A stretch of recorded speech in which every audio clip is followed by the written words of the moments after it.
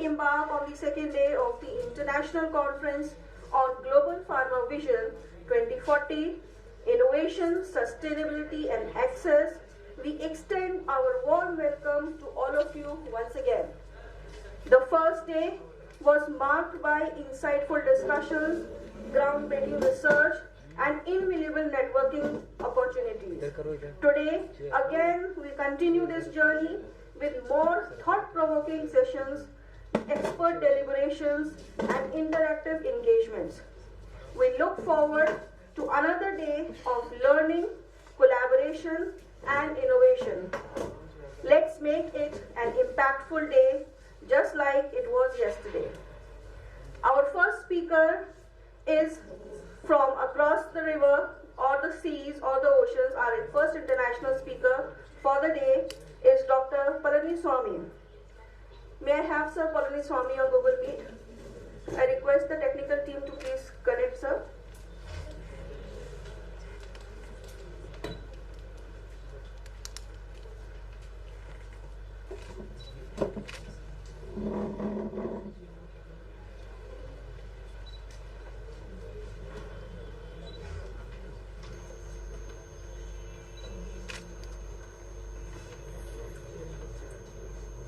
Good morning to you, sir.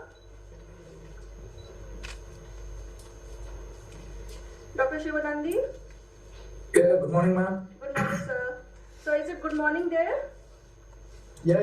Yes, sir. Still some morning. Thank you so much, sir. So, may we proceed with the session?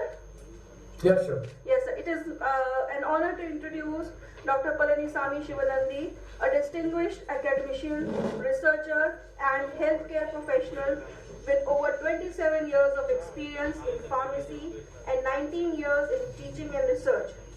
He is currently serving as the program director at the International Medical University, Kuala Lumpur, Malaysia, since 2014.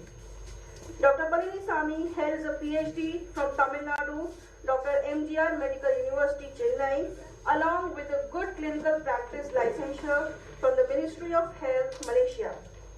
His expertise spans across cardiovascular and diabetic medications, oncology, pharmacovigilance, drug safety monitoring, prescription auditing, clinical trials, and patient safety. With over 100 research and review publications in prestigious international journals, he has contributed significantly to the advancement of pharmaceutical sciences. He serves as chief editor and editorial board member for more than 10 international journals and has received multiple research grants from esteemed organizations as ICMR, DST, and international funding bodies.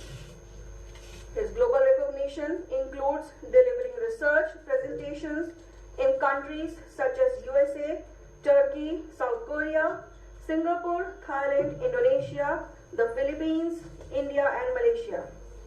His outstanding contributions to research and education have earned him numerous prestigious awards, including Outstanding Research in Pharmacology Award 2018, Education Leadership Award 2019, Global Knowledge Management Award 2020, Distinguished Professor Award 2021, National Education Excellence Achievers Award 2022, and Fellow of the Royal Society for Public Health, UK 2023. Teachers Excellence Award of 2024 also is in his achievements. We are privileged here to have Dr. Palanisamy Shivanandi as our keynote speaker, and we eagerly look forward to his valuable insights on the future of pharmaceutical sciences and healthcare advances. Please join me in welcoming Dr. Shivanandi from Malaysia. Thank you, sir. So you will proceed with the session, sir. Thank you. Okay. Yeah. I will share my screen now. Yes, sir, please.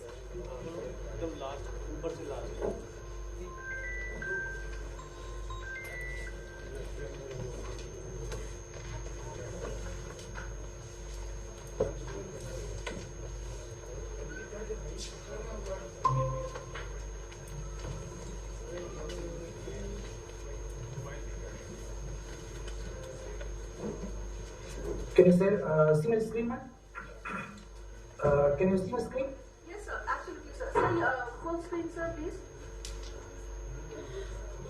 Now this is the full screen. Yes, sir. No full screen, sir. Only the Oh, no. slides we are seeing. Okay. Is it okay now? And no, sir. Still not. Okay. 1 minute.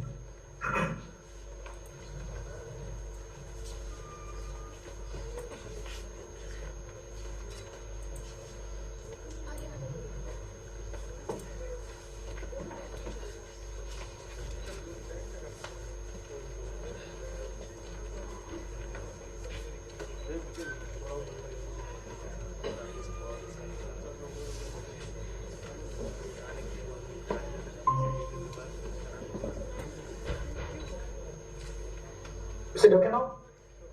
Sir, still the full screen is not visible, sir. Yes, sir. It's okay now, sir. Thank you, sir. Okay. Okay, ma'am. Thank you. Okay, a very good morning to everyone.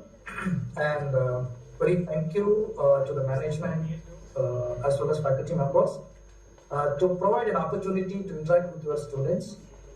And today I am going to talk about artificial intelligence in higher education, challenges and opportunities. I am Dr. Tiwari from the Department of Pharmacy Practice, IMU. Why we need to talk about this topic today? Because if you see AI, everywhere we have AI. AI is integral part of our life.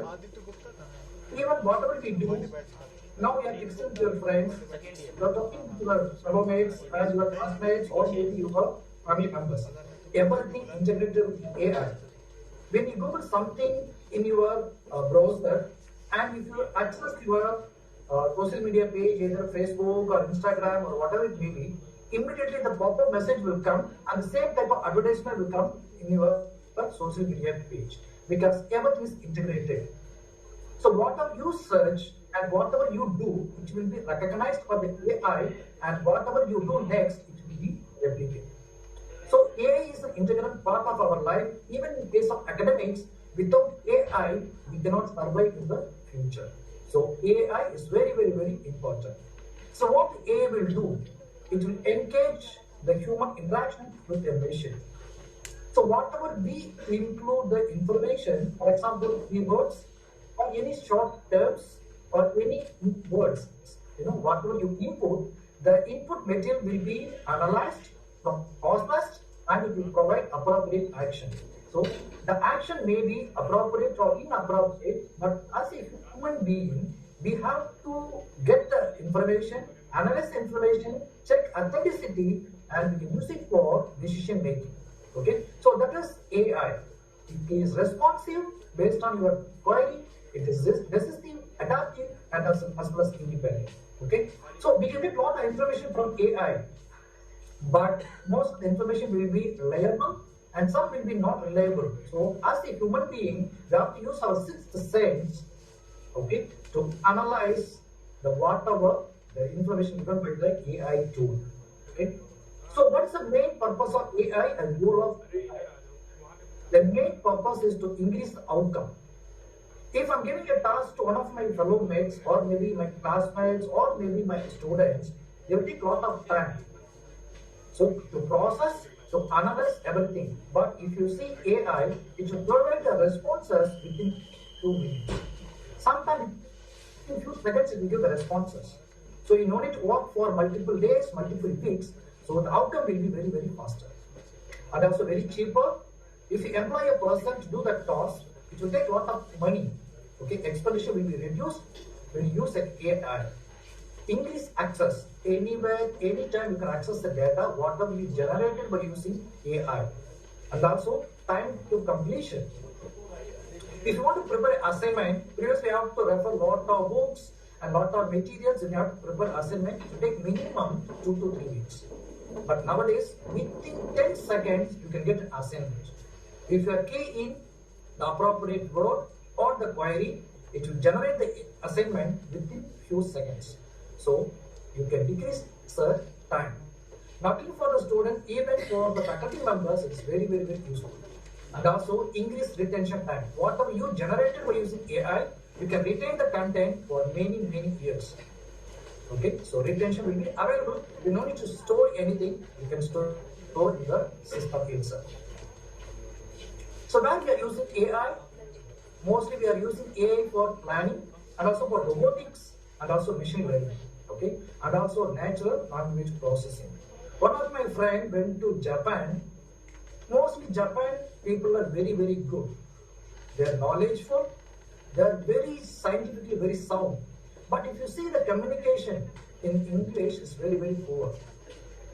And most of the people not able to speak a proper English. So what we have to do, he went to the Japan and he realized that the people cannot understand the even simple English, recognize their Japanese language and provide all the information in English. So therefore we can read everything. Even you cannot see any signboard. Last week actually I went to Bangladesh. Almost 3 weeks I spent there. Not even a single English signboard you can see in Bangladesh, Dhaka. Because there are a lot of language restrictions. So in that case, we can use the natural language processing AI tool to convert one language to another language. And also we can use it to analyze the perception of the people, knowledge, cognitive assessment, as well as neural network. So there are a lot of the research, for example, OpenAI, DeepMind, there are a lot of Gemini, so many things are there. And also for the text creations, there are hundreds of apps are available. And for the video creations, nowadays we are moving towards, the TikTok video, Instagram video, Reels, so many things. Okay. Nowadays the students are well versed with all the AI tools. So there are a lot of tools are available for the video, even for the personal purpose as well as academic purpose. Okay. Then we have a lot of tools for the language as well as for the code creations and speech as well as the 3D image creations. So there are a lot of tools are available, and some of the tools are free and some of the tools are paid version. Okay, so we have to choose whatever is more appropriate for us to create the content. And we can broadly classify the artificial intelligence tools into two types, either narrative AI or generative AI, super AI. Narrative AI will give a narrative information or a theoretical information. So generative AI will give you overview of whatever information you wanted. But super AI will analyze your query and it will provide the pros and cons of the information. Okay, so we can use different type of tool to generate this type of super AI informations. And another one is type 2. It is reactive machines. There are a lot of machine tools available. It will react or work based on your input. Okay, and also some of the type 2 artificial intelligence tools are having limited memory. But people are working on that to improve the memory of the artificial intelligence. Okay. The limited memory is not about the storage. The limited memory is the capacity to analyze the data. Okay. The theory of mind, self-awareness. So many different types of tools are available. Okay. What are the different types of tools we are using in academics as well as higher education?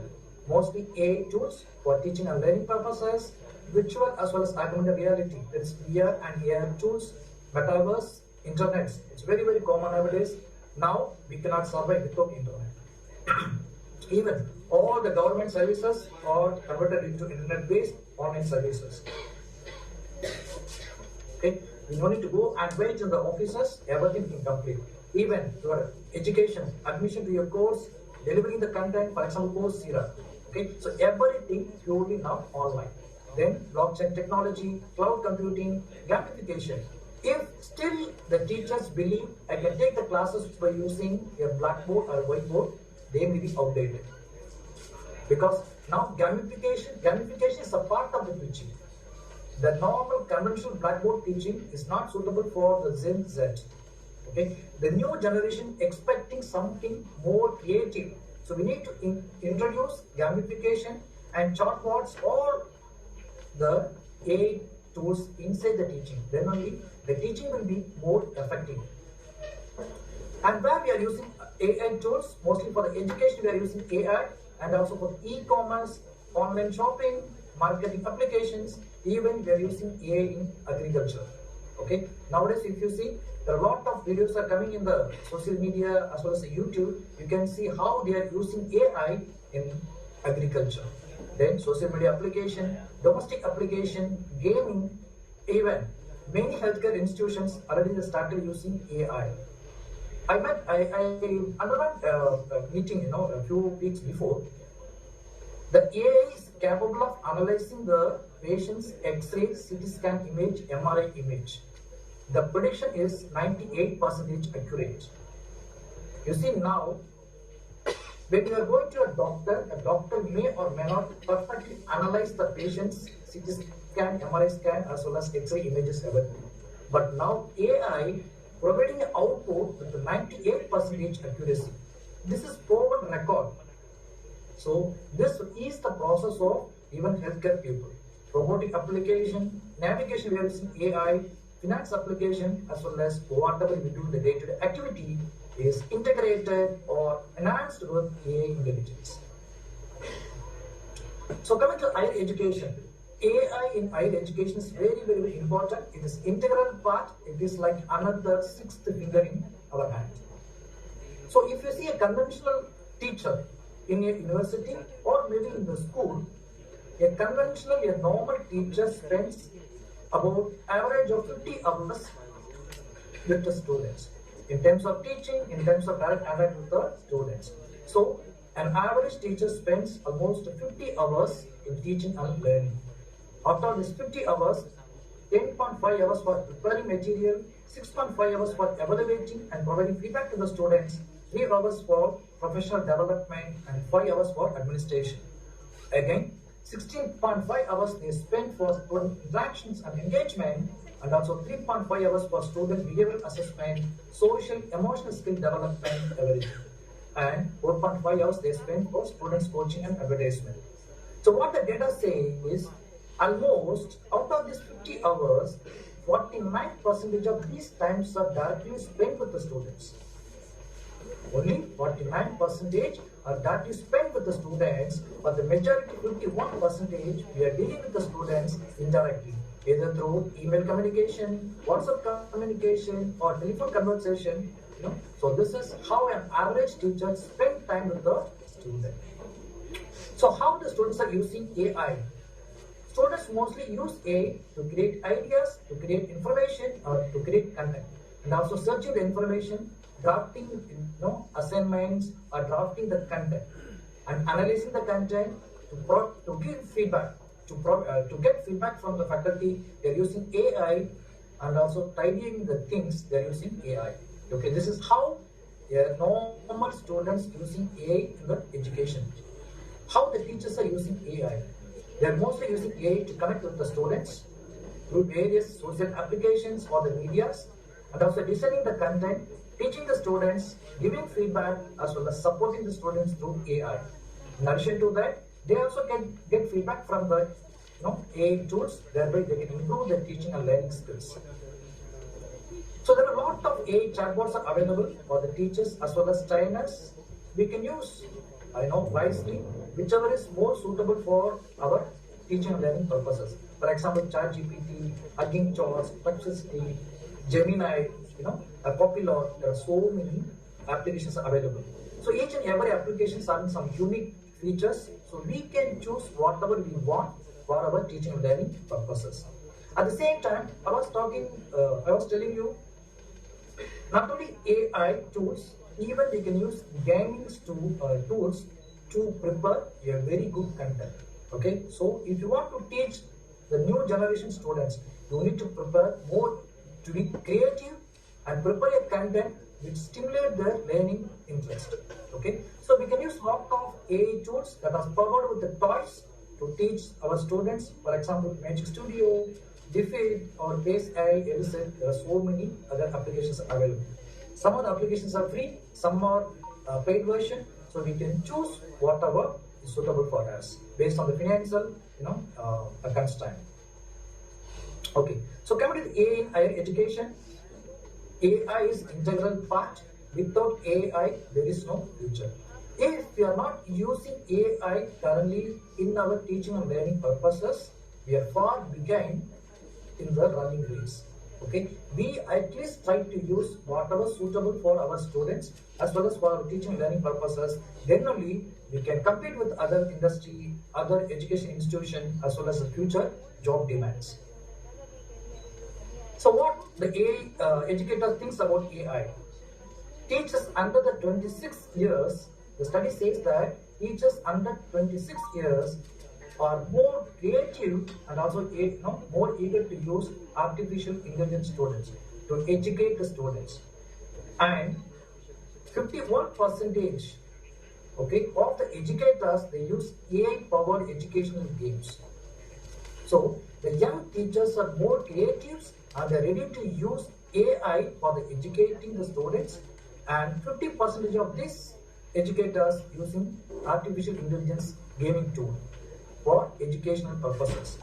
And also adaptive learning platform as well as automated grading systems are used by 43% and 51% of teachers to educate the students of the new generations.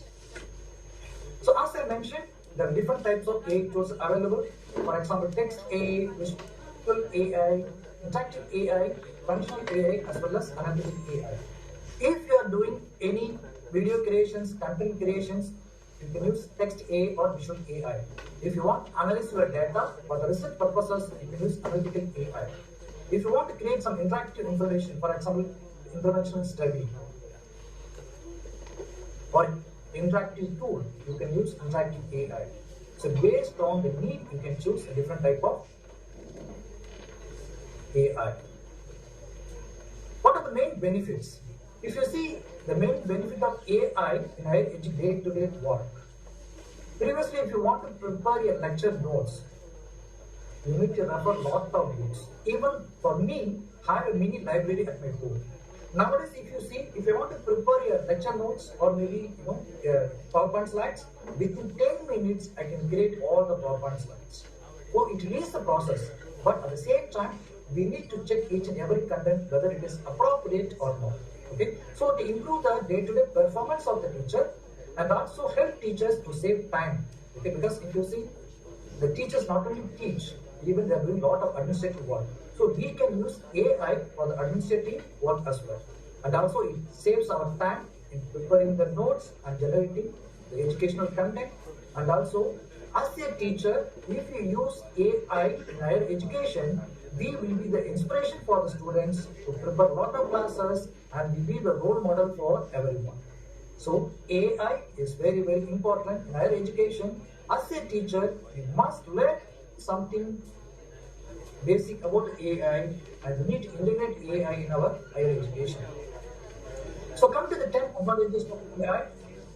We can use it for personalized learning. Even if you can tailor-made the content, if the student is very poor, you can make it very, a basic to advanced learning. So you can tailor-made the content, whatever necessary for the poor performer. At the same time, if the student is good performer and you need to improve their learning experience, maybe you can go super advanced.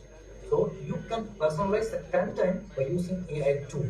Task automation, even smart content creations. You can use AI, improve accessibility and closing the skill gap. Based on the knowledge as well as skills of the student, you can make a tailor-made slides. You don't need to prepare a common slide for all the 100 students. Even you can make a tailor-made slides, okay, based on average score of the students. It's available because we don't know this is the ocean. There is the ocean. A lot of things are there. Okay, based on the grade, you can create teaching learning content. Thereby, we can close the skill gap. Then we can use database to feedback. We can provide feedback to the students, and also we can receive feedback from the AI to improve our slides for the teaching learning content. Complementing the human teachers, based on our slide, the content, the AI will provide the feedback. Okay, and 24/7 tutoring. You no need to teach the student 24/7. AI will pick up the work and do everything. Okay? Then secure and decentralized learning system as well as assessment integrity. So what are other benefits? We can prepare a curriculum. So if you want to prepare a curriculum or syllabus for your bachelor degree or master degree, previously we need to refer lot of books, lot of syllabuses, lot of other university curriculum, then we have to prepare our own. Now, within 5 minutes, is you can prepare a entire curriculum for the syllabus. And what is the credit hour? What are the learning modality, either face-to-face learning or online learning, whether guided learning or workshop or tutorial, whatever you want. Everything here will prepare within 5 to 10 minutes. We as educators in IMU, we already experienced and everything we have done already. We are already trained well how to use AI. So even few months back, we have prepared a curriculum by using AI. So it's very interactive tool, very useful tool. Then we can use for analytics, learning analytics, content recommendation, as well as intelligent tutoring. Okay. Then our automated grading system, AI can grade the students' assignment. Okay, and also provide feedback. But before disseminating the feedback to the students, the faculty need to verify and disseminate. Okay, then chatbots as well as virtual assistants, we can use AI. And the role of AI in higher education is, if you integrate your AI along with the educational application as a teacher, you can be an intelligent tutor. Instead of a conventional blackboard teacher, if you use AI tool in your education, you can be an intelligent tutor and you can train intelligent tutoring. So at the end of the day, you can be an intelligent partner, okay, in using AI, and you can use it for policy making. Okay, so normal conventional teaching is not enough. We need to integrate AI in our education. Okay, so these are some of the applications. We can use it for personalized learning analytics, administrative work we can do with the help of AI, and also we can go for intelligent systems and for student support as well as data-driven educators. As a good teacher, okay, we should be a role model. At the same time, whatever the information you input in the AI tool, that will give the output. If you give a wrong information or maybe an inappropriate term to create a content, 100% AI will give a wrong content. So you need to train the AI. That is the important part of an intelligent tutor. You need to provide appropriate keywords. If you give appropriate keywords, it will create a very good content. Okay, so feeding a system with appropriate keyword is very important. Once it develops the content, you can check accuracy, and also you can use the AI for assessments, and you can determine the criteria. Okay? So you can give feedback to the AI. Okay, I need information like this. At the same time, AI also giving feedback to you. I can generate the content based on blah blah blah. This one. Okay, so two-way feedback we can get it from AI. You can give the feedback as well as AI also will give the feedback. Okay, by using robotic. Now, when you give all the information to the AI, you can use AI for planning the content, implementing the content, okay, on a timely manner, and also you can use it for assessment. Okay.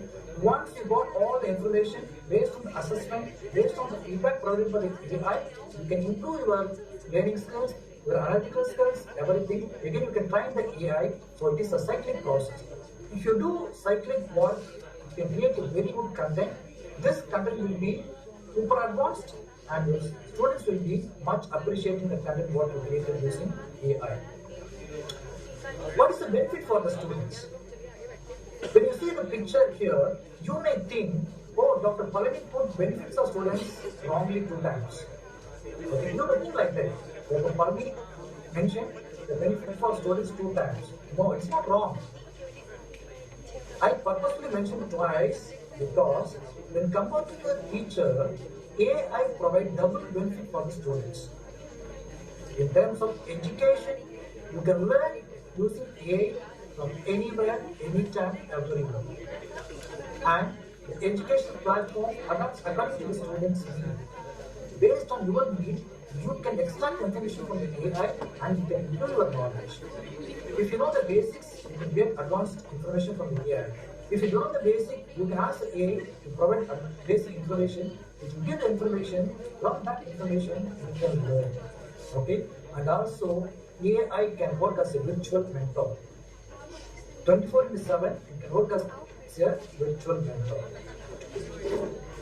AI can also assist the students in terms of teaching and learning, and also you can enhance your students' health. For example, during your exam time, you will be more stressful. And in some other area, you may be lacking. You are poor in you can input your data. I got this much percentage in pharmaceutical industry, this much percentage of marks grade in pharmacology and also pharmacology. Now, the AI will prepare a schedule for you how much time you need to spend for pharmacology, pharmacology to get the A grade. Okay, so based on your health, you can include everything. You can prepare a very good plan for you, and you can use the schedule to prepare your plan. Mostly, we as a faculty, as a student, we are not well versed with the AI, and we don't know how we can use AI wisely. But AI is a very good tool, and if you are applying for the tool, you can use it for any kind of good cause. AI-driven functionality can give feedback to the students. Yes, AI is a very good tool. It can provide feedback to you as well as to the educators. Thereby, we can modify the content in terms of teaching and learning. Okay. What is the benefit for the students? What the students think about AI? 35% of college students use AI for their studies. This is a data extracted from a published article. The data says that 35% of students are using AI for the studies. And out of that, 62% of students believe AI is a valuable tool. Okay. This is a global perspective. The study was conducted across the globe, and many students believe AI is a very good tool. But the Western country people already started using AI in higher education, but in Asian countries, we are still in the budding stage. We need to take a lot of tools and we need to improve our curriculum. Some of the students are using for brainstorming ideas, they are using AI tools. To enhance subject comprehension, understanding, they are using AI. To gather information for the mental supports, they are using AI. And also for the personalized learning, you can tailor your learning analytics and also proofreading the content. Okay, also tutoring assistance. For all these things, we can use AI. There are a lot of opportunities are there by using AI. Mostly in higher education, we are using ChatGPT. It's very famous name. Not a lot of things. Gemini, science work, science space. There are so many artificial intelligence tools are there. But ChatGPT is very challenging. But still, using ChatGPT in higher education are a lot of barriers because of lack of awareness. Especially Asians, we don't have much awareness about AI and also technological barrier. Some of the tools are very expensive, you need to pay money. So technological barrier is there, and the teachers, some of the teachers are resistant to change. If you want to train our new educators, okay, if you want to train our new students, we need to train our educator first. So resistant to change is another barrier in case of using AI. Ethical privacy concern, yes. Sometimes the data will be leaked out or there is no privacy. Okay, so we need a strong security system, academic rigor and quality. Previously, the students would read and write. Now, they don't need to read. Simply they can get assignment from the ChatGPT or AI tool. We don't know whether they read the content or not, but they will get information from the AI and they will submit. But as an educator, we need to set up some rules how to minimize copy pasting. The resource commitment, legal problem also one of the barriers. Okay. Now we move to the academic as well as university. In future, AI will be the integral part. It will be like another finger or another hand. Without AI, the university cannot run. Okay. I went to Bangladesh, I told you right, I went to Bangladesh a week before. I spent almost 3 weeks there. I was there in the Daffodil International University, Dhaka, Bangladesh. Even though Bangladesh, a lot of issues are going on, a lot of problems are there, but the university, Daffodil University, they started using AI in their higher education. Almost their campus is empowered with AI. They have very big campus. All the campuses empowered with AI. Even in IMU, they already started using AI. Okay, wherever and whenever possible. Okay, so mostly we are moving towards AI powered campus. So if you see AI powered campus or AI smart university, you can use it for automated administrative services, collaborative works, virtual learning, AI-enabled security systems, as well as research and development, and also management of office, resource management, tutoring, as well as career counseling, admission. Even for admission, everything we use AI. Okay, you don't need to check the student's grade, the student's performance level. Once the students apply for the the course, the AI data, AI system will check everything. The AI will provide info whether this candidate is suitable for this program or not. Okay, and it will suggest according to your score what are the programs are suitable for you. So that is a smart university. You only to work on that. AI will work for you. Okay. Again, there are a lot of challenges in using AI in higher education. For example, data privacy is one of the issue. Sometimes the data will be leaked out. Okay, and ethical considerations because AI can extract any data from anywhere. If you have the system, if you have some data in your laptop and connected with the internet, yes, the AI can take the data.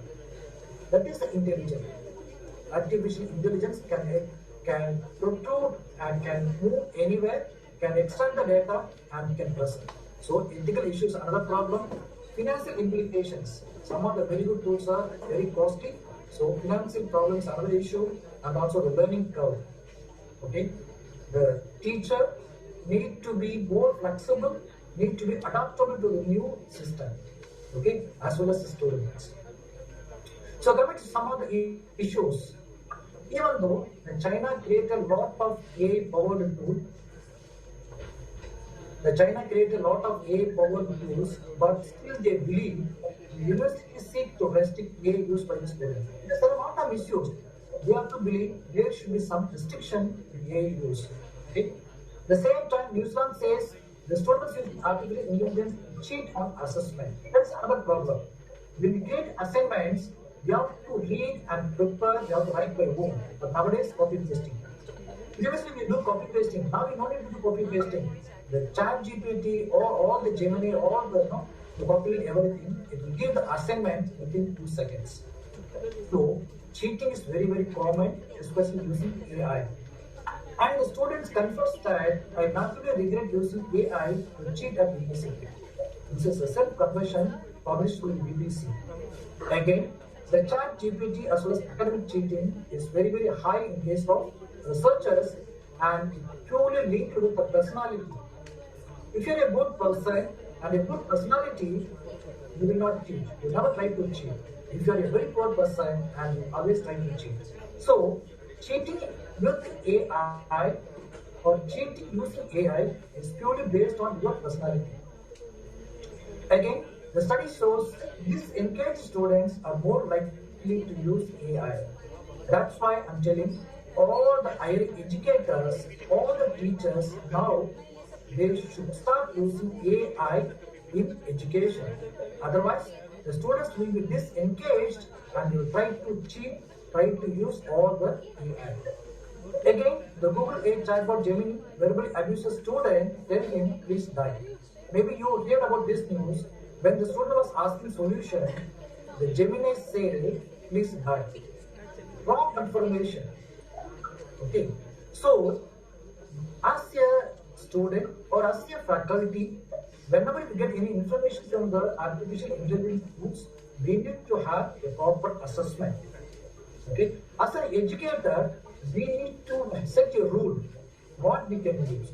Even in IMU, the students are allowed to use AI tool to paraphrase the content, to check the language, to check the grammar. But we never allow the students to generate the content using generative AI. So generating the content is not good. They need to prepare by own. Okay, this is some of the information how the AI provided wrong information. When we ask how many rocks shall I eat, the AI says you can eat 1 rock per day. Okay, again, why my pizza is not sticking? The AI say add glue to make the pizza sticky. Okay, risk of bias. That's another very big issue. When we ask the AI how many feet the elephant have, it says 2 feet. Okay. That's why even though AI is very good, there is a high risk of bias.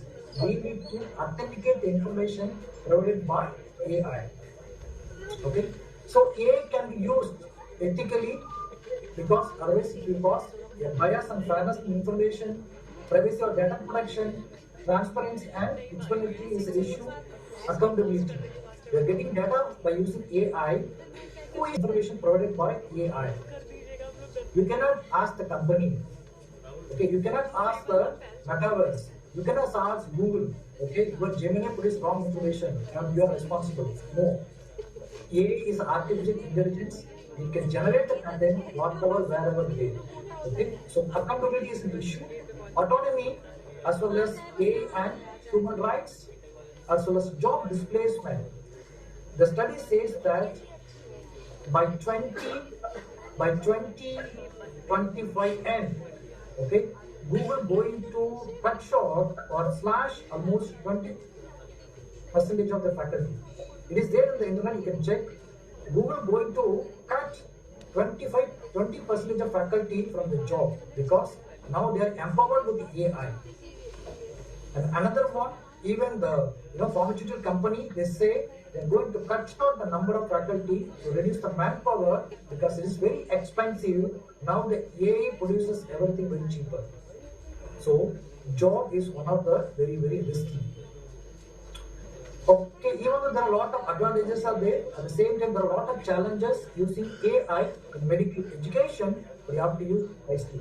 Okay, and many educators say avoid using AI, especially in terms of assessment, because AI may provide assessment, it may or may not be appropriate or accurate. Okay, so there are a lot of issues like intellectual property, privacy issues, data security, bias, as well as lack of context, impersonal academic integrity, as well as employee responsibility. So, use of AI in assessment is not advisable at the moment. Maybe in future we can use AI for assessment purpose, but for the teaching purpose we should use AI. So these are some of the applications, and this picture shows where we can use AI and different types of AI as well as the contextual understanding. And with this few take-home message, I'd like to complete my talk. Artificial intelligence is not a substitute for human intelligence, 100%. The human being only created AI. AI didn't create us. We are the boss who created AI. So, AI will not substitute a human intelligence, but it will amplify the human creativity and ingenuity. So, whatever we do, it will be amplified to a higher level with the help of AI. So, whatever you do, your teaching cannot be replaced with AI. But at the same time, when you use AI in your teaching, you can make it more, super teacher, super learning to the students. Another, no one can stop the progress of artificial intelligence. Yes, now we are in the AI era. No one can stop the progress of AI. It will be inevitable. Okay, it's a central force in our future. Without AI, nothing will work in the future. As the academic, we try to use AI in our future classes, our future, academic as well as non-academic work. And academic and teaching and learning. Thank you everyone. If you have any doubts, you can ask me.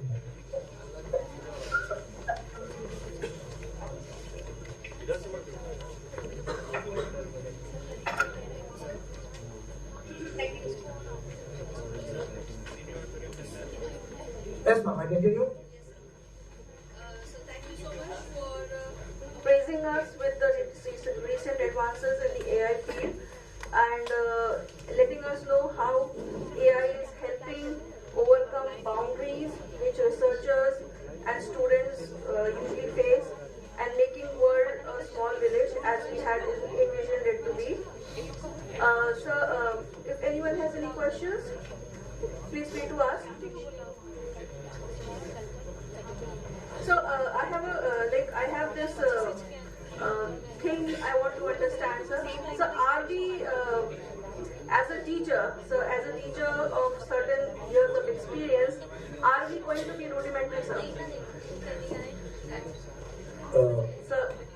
a teacher, yes, yes, ma'am. Can you hear me?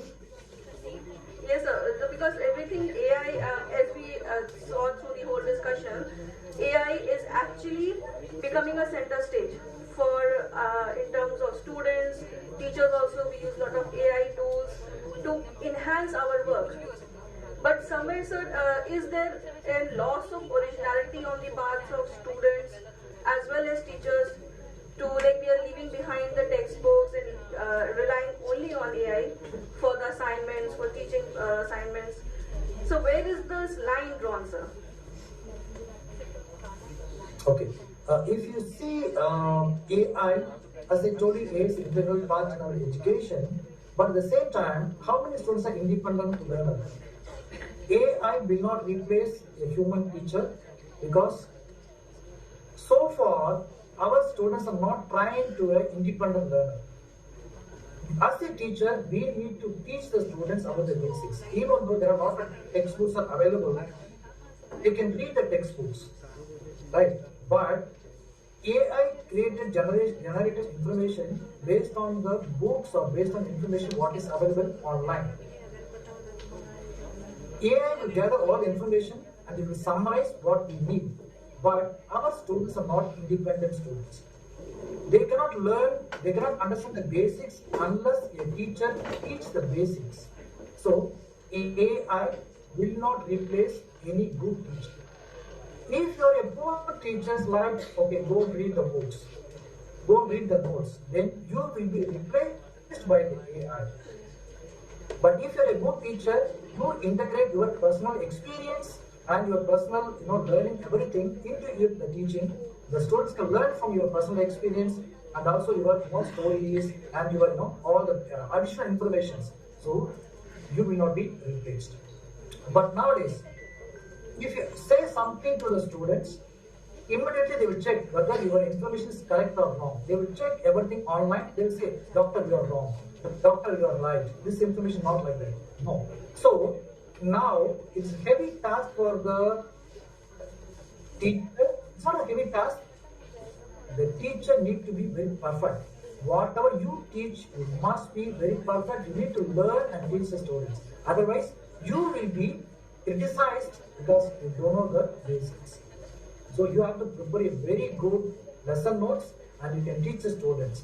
But along with your lesson notes, if you integrate something, okay, integrate the AI tools, AI gaming, everything to stimulate the curiosity, then your teaching will be more attractive. We need to draw a line. In terms of assessment, you can teach, and also you can ask the student to prepare assignments or prepare the content. But at the same time, they should not rely only on AI to prepare the content. Okay. Previously, when we give the assignments, in every institution, we give the assignment to the students. When we give, for example, write a summary or maybe write 1,000 words assignment on anemia. So they can key in the same question to the ChatGPT or anything. They can extract the information. Instead of giving the narrative questions, give a critical questions. You give all the data, like for example, a patient having hemoglobin of this concentration, means the hemoglobin, HP value, everything. When you use some laboratory parameters or critical numerical number inside, the AI cannot try. So far, AI is not trying to analyze the information. So thereby you can draw a line from copy pasting. So if the students learn perfectly from the textbooks or from you, the students who are very good can able to analyze the content and they can prepare assignments. So far, the AI is not trying to analyze the numerical value. So you can make it critical, the assignment topics.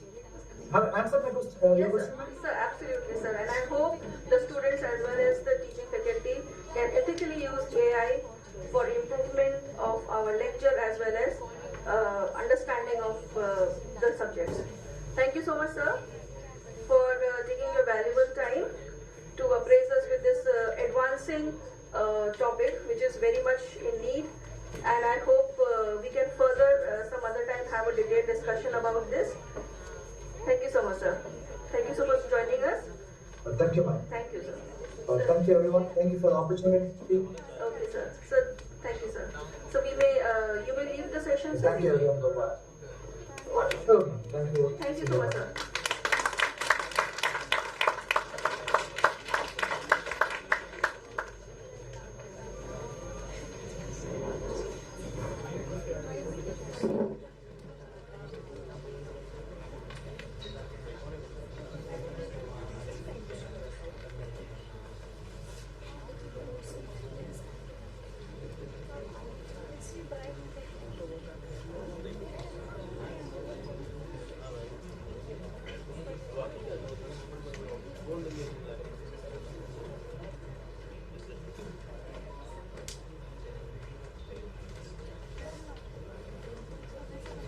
Before starting the next section मैं बता दूं कि आज lunch के बाद हमारा एक panel discussion है एंड जिसमें हमारे 4 पैनलिस्ट हमारे साथ ज्वाइन होंगे एंड रिक्वेस्ट करेंगे कि जितने लोग हैं सब लंच के बाद यहाँ पे फिर से असेंबल हो एंड बहुत जनरल क्वेश्चंस हैं, बहुत जनरल डिस्कशन है. I request all of you to please participate eagerly, right? It will be for your own benefit, so be prepared for it. हम बहुत जल्द अपना नेक्स्ट सेशन शुरू करने वाले हैं. We are waiting for our next speaker to arrive.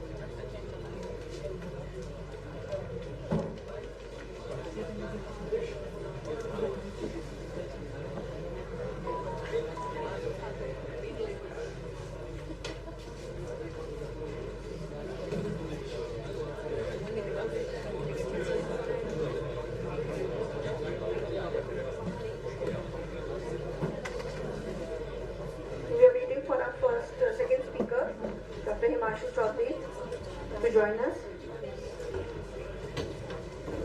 जो लोग आज आए हैं उनके लिए बता दूं, नीचे एक बहुत अच्छा डिस्प्ले किया हुआ है हमने हमारे आयुष स्टॉल्स का, जिसको बोलते हैं। इसके अलावा बहुत सारी हेल्दी फूड के स्टॉल्स भी नीचे लगाए हुए हैं।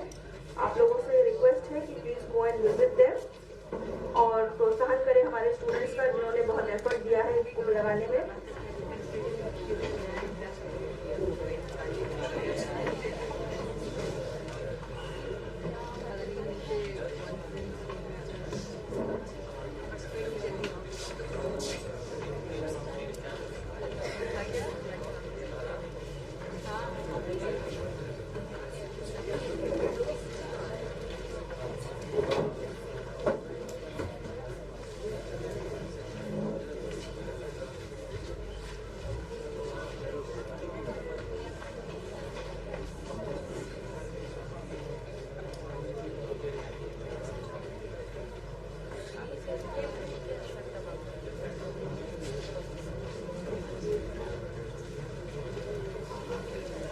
Welcome, sir.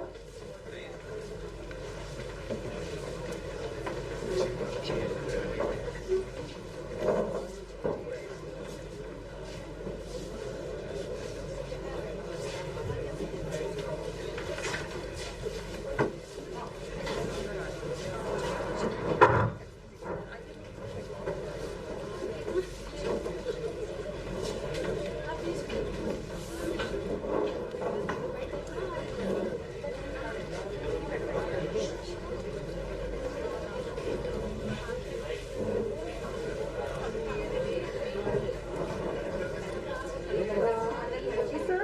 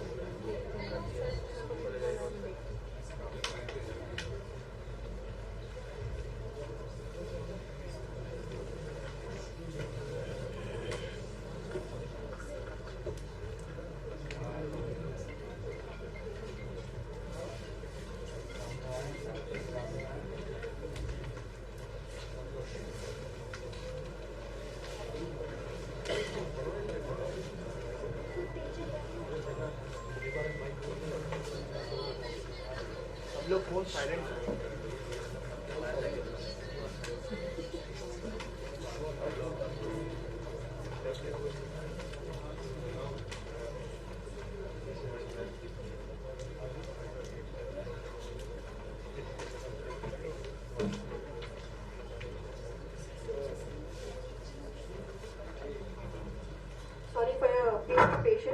starting soon.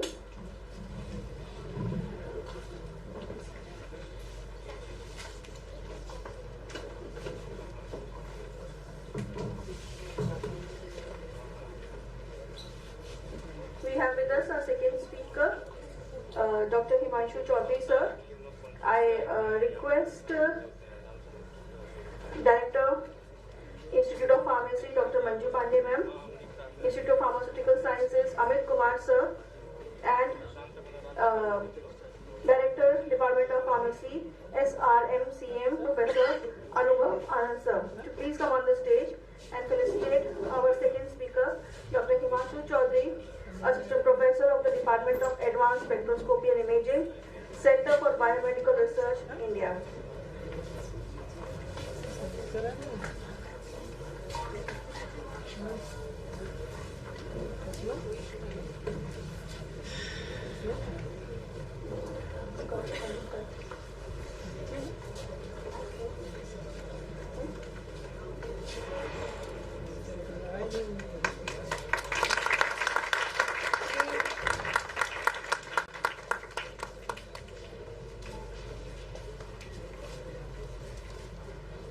We also have with us Dr. Neeraj Singh, Director General, Babu Sundar Singh, Institute of Pharmacy. I request sir and madam to please felicitate the sir.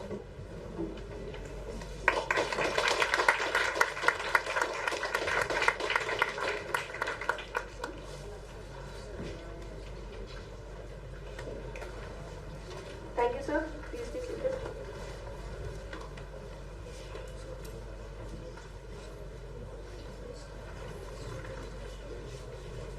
Before we proceed, let me remind you of our very generous sponsors, GDC Group, Destination Holidays, Royal Book Services, and Red Bull. Thank you all for your generous contribution, which has made this event possible.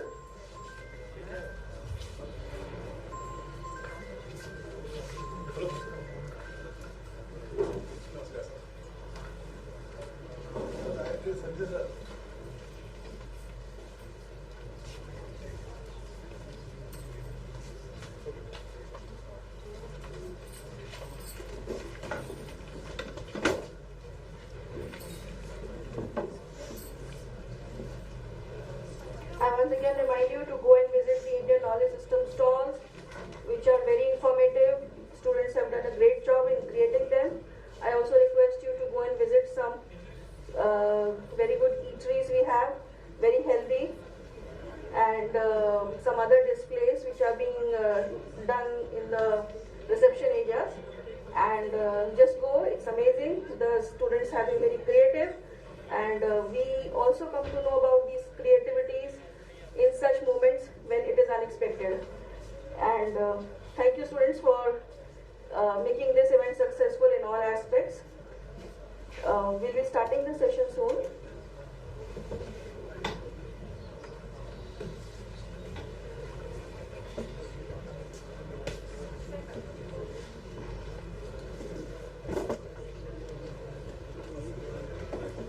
It's okay, sir.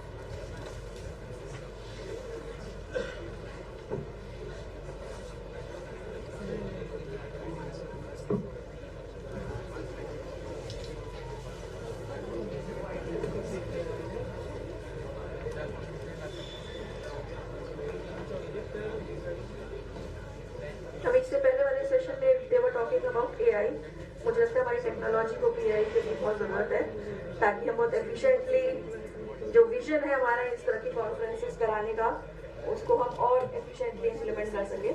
Still we are slave to technology, I think. So please bear us with us for another few minutes. We'll be starting soon.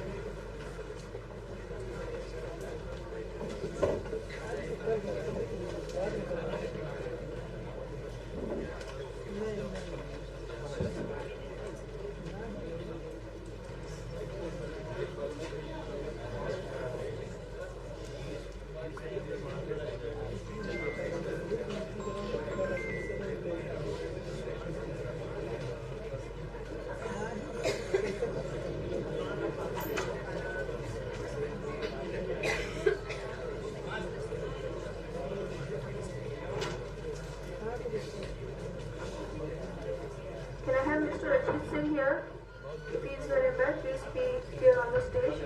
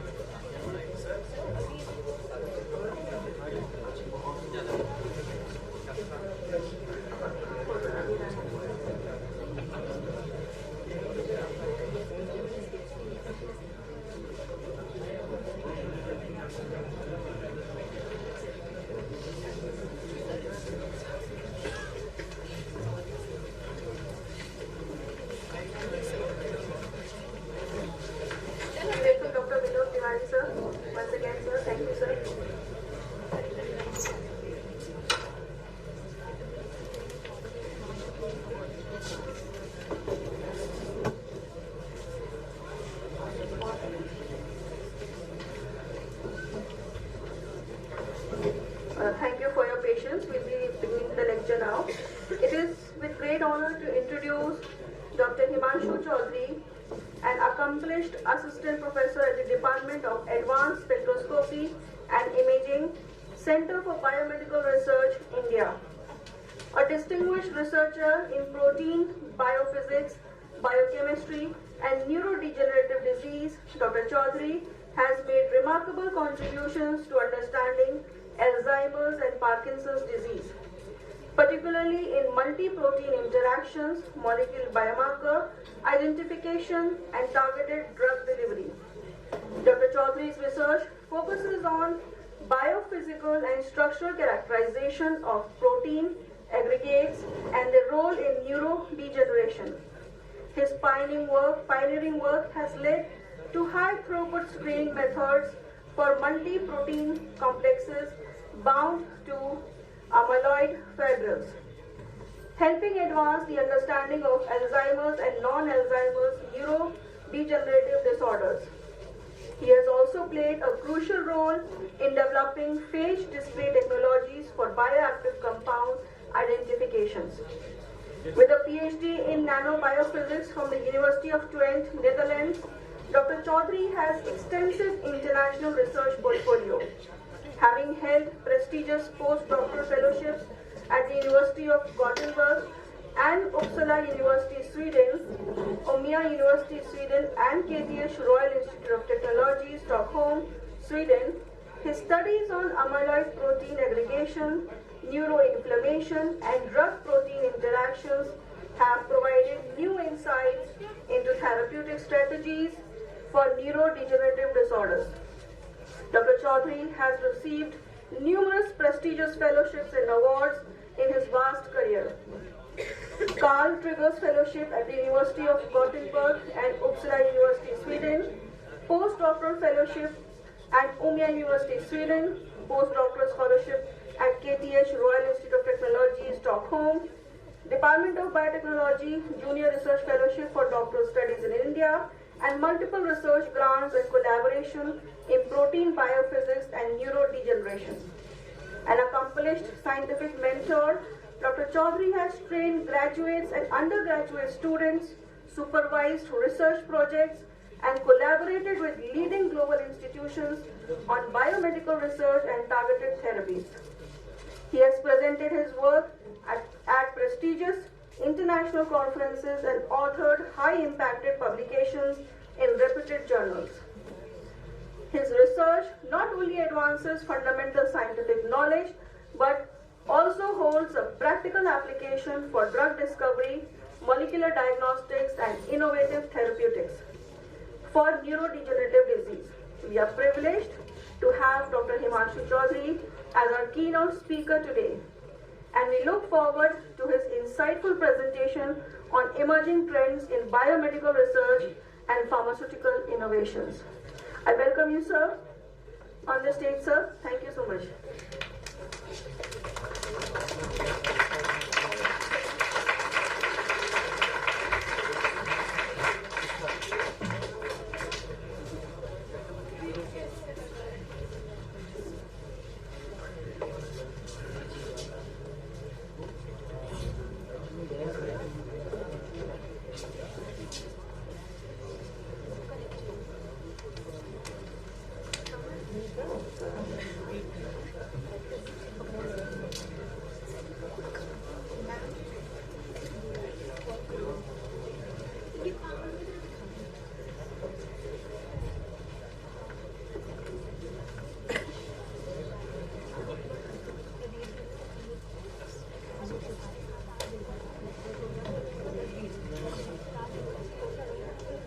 Namaskar, good morning everyone.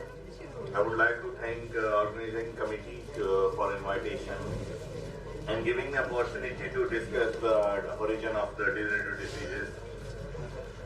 So, as the title speaks that it's unfolding protein misfolding. So I will be discussing about what is protein misfolding, what type of disease are associated with it, and how much advances have been done in the degenerative disease research. So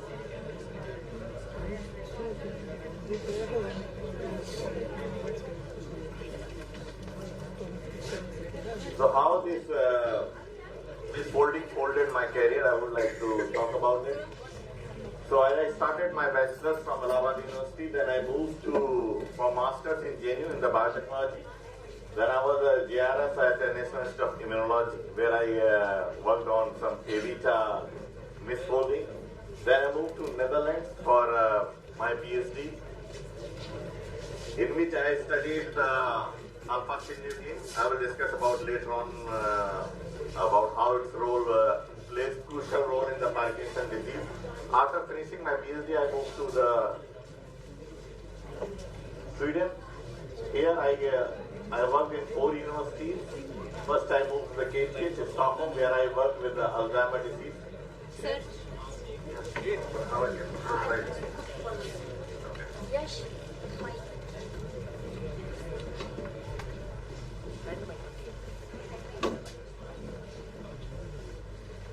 And then I moved to another university where I worked with the inflammatory protein S100A9, which plays a crucial role when there is a neurodegeneration. The concentration of proteins increases and it forms amyloid fibrils. After that, I got a cardiac fellowship where I work on amylin, which is co-secreted with insulin involved in the type 2 diabetes. It has been reported that aggregation of amylin leads to beta cell death. Then I moved to Uppsala University to structural characterization of the aggregates using cryo high resolution microscope, most advanced microscopy till now.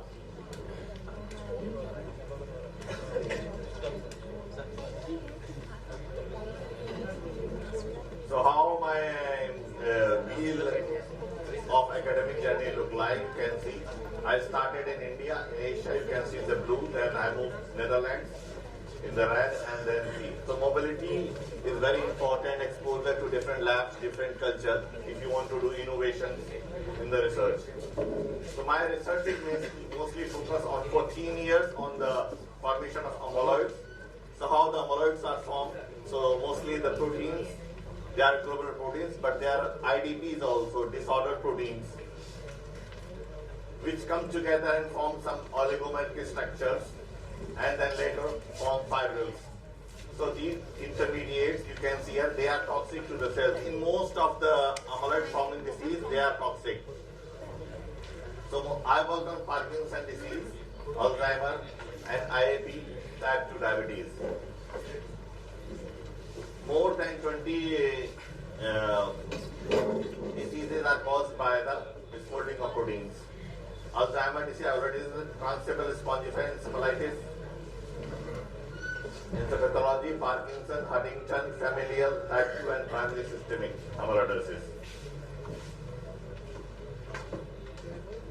So what is Parkinson? Parkinson and how it is caused by?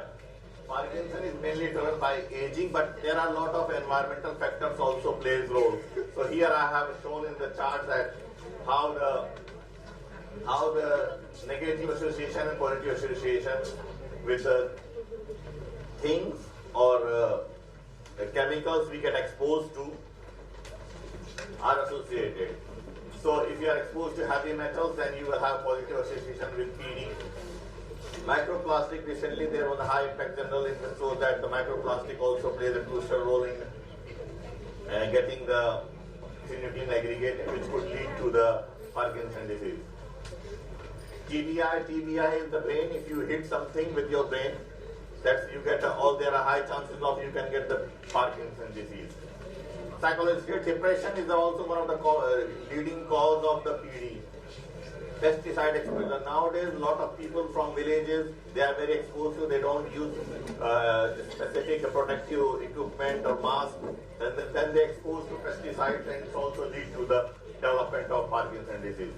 Dairy consumption is also a little bit shocking, but it can also be one of the cause. Medication, which can be both positive and negative. What is negative association? People say drinking coffee can save you with the Parkinson's disease.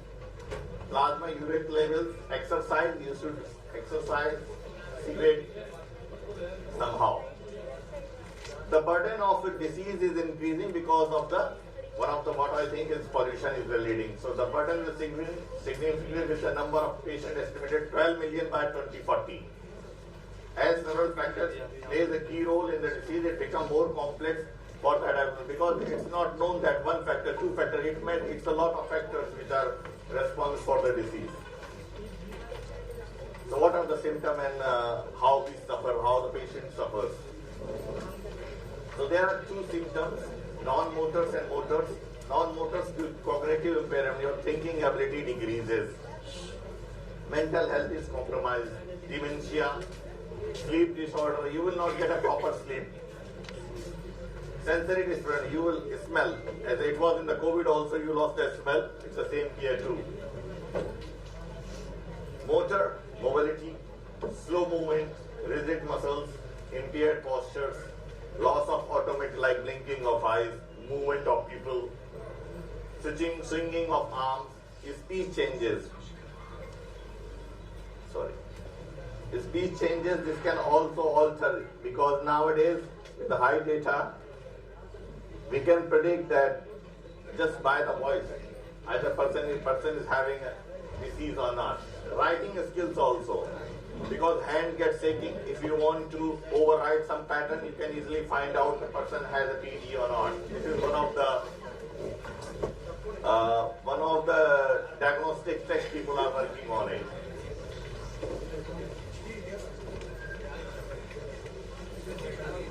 So what is alpha-synuclein? It's a 140 amino acid protein abundantly present in CNS. When it interacts with the membrane, it forms alpha helical structures. So protein has a different type of structures. It has alpha helix, beta sheets. It forms alpha helix. So mostly the protein is divided into three domains. It's a very good polymer which has an N-terminal which is positive charge, hydrophobic region in the core, and C-terminal negative charge.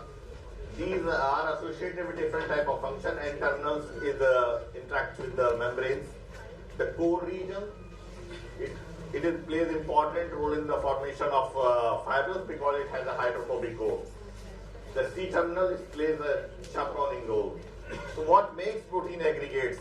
It cannot aggregate itself. There are certain mutations, some chopping off, truncation, phosphorylation, post-transcription modification also plays a role. Crowding, if something else comes, the local concentration of peptide or protein increases. So it could lead to aggregation of protein. So here I am showing that when this is if you assume that this is the cell membrane, and then one protein come and interact, and it interacts and lays form alpha alkyl, and then it forms a aggregate oligomer. But these are very transient aggregates. It's very difficult to capture them and characterize them. And it has been reported that they are one of the leading cause of cell death. They make pores which could lead to cell death. But after making pores also, they aggregate on the surface of proteins and they rupture the lipid membrane, and later on they end up in the brain with a lot of other proteins and lipids which could. So they are like lipidoic alpha-synuclein fibrils with lot of lipids coated on it. So what is the toxicity hypothesis? People say that the prevailing hypothesis on amyloid toxicity involves membrane disruption, as I mentioned, with the oligomeric species. However, the lab prepared oligomers which you prepare in the lab, they make only transient pore. Transient means that when the pores are formed, they're closed, open closed. But in amylin, which is co-secreted with insulin, the people have reported that aggregation on the surface of membrane is one of the reasons of the leakage of the cells. So we would like, we try to understand that the same thing happening with the alpha-synuclein or not.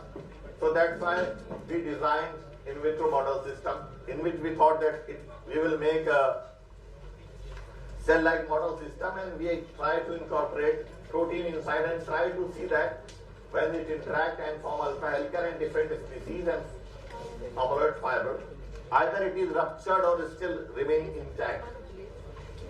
So these are model systems. People use them to study cell-like model system, which provides the dimensions and the curvature as the cells in the cell.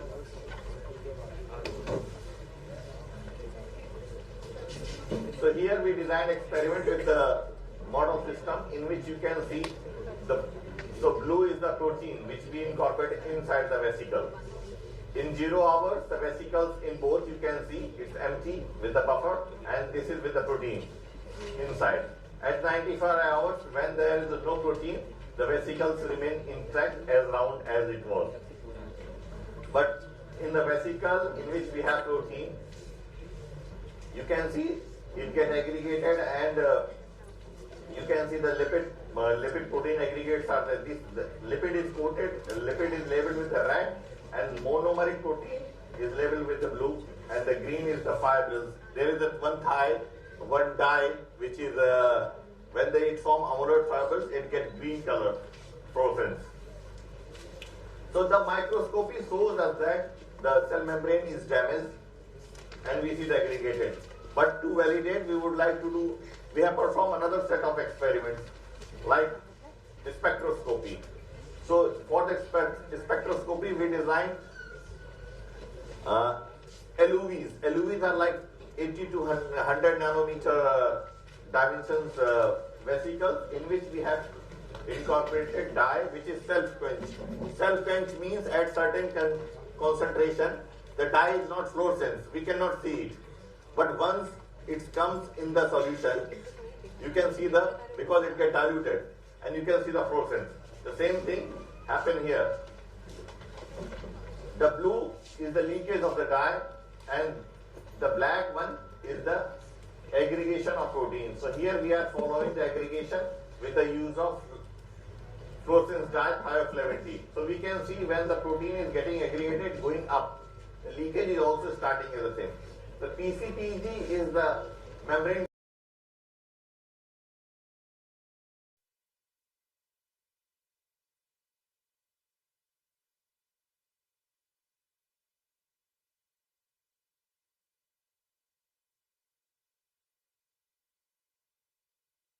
and then vesicle, and then adhere to one surface, so we can monitor the same vesicle in different time span. And that's how I saw that the one fibril, this is fibrils, which are attached, which can be seen attached. So here wiggling of the fiber was plotted here with the chymograph. So here you can see there's very less, and here it's free. This means that this end is attached and this is free. So fibrils is interacting with the vesicle, but it is not damaging it. Still we can see it's intact. But when we did the seeding experiment, so the red shows the lipid membrane label here, and this is monomer nuclein protein which is labeled here, and this is aggregated. So we can see the aggregates are aggregated, nuclear aggregates are aggregated on the surface of protein, which leads to deformation of vesicle here, and which could be, you can see the bending of the vesicles here and the membranes. How the protein is coated on the surface of the protein, and you can see it's co-localized with it. So here vesicles remain intact in presence of fibrils, but aggregation on the surface lead to remodeling of the membranes.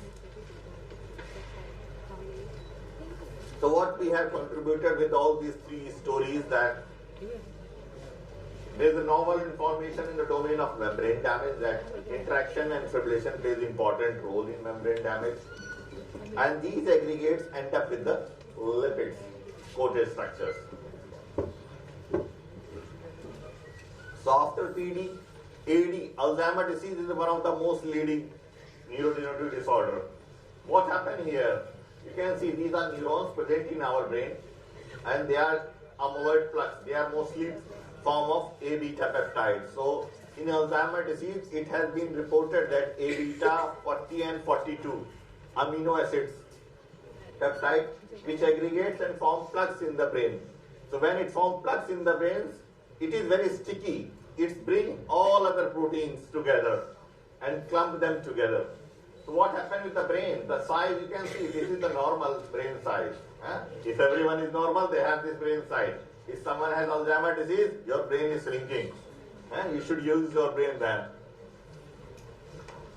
So how the symptoms are? Early symptoms are we forget things easily. Like impaired memory, problem with the navigation, it's very difficult to find directions. Word finding, while talking, you will not find the exact word. And depression, as it was like one of the leading causes in neurodegenerative, like in PD and AD both.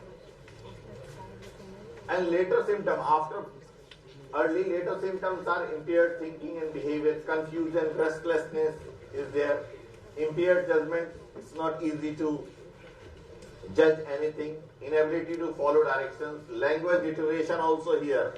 Your words will be not clear. You are blubbering. Impaired to process that involve visual and spatial, emotional apathy will take place. Yeah. So you can see its brain, and once the fibrils are formed, there are other proteins which was supposed to do some work. You know, it's like everyone is sitting here and someone has an affinity and then they come together because every protein has some task to do in the body. If it is not doing, so click again. So what happens? All proteins come and clump together. So they change the whole homeostasis of the cells. So here I try to find out what type of proteins are coming together, which pathway they are affecting. So we design and compare. So this is the traditional way of trying to find out binding partners of the proteins. You know, you have sample, so this is the bead, magnetic bead from slide, and where the green thing, I put my amyloid fibrils on that. And you bring them and put in the solution, and then take it out. Once the things are bound in it, then you do the mass spec of it. And then try to find out what type of proteins are interacting.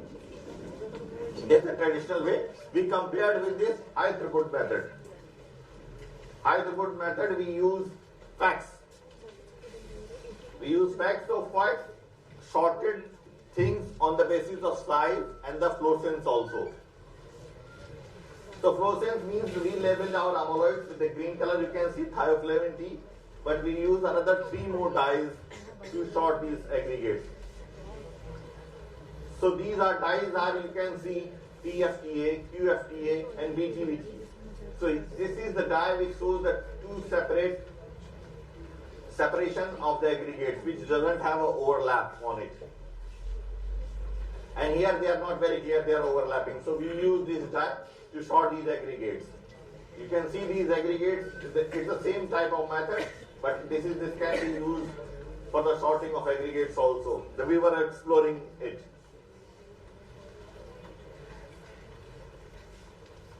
So here we compared the pull down. So mostly there are two peptides. One has a length of 42 amino acids, another has a 40. We compared which type, how many overlap in the pull down both of the proteins have. You can see it's quite good. Here in 140 with different methodology, flow cytometry pull down, and then compare inside the flow cytometry and A beta 42. We identified more than 126 proteins. And we came up with the model that how these proteins, if you assume this is the fibril, how they might be attaching on the surface on the basis of the concentration of the protein we achieve.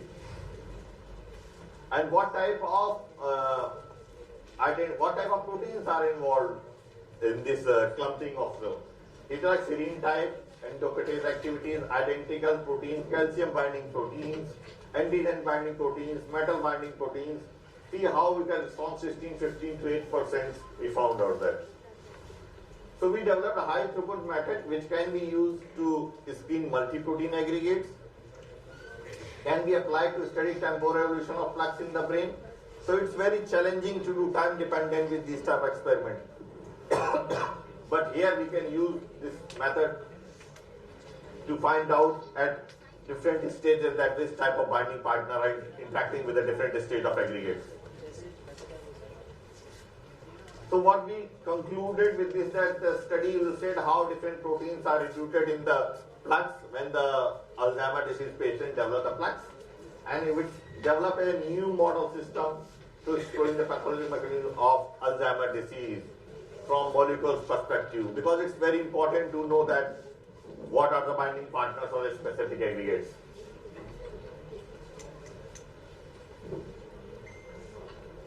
Then I moved to another group where I worked on the S100A9. It's also a pro-inflammatory protein. So the inflammation when there is any neurodegenerative diseases.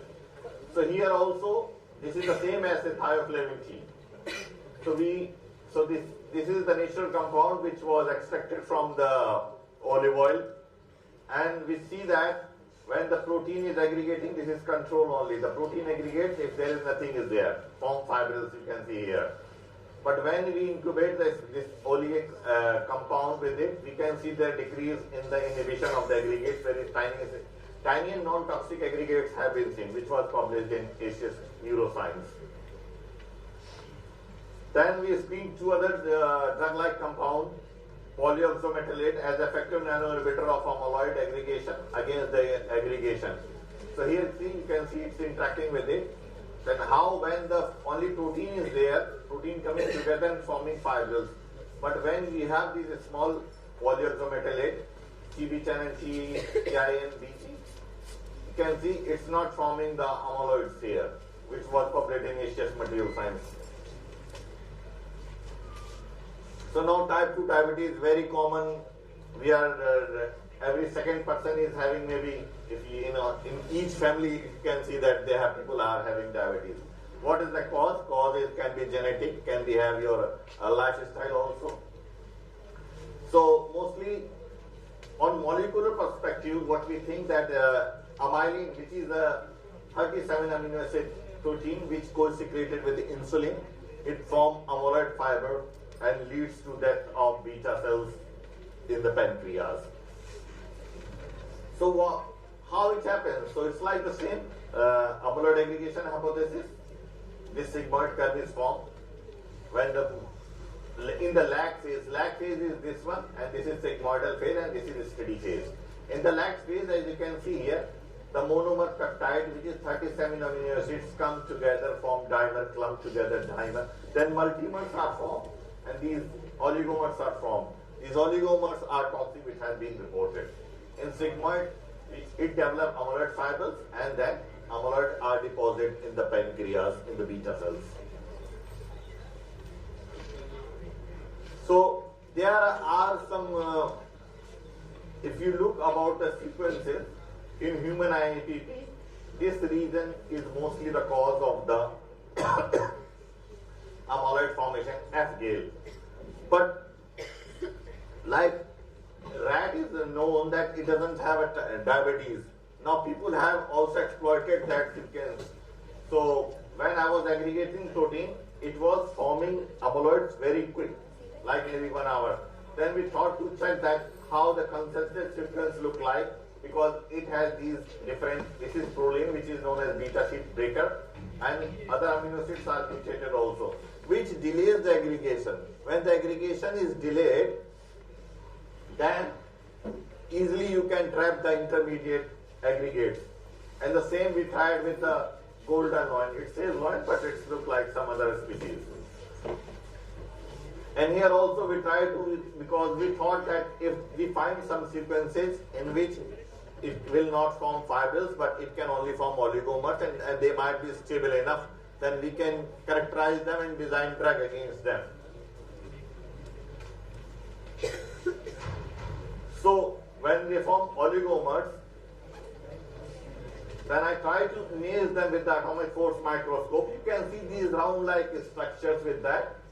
With the cryo-EM also, I tried to image some particles, but it looked like they were so tiny that it's very difficult to find out anything for the structural characterization. In the parallel studies, working with the other colleagues, we came up with the sequence to understand that how this drug is working. So this is the human sequence and this is the rat sequence. In the rat, they don't develop diabetes. Then they found out, the company found out that why they are not. So they mutated these amino acids and they incorporated these 3 prolines in the peptide. And now this is sold in the market as a drug here. So we try to understand that what type of mutation and how different type of aggregates are formed.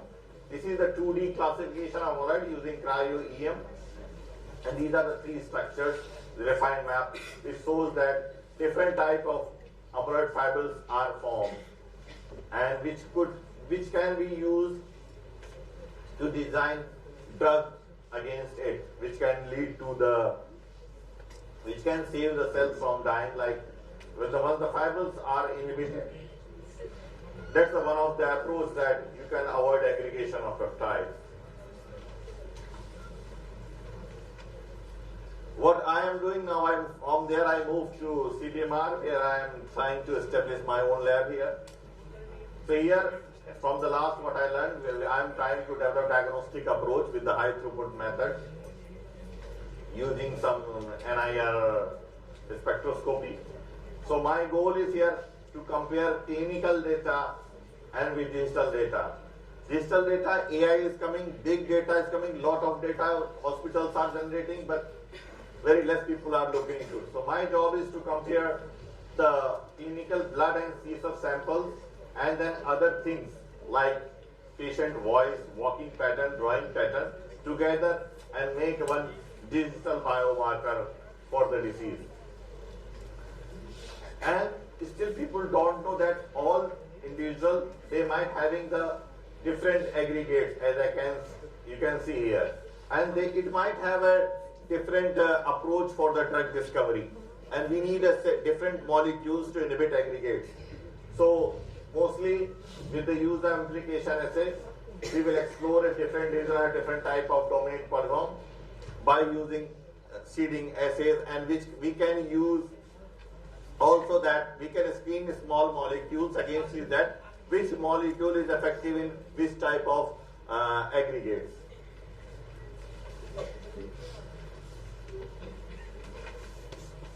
So as I mentioned that we are going to compare two molecular biomarkers are common, but digital are also, but they are very segregated. No one is doing systemic studies that, because it's too much work also.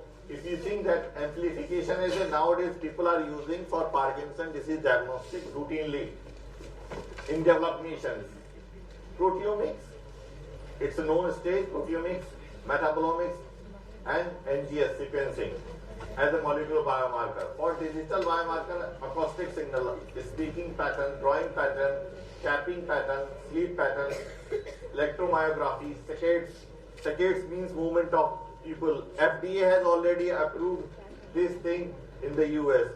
You can just record your eye movement and they can tell you that either you are having Parkinson's disease or not. You don't need to give your blood or CSF. Getting CSF is very painful. And blinking of eyes. So my idea is to compare all this with this. It's a huge job. I'm trying to bring all doctors and medical institutes together so that I can have this all data together. But it's challenging, but yeah, we are optimistic about it. In the end, I would like to thank my collaborators, my PhD supervisors, my postdoc supervisors, collaborators, my master supervisors, pilot and distance technology, and my supervisor from Uppsala, and the funding agencies, my colleagues who work with it, and the funding, and the last CBMR. And yeah, thank you so much for your kind attention. Thank you so much for appraising us with this upcoming field. And we have many research scholars who are working, I think, in this related area also. I encourage you to please ask sir if you have any queries. Yes, can we hand the mic to her?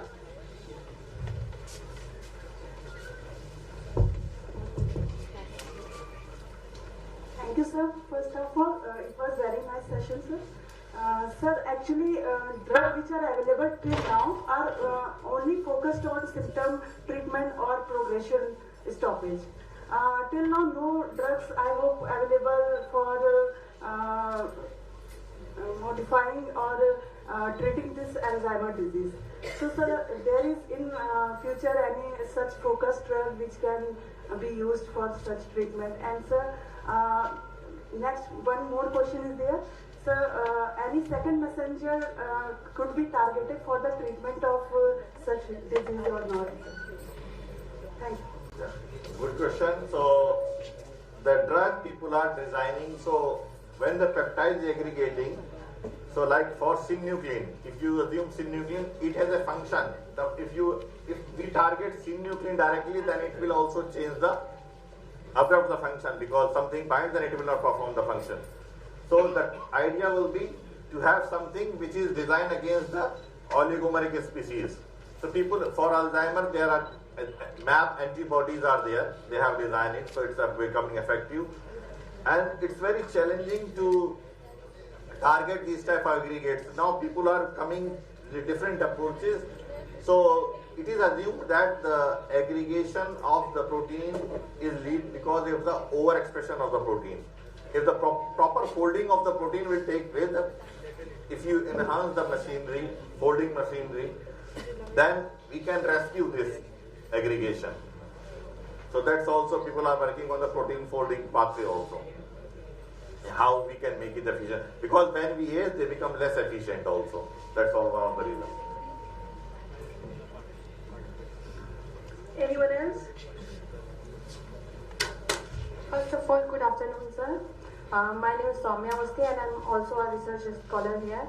My query is regarding advanced glycation and product. So, advanced glycation and products play a vital role in this disease. So, is there any advanced technique to target advanced age? Age is like the lifestyle, I always say, no? Yeah. So to spend avoid eating junk food, no? Yes. No, I cannot say that, like chips, soft drinks, sweet, exercise is very important. So this is the non-pharmacological treatment, no? Yeah. So I want to ask, is there any advanced technique which is useful for rage?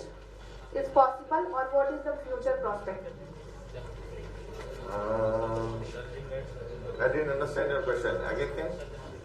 Sir, is there any advanced technique present to target rage? You're asking about rage? Yeah, rage. Receptor advanced Okay, I know. glycation product. I don't know about it. Yeah, sorry. Because it's Maybe accepted, we are not, it's, sir is not it's able to accepted, understand yeah. the question. I think we'll get back to you if you have another query. Actually, lots of studies already done on rage products. So I want to ask, mainly rage is the most vital receptor is a play in a Parkinson neurodegeneration. So is there any advanced technique which is useful or in future कोई ऐसा काम चल रहा है जो कि इस receptor को target कर सकता है? I cannot recall that, but a lot of molecules they are screening against rage. Because rage is also responsible for oxidative stress and alpha-synucleic acid. So I want to ask. People are screening small molecules, but that's challenging, no? Because it's very important tool in other pathways also. I also want to ask, what is the correlation between neurodegeneration and diabetes? Yeah. Because advanced glycation is also play a vital role. So I think Dinesh sir also was here last week, I think. So it's like it's type 3 diabetes is called Alzheimer's disease now. It's like so people are working with it. So in I think nephropathy is also included in this. Yeah. So in CBMR, Dinesh sir he is working on it. So it plays crucial role there. Yes. Yeah. Okay. Thank you. Thank you, audience, for the interaction, sir. Now I request Director, Institute of Pharmacy, Dr. Manju Pandey ma'am, Director, Institute of Pharmaceutical Sciences, Amit Kumar sir, and Doctor, Department of Pharmacy, SRMU, Dr. Anubhav Pandey sir, to please felicitate this sir. Sorry, my mistake sir, Dr. Anubhav Anand, to please felicitate sir.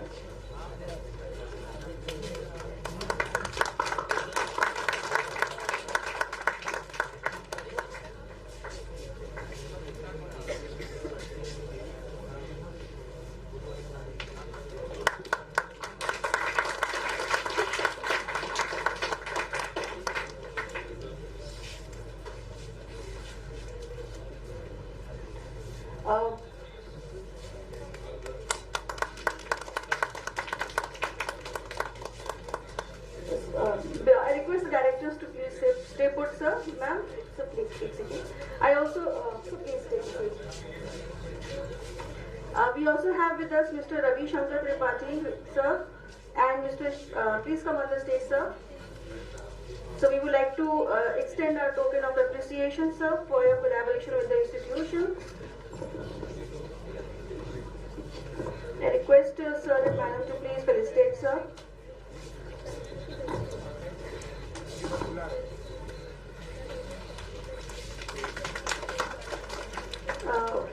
We also have Mr. Shekhar Singh, sir. So please kindly come on the stage. Thank you also, sir, for your association with the institution.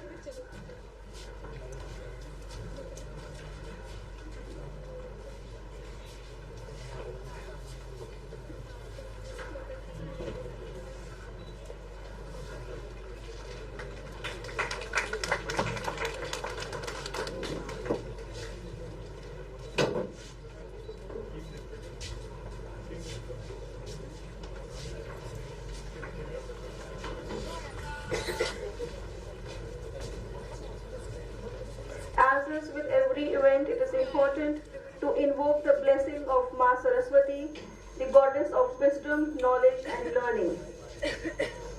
In order to seek her divine grace,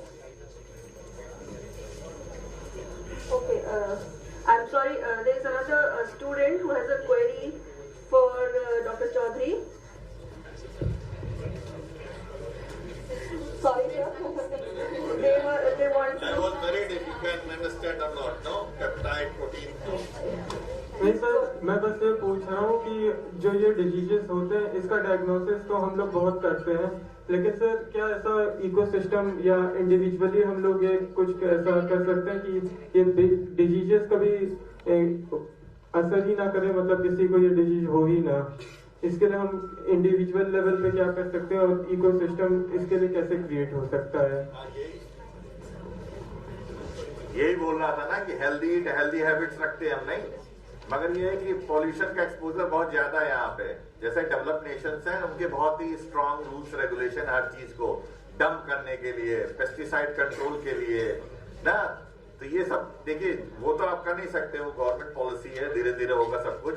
मगर जो हम अपनी food habits हैं, regular stress ज्यादा नहीं लेने का और खाने पीने का बहुत ज्यादा है, ऑयल नहीं यूज करना ज्यादा, मतलब फूड हैबिट्स बहुत अच्छी हो आपकी, हेल्थ कॉन्शियस होना चाहिए आपको, नहीं ओवरवेट नहीं होना है, समझे ना। तो ये सब चीजें छोटी छोटी चीजें if you try to implement in your life then it will be you might not get disease.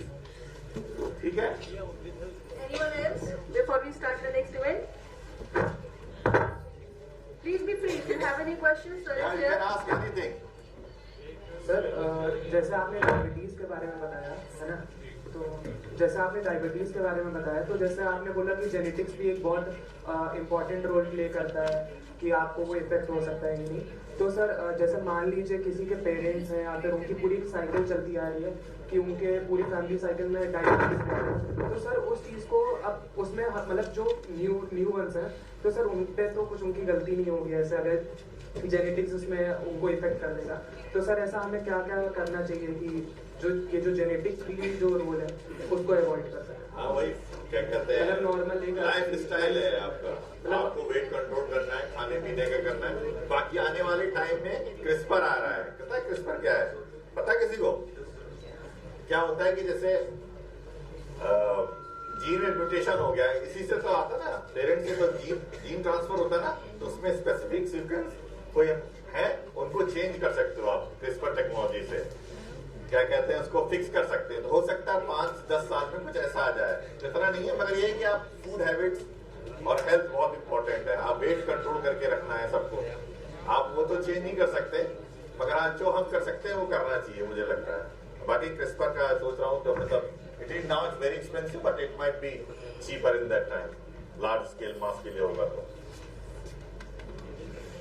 Anyone else? Thank you, sir.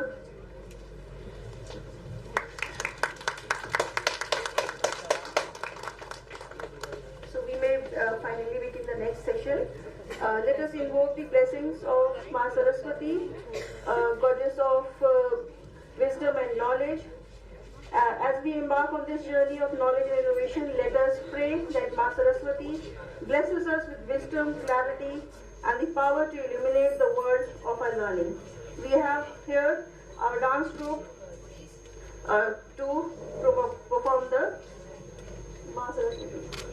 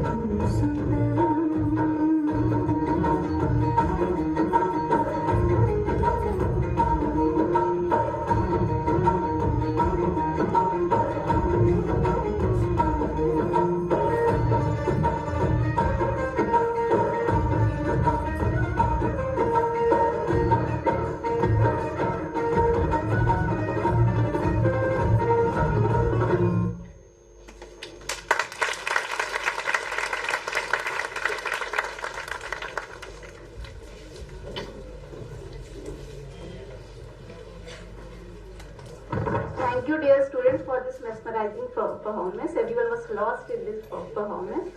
A very good morning to eminent speakers, distinguished guests, and dear students. It is my privilege to introduce highly educated and well-learned pharmacy researcher, Dr. Vinod Tiwari, sir, renowned for his expertise in pharmacology and neuroscience, with a deep focus on the molecular mechanism of neuropathic pain and chronic pain management. Sir is currently working as Associate Professor at Department of Pharmaceutical Engineering and Technology, Indian Institute of Technology, BHU, with an experience of more than 20 years in academics and research.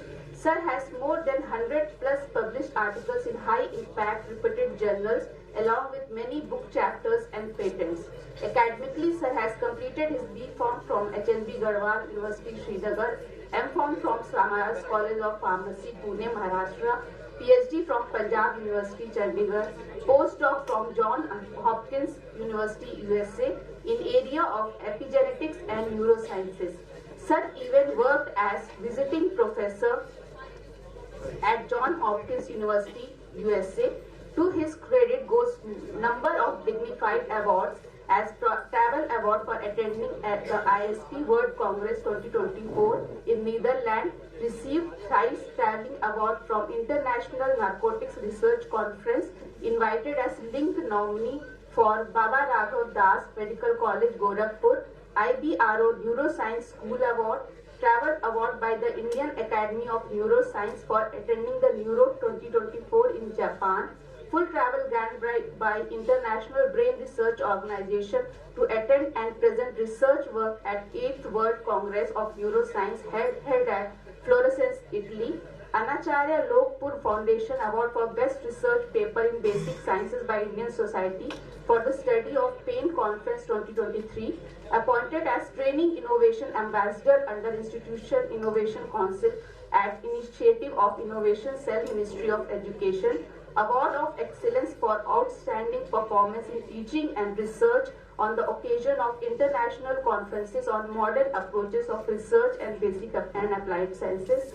Sir has been invited as a resource person at numerous academic gatherings organized by Nirma University, Ahmedabad, Gurukul Kangreshwar Vidyalaya, Haridwar, receiver of Young Investigator Scientist Award by IBRO for 3 weeks training program at School of Neuroscience, Paris, awarded for Best Poster Presentation during UGC SAP sponsored National Symposium, receiver of Most Active Student Award by organizer IBRO, Advanced School of Neuroscience at Pudong University, Shanghai, China, hold All India Rank 1 in Professional Diploma in Clinical Research conducted by Catalyst Clinical Services, second rank in the whole Uttarakhand, India in GATE 2005. Sir has received research grant and funding for conducting project on neuroscience from Indian Council of Medical Research under investigator initiated research proposals,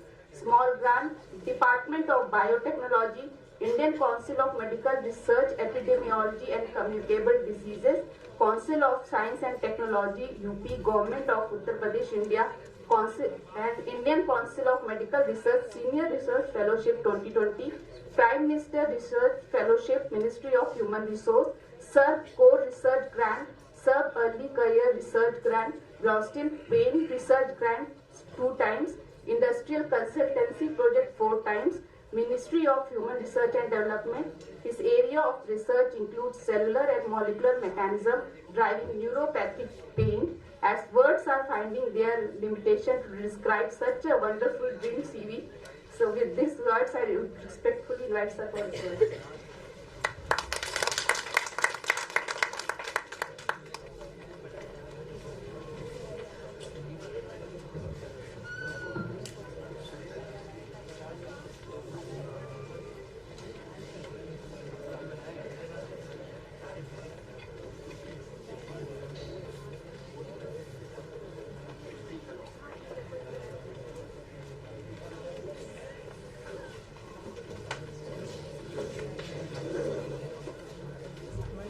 Hello, am I audible in the back? Okay, good.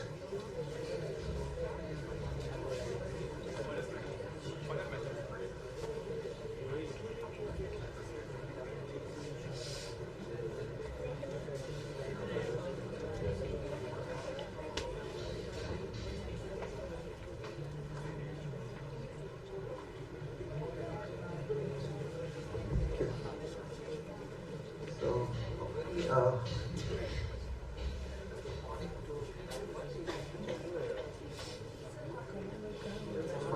a very good morning, everyone. Many thanks, Dr. Srivastava, for such a long introduction. This is first time somebody has read my full CV. I thought it was not required, but thank you so much. And I would like to convey my heartfelt thanks to the organizers for this conference. I heard that we have more than 1,000 registrations, almost more than 1,300 registrations for this meeting. So I would say that's a big achievement, which speaks a lot about the popularity of this event. And I would like to convey my heartfelt thanks to Dr. Manju Pandey, Director of Pharmacy, and Dr. Ajit for the kind invitation. So when I was coming for this event, I was thinking, what I should talk to the students. So then I was told that, the audience we have is mostly UG and the PG students. So I restricted, my presentation to the basic, physiology. My area of research is pain, chronic pain actually. So I mostly work in the area of neurobiology of chronic pain, how pain occurs. So I will talk about the physiology, pathophysiology of the pain, taking you from the fundamental basic science. Then I will present some of the data from my lab on one of the important complications of anti-cancer drugs, which is chemotherapy-induced peripheral neuropathy. So if any one of you have any questions in between, feel free to interrupt me and ask any questions, okay? And I ask the audience to please keep the silence. If somebody want to leave the hall, please do it silently. And I would appreciate, two-way communication. If you have any questions, please ask. Yeah, next slide, please. So, firstly, I would like to pay my tribute. I hope all of you know about this personality. Is Mahamana Pandit Madan Mohan Malviya, right? Why I'm talking about this person?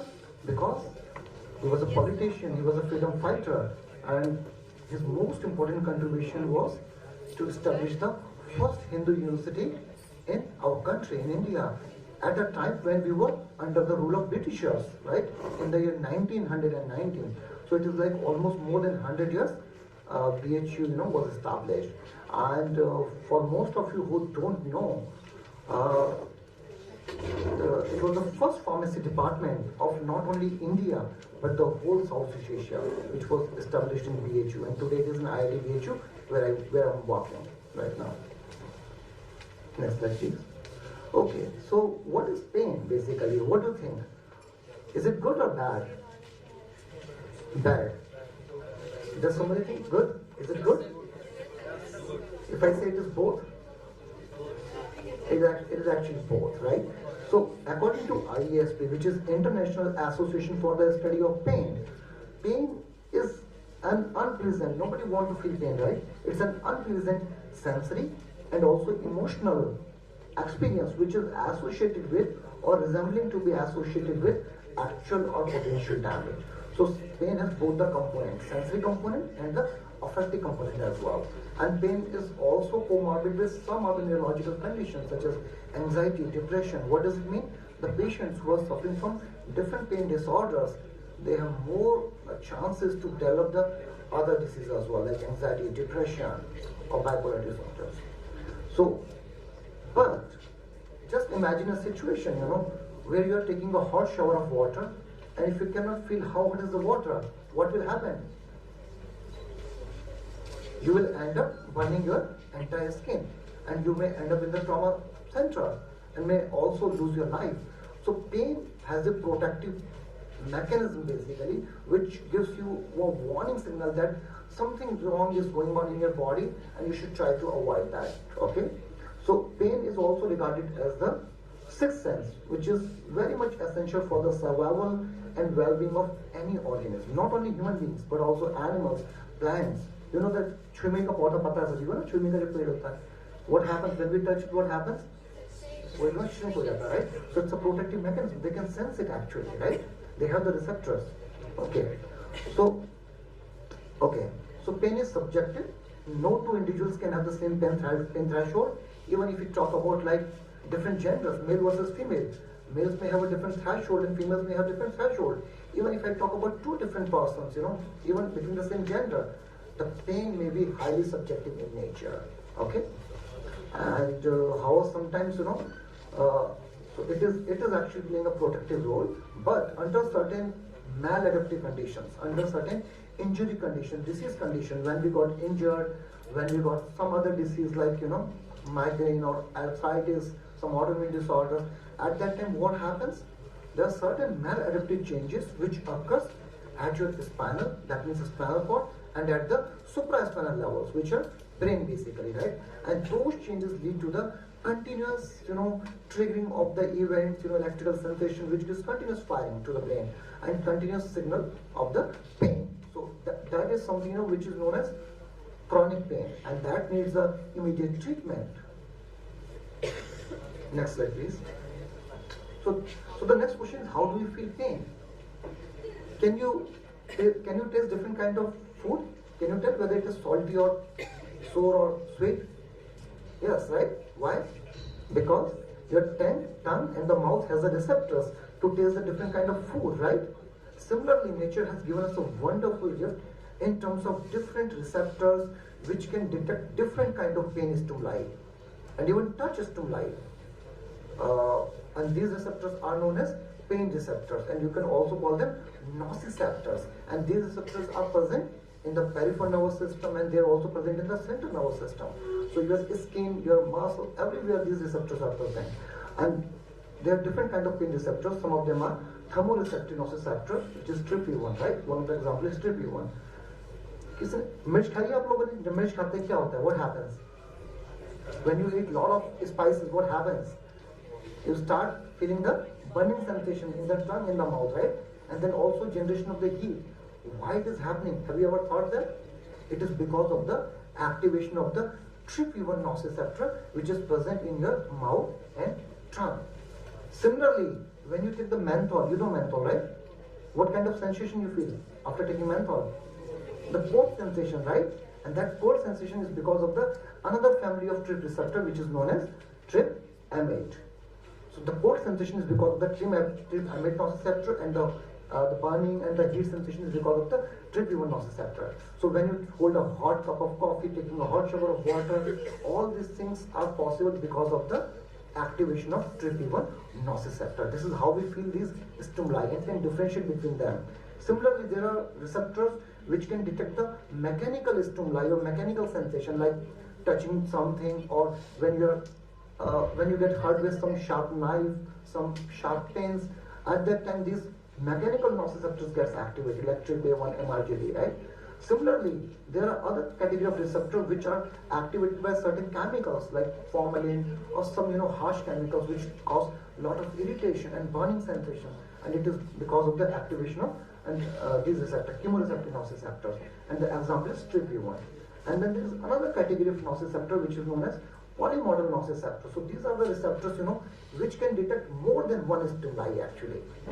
For example, TRPV1 can detect both chemical and the thermal stimuli.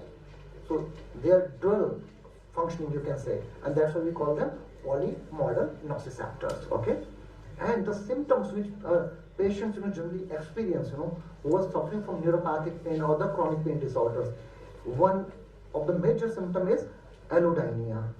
What is allodynia? Do you think wearing the shirt or wearing the socks is painful? You think it's painful if somebody wears the shirt? You should feel pain or not?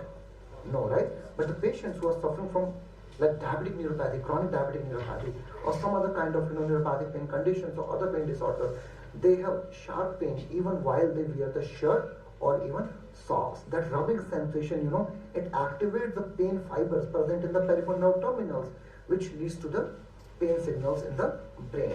So that symptom, or you can say the pain because of non-noxious or the non-painful stimuli, is known as allodynia. On the other hand, if some less noxious or less painful stimuli becomes more painful in nature, we call it hyperacresia, right? How do you feel pain actually? Whenever you encounter any injury in your peripheral tissues, so these nociceptors, what I'm talking about, these are present in the everywhere, so especially in the tissues, right? And they are activated and they are acting as a detector. Their job is not to do anything. They're just detecting the pain stimuli. Okay? And after detection, what they are doing, this pain sensation is getting transferred from the peripheral nervous system to the DRG neurons. And how it is happening? It is happening because of the presence of pain fibers. Have you heard about some of the pain fibers? Like A beta fiber, A delta fiber, C fibers. So we have different kind of pain fibers in our, neurons in our body actually, which helps in the transmission of these pain signals. So nociceptors, their job is to detect the pain signal. Now to carry that pain signal from the peripheral nervous system to the central nervous system is the job of the pain fibers. Okay, and they will carry the signal from here to the DRG neurons, which are dorsal root ganglion neurons, and these are the primary sensory neurons. And from the DRG neuron, this pain information gets further transferred to the higher centers present in the brain, like cortex, amygdala, all of the brain regions. And this is where you feel pain. And then this happens all because of this ascending pathway. And then the brain judges, it will weigh down how much that signal is threatful or damaging to a person. Based on that, the person will take a call whether to, remove your hand or not, whether the damage or the signal is credible enough or not. If you don't bother, you will just stay, right? You will not give it much attention. But the signal is really painful. In that case, you will take immediate effect. And all these things, this process is known as nociception. And all these things are happening within fraction of seconds and milliseconds. Can you imagine how wonderful is your system? Okay? Next slide, please. Okay, so this is how all these things are happening. This I already shared with you. Like we are talking to each other, right? We have some language, right? We can talk in English, we can talk in Hindi, or we can talk in any other language, right? Regional language also, right? So do you think cells, they also talk to each other? Do they have any language? How many cells you have in your body? Billions of cells, right? They may be neuronal in nature and they may be non-neuronal in nature, right? Different cell types. Do you think they are talking to each other? Students? Yes. Like we cannot live in isolation. Each and every entity of our body, including cells in the brain, anywhere, they talk to each other. The cells in the brain, neurons, they talk to the cells in the gut. There's a crosstalk, right? So they have their own language. And how do they talk? They talk in terms of the chemical signals. They talk in terms of hormones which they are releasing. They are talking in terms of electrical signals. They have their own language, right? And this is how different things are happening. Okay. And then whenever you encounter any kind of pain sensation, it gets transduced into the electrical signal, electrical energy. And when this electrical energy reaches a particular threshold, an action potential, you might have heard about the action potential in the pharmacology, I'm pretty sure, in your B Pharm second year, right? And then what will happen? This action potential will be driven towards the central nervous system. And this leads to the train of events that allows for the conscious awareness of the pain. So this is the peripheral nervous system. What do you see here? So these nociceptors are present on the free nerve endings, encapsulated nerve endings, sensory cells, or the peripheral processes. And they act as a detector or sensor. They detect the pain stimuli and then they transmit it through the DRG neurons to the brain, and the spinal cord and the brain. This is the central nervous system. And this is how do you feel pain. And this whole process is known as nociception. Next slide, please. Okay, now, have you heard about the gate control theory of pain? Any idea? So what do you see here? There are two gentlemen sitting here, right? Do you know them? These are the Nobel laureates of their time. So, okay. So, these are the two scientists, Malbec and Wall. They proposed a theory in the year 1965, actually. And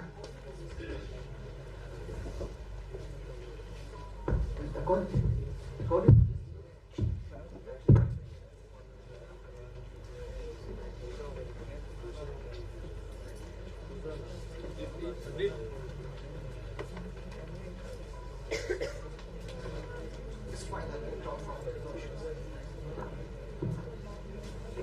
Am I audible in the back? Yes, sir. Thank you. So these two gentlemen, Malbec and Wall, they proposed a very interesting theory in the year 1965. What they suggested? They suggested that any non-painful input can closes the gates for the painful input. Now I don't know in your times, but when we were a student, in like class 3rd, 4th, 5th, 6th, at that time, we used to be, sometimes beaten by the sticks by our teachers. Do you have that kind of experience?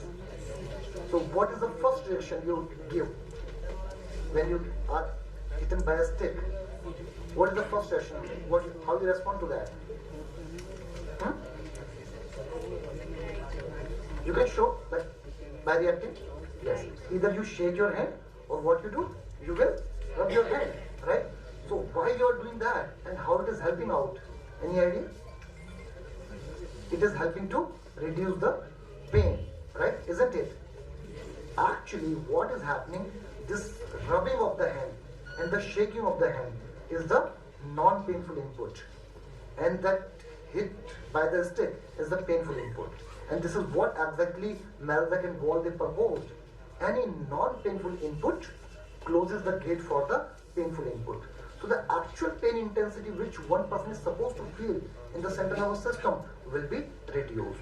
And how it is happening, it is because of some fibers which are present in the brain. So this is a virtual, you can say the circuitry which you can see here, right?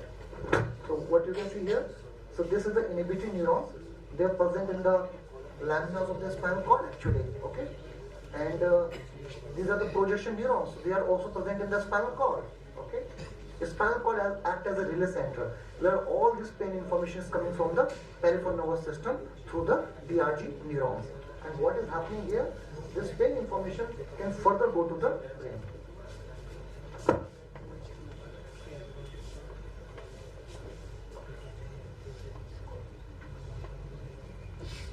Hello, am I audible in the back? Thank you. Thank you. Okay, so what is happening here? If you see here, these inhibitory interneurons. You know what the GABAergic neurons? GABA, glutamate, you might have learned in the B form, right? So GABA is inhibitory in nature, right? And the glutamate is excitatory in nature. So there is a balance between excitatory and the inhibitory system. That is the only way why we keep the physiological balance, right? So these inhibitory interneurons are also present and their excitatory neurons are also present, right? So just imagine, whenever this C fiber, and this is the A beta fiber, and this is the C fiber. C fibers are the nociceptive fiber. I think this is causing some inhibition. I think I'm audible with this mic, right? Yeah, okay. So what happens, these C fiber, as I told you, they are responsible for carrying the pain sensation, the pain stimuli, like, when there's any sharp pain stimuli. And this A beta fiber are responsible for carrying the non-nociceptive. So whenever you are rubbing your hand, you are shaking your hand, this sensation is being carried by the A beta fiber. So you can divide these fibers into two categories. C fibers and A delta fiber are painful fibers or the nociceptive fiber. On the other hand, A beta fiber are nociceptive, non-nociceptive fiber actually. Okay? Sorry about that. Okay. So what happens whenever you are rubbing your hand actually, and when you are shaking your hand, this gate which was actually closed previously, A beta fiber, this gets open. And as this gates get open, what will happen? It will closes the gate of the projection neuron.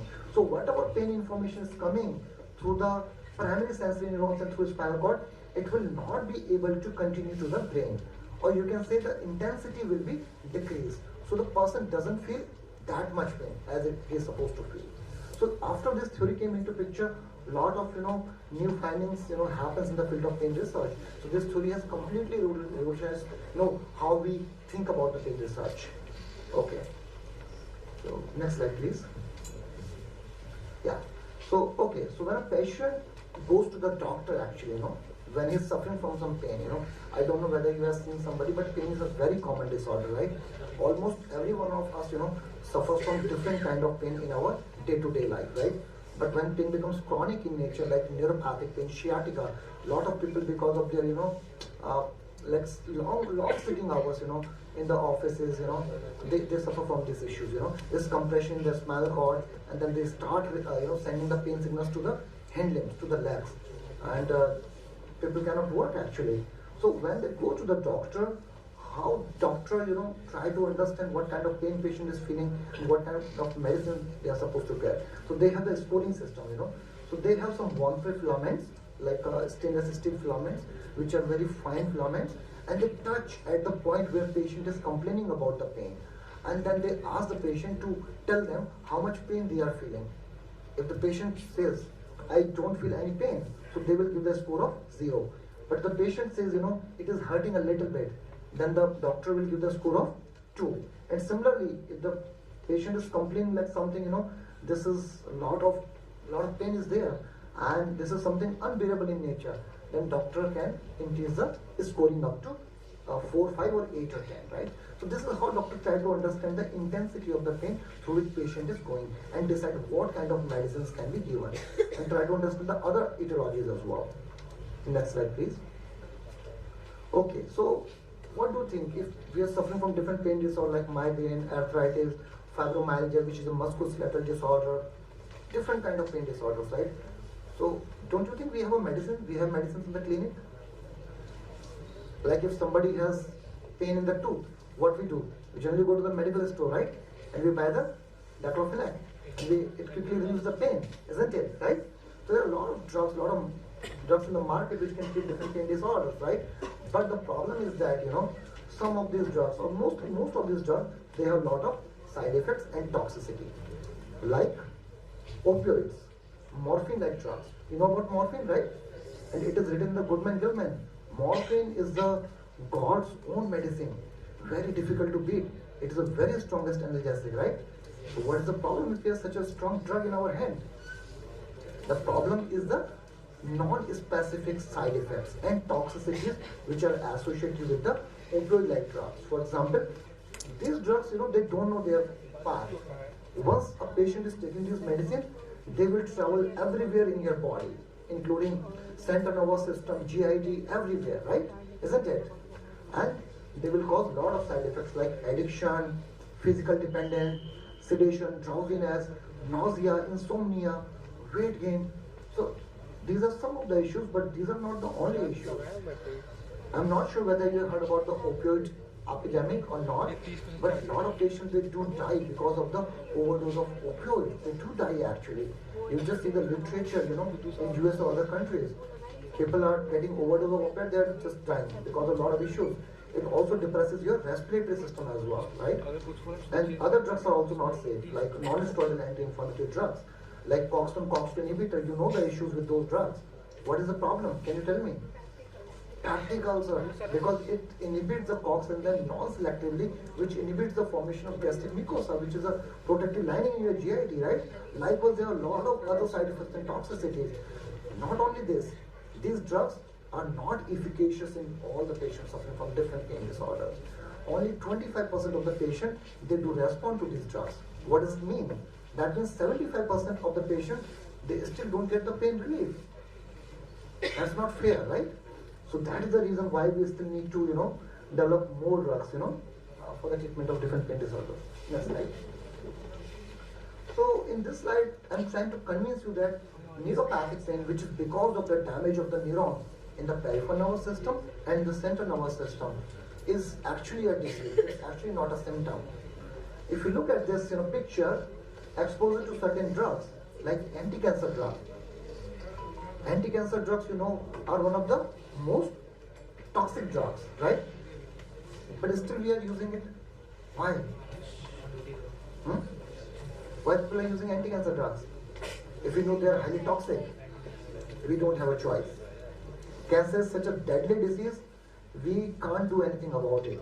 The only choice, is to give the chemotherapy with the hope that it can prolong the life of the patient. But sometimes it increases the suffering of the patient because of these side effects and toxicity. And one of the major toxicity of the anti-cancer drug is the neuropathic pain. Chemotherapy is neuropathy, right?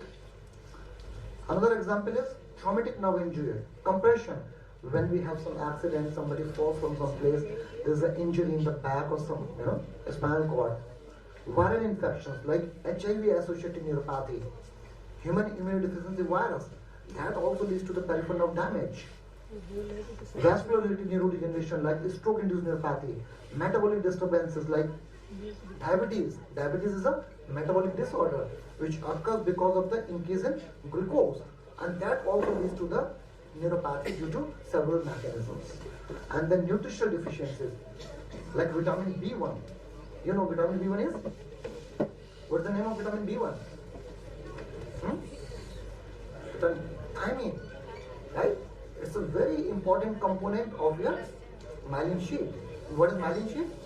It's a protective covering over the neurons. So if you don't have this vitamin in your diet in the enough amount, what will happen? You know that every single second, a lot of biochemical reactions are happening in each and every part of our cell, right? And free radicals are being generated. These free radicals, what they do? They damage, they attack the neurons. So if you don't have this protective layer of myelin sheath, or this layer is weakened, what will happen? It will lead to the damage to the neurons, which will lead to the neuropathic pain. And then surgical procedures, amputation, like gangrene. You know about the gangrene disease? It's a vascular disorder, right? Like the persons who live in high altitudes, right? Sometimes because of high, they are in high altitude, right? And the temperature is very negative, right? Minus 40, minus 50. So sometimes their peripheral tissues are not able to get the enough blood supply, and they start dying actually. And the doctor doesn't have any other choice. They just have to amputate that organ, right?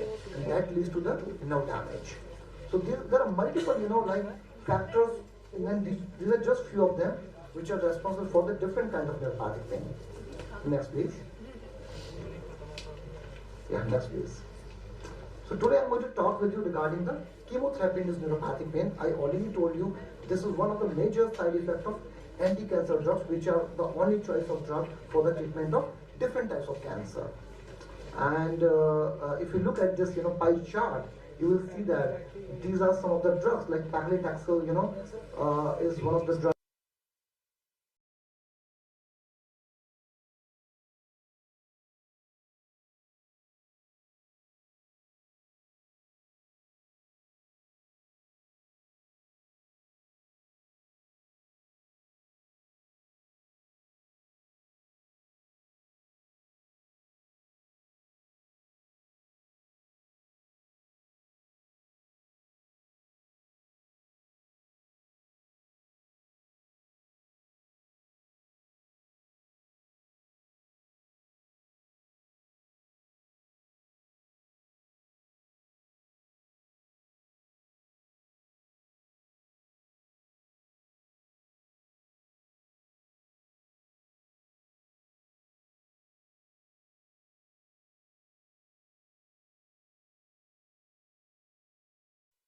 Leads to the increasing pro-inflammatory cytokines like TNF-alpha, interleukin-1 beta, interleukin-6, and we call this phenomena chemosensitization. Okay, and these further lead to the free radical generation, followed by the damage to the myelin sheath, and that further leads to the activation of TRP channels, followed by activation of caspases. So caspases are the ultimate execution of the cell death. If you have learned about the apoptosis, apoptosis is one of the pathway of the cell death, right? So when caspases are activated, they lead to the this neuronal cell death. Okay, and this is what happens: glial cell activation followed by the central sensitization, which further leads to the neuropathic pain in these patients. Next slide.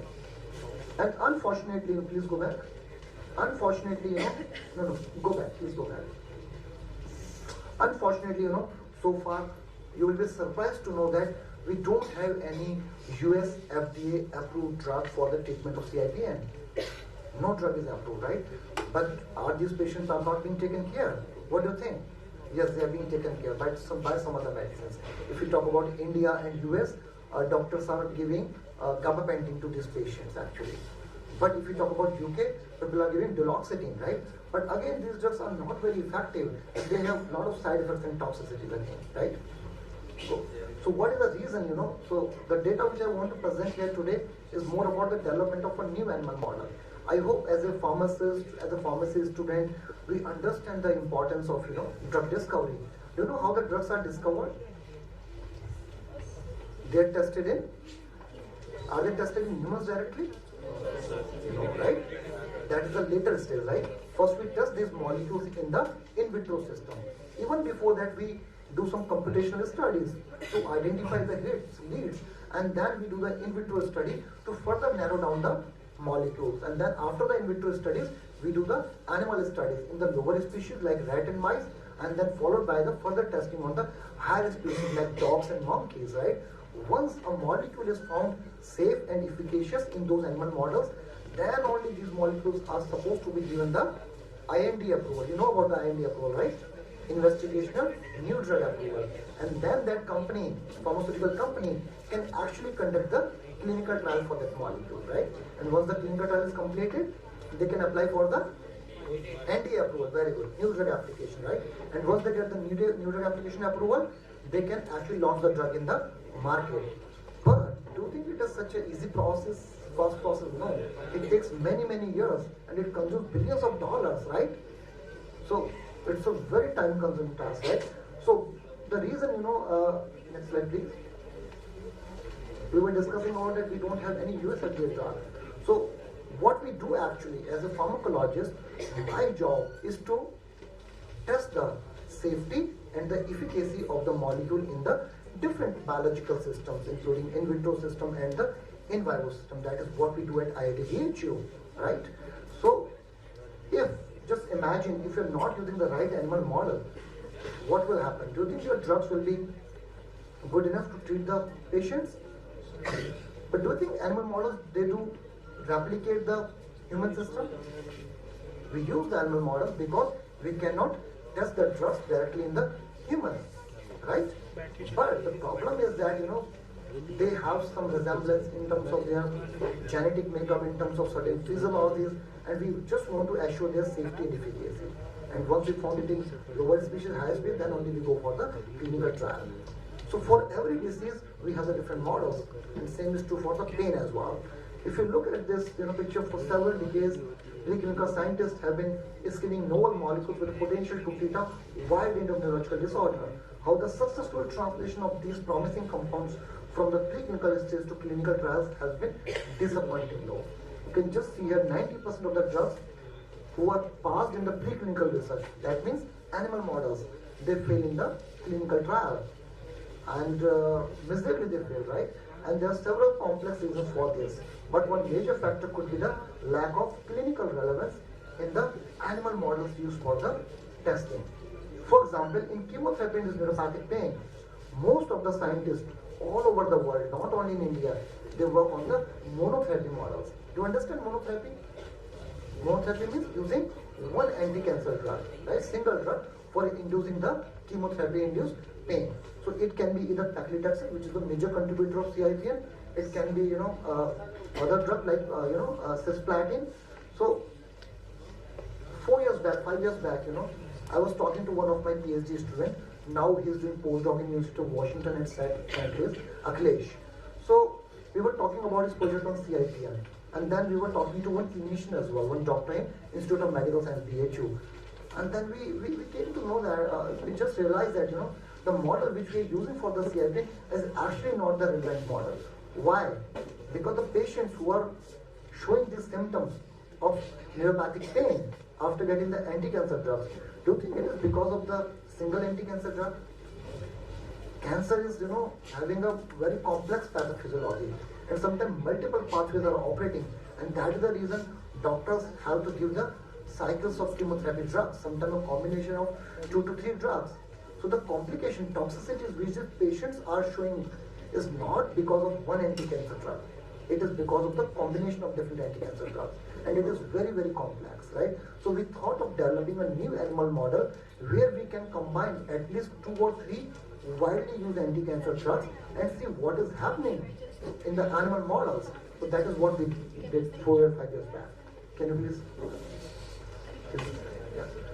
So whenever you want to develop a new animal model, maybe some of you will go for the higher research, like for masters, for PhD, or maybe for postdoc as well, right? You might be working with this model, but as a researcher, as a scientist, you need to understand developing a new animal model requires a lot of necessary steps. You cannot just take one drug, throw it in an animal, and then say that this is a new animal model. You need to validate your animal model. Any model needs validation, right? And there are different phases for that. The first phase is the phase validity, where any model which you are trying to develop should recapitulate or should show the symptoms associated with the disease. Okay.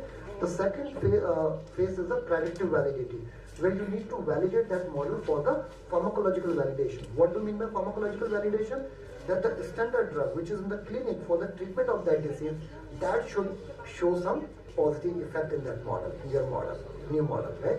And the third phase is the prospective validity, where major focus is to work on the biomarkers which are known to express in that disease, whether those biomarkers are upregulated or downregulated, and how they are being modulated by your drug treatment.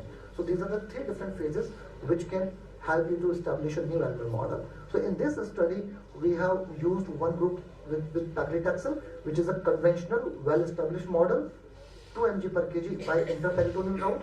In the other new model which we wanted to develop, we gave the combination of 3 anti-cancer drugs, which is paclitaxel at a dose of 2 mg per kg, vincristine at a dose of 0.5 mg per kg, and the other one cisplatin at a dose of 2 mg per kg by interparietal route for 4 alternate days.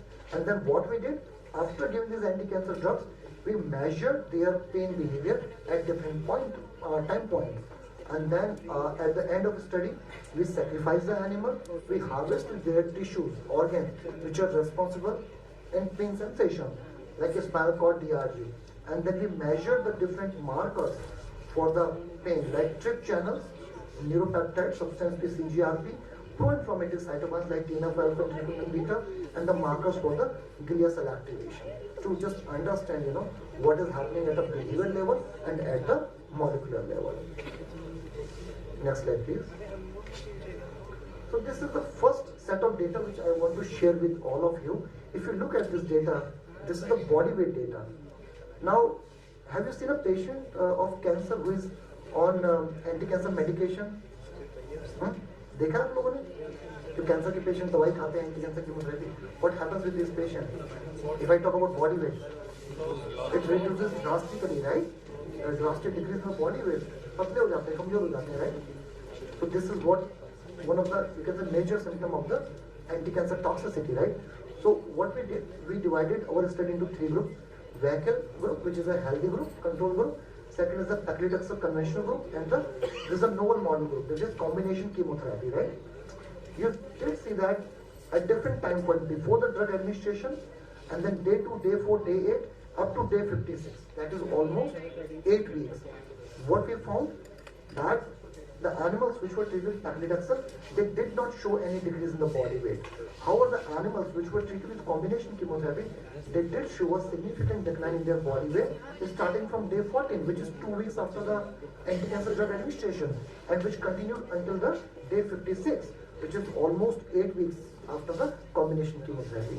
So this gives us some confidence. Okay, this new model is somewhere replicating the clinical situation. Next slide, please. Next, if you look at this, all these things, cancer, cachexia, and then, body weight changes, so this is just to let you know that this is one of the major hallmark of the anti-cancer drug administration. Next slide, please. So this is another set of data. Now you can ask me, how do we measure the pain in animals? Like patient goes to the doctor uses some device, right? And they ask how much pain you are feeling. But do you think the animals can tell you how much pain they feel? Can they tell you? No, because we don't understand their language, right? But here there are some behavior measures by which we can understand, whether they are, experiencing some pain symptoms or not, right? So one of the tests is the mechanical allodynia using the Wonfrey hair test, right? So these are the fine filaments of very small forces. So this model is actually replicating the allodynia symptom, which is like touching the shirt or wearing the socks. And then if you look at this data, this is the polyidal threshold on the y-axis, and this is the timeline on the x-axis. If you look at this data, the animals which were treated with vehicle, there is no decrease in the polyidal threshold. So we are evoking these animals with the Wonfrey filaments who are sitting on the Wonfrey mesh, and then we are measuring the force at which they are withdrawing their paw or they are licking their paw. Whenever they have pain, they withdraw their paw suddenly. So it's different from locomotion. You need to get trained in interpreting this kind of behavior. Sometimes data can be misleading as well. And then you measure the polyidal threshold. You can look at these animals, which are treated with PDX and combination chemotherapy. The both animals, they showed a sharp decline in their polyidal threshold from 22 grams to almost 5 grams after 1 week of this drug administration. And then if you see at this data, the animals which were treated with paclitaxel, the red circle, right, they recovered almost on 4th week, and from 5th week they don't show any mechanical allodynia. But to our surprise, the animals which were treated with combination chemotherapy with 3 anti-cancer drugs together, they showed a significant prolongation of their mechanical allodynia. What does it mean? The animals which were treated with 3 anti-cancer drugs combination, this significantly exhibited prolonged pain phenotype. And the same happens with the right paw, left paw and the right paw. Next slide, please. So then we measure the another kind of pain behavior, which is because of the activation of TRPV1 nociceptor, which is thermal hyperalgesia, right? And this was measured by using the Chaudhary's apparatus, because this instrument was developed by Chaudhary, one of the scientists in US. And here we provide the animals with the IR radiation, infrared radiation from the bottom of the glass. And then what we measure the time taken by the animal to withdraw their paw or to show the signs and symptoms of pain, like paw licking, right? And then the outcome measure is the reaction time or the paw withdrawal latency. If you look at this data, on the y-axis, there's a time axis, which is paw withdrawal latency. The animals, before treating with the anti-cancer drugs, they did not exhibit any pain, and their paw withdrawal latency was almost 15 to 18 seconds, right? But when these animals were treated with paclitaxel and combination chemotherapy, their paw withdrawal latency was significantly dropped or decreased, to almost 10 seconds, followed by to almost 5 seconds on day 14, which is almost 2 weeks after the anti-cancer drugs. But again, we did found that the animals which were treated with paclitaxel alone, they recovered fast, almost on 4th week after the chemotherapy administration. While the animals which were treated with combination chemotherapy, their pain was significantly prolonged. They did not recover until the day 56, which is like 8 weeks after the chemotherapy administration. So their pain was delayed by almost 3 to 4 weeks, which was very surprising. Next slide. Then we also measure the cold pain behavior, which is a phenotype because of the activation of TRPV1 nociceptor, and the same kind of behavior we observed. There's again a huge, you can say, shift in the pain phenotype in the animals with the combination chemotherapy. So they recovered quickly, but their pain reversal took a lot of time. Same in the left paw, and same is true in case of right paw. So here we use the acetone drop test. Acetone feels very cold, right? So we put the animals on the one frame mesh again, and then we spray few droplets of the acetone, and they quickly withdraw the paw if they feel intense pain. So some measure of cold allodynia. Next slide, please. Now, as I told you, the different TRPV channels are responsible for different kind of pain phenotype, like mechanical versus thermal versus cold, right? So these ion channels, they play a very significant role. So we wanted to understand what is happening with these TRPV channels in the tissues of these animals. So we sacrifice the animals. Can you go to next slide, please? Yeah, so this is some of the, the studies which I wanted to share with you, that how significant are TRPV channels when it comes to pain. There are a lot of studies which suggest that TRPV channels plays a role in the bone cancer pain, bone metastasis. They also play a significant role in the migraine. Also, they are involved in cancer pain. So they are a very important target in the pain research these days. A lot of research is going on in this area. Next slide, please. Now the next step was to validate our animal model. Okay, and for that, we again, acclimatize the animal and treated them with anti-cancer drugs, and then we measured their pain behavior. But this time we used a standard drug which is used in the clinic, gabapentin, to see whether this drug can reverse this pain phenotype in these animals or not, to have a pharmacological validation of the model. Next slide. So if you look at this data, so these are the vaccine-treated animals which are not being given anti-cancer drugs. They do not exhibit any changes in their paw withdrawal latency, which means they don't have any pain. However, the animals treated with paclitaxel and the combination chemotherapy, they exhibited a sharp decline in their paw withdrawal latency in both the left paw and the right paw. While the animals which were treated with gabapentin, they showed slight reversal, not a complete reversal, not the full reversal, but the slight reversal of the pain phenotype, both in the right paw and the left paw, which is depicted with this, green circle and the. So again, that we measure the mechanical allodynia. The same kind of behavior we observed here as well. After giving the gabapentin, this pain phenotype was significantly restored. Next slide. Yeah. So next we wanted to understand what is happening at a molecular and the cellular level with these animals. As I told you, TRPV channels are very important target for the pain disorder. So if you can understand or identify which TRPV channel is involved and what it is doing there, you can actually develop the drugs for the treatment of selective inhibition of the pain phenotype in different disease conditions. So here we measure the expression of TRPM8, which is a marker for the cold pain, and we did found that this was significantly increased in case of animals which were treated with combination chemotherapy, while in case of animals which were treated with activation of nuclear factor kappa B and caspases, which lead to the neuronal cell death. So we wanted to understand what is happening with these markers without drug treatment. If you look at this data, this is a Western blotting data. I'm sure you might have heard about Western blotting, right? It's one of the key techniques for the measurement of protein expression. You know about the protein synthesis? I hope you all have studied the biology, right? In the +2 and B form, right? So first there is transcription, which means formation of mRNA, and after transcription there is translation into protein. So any protein will only work when it will translate into the protein.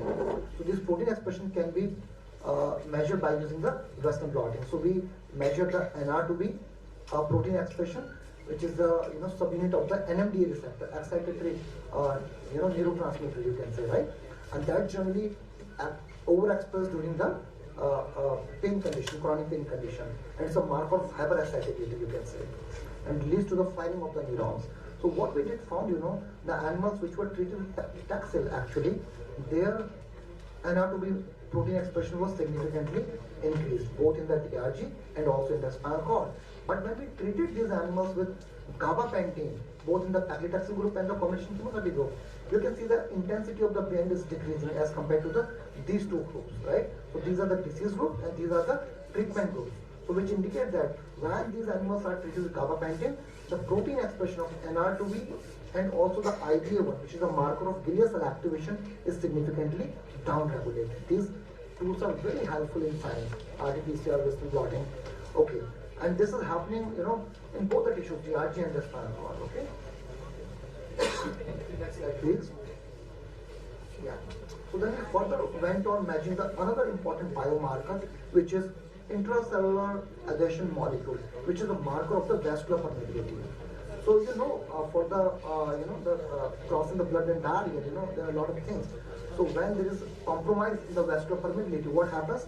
This ICAM1 expression, they increased. And if your drug can inhibit the vascular permeability, this marker will go down. Now why this vascular permeability is important?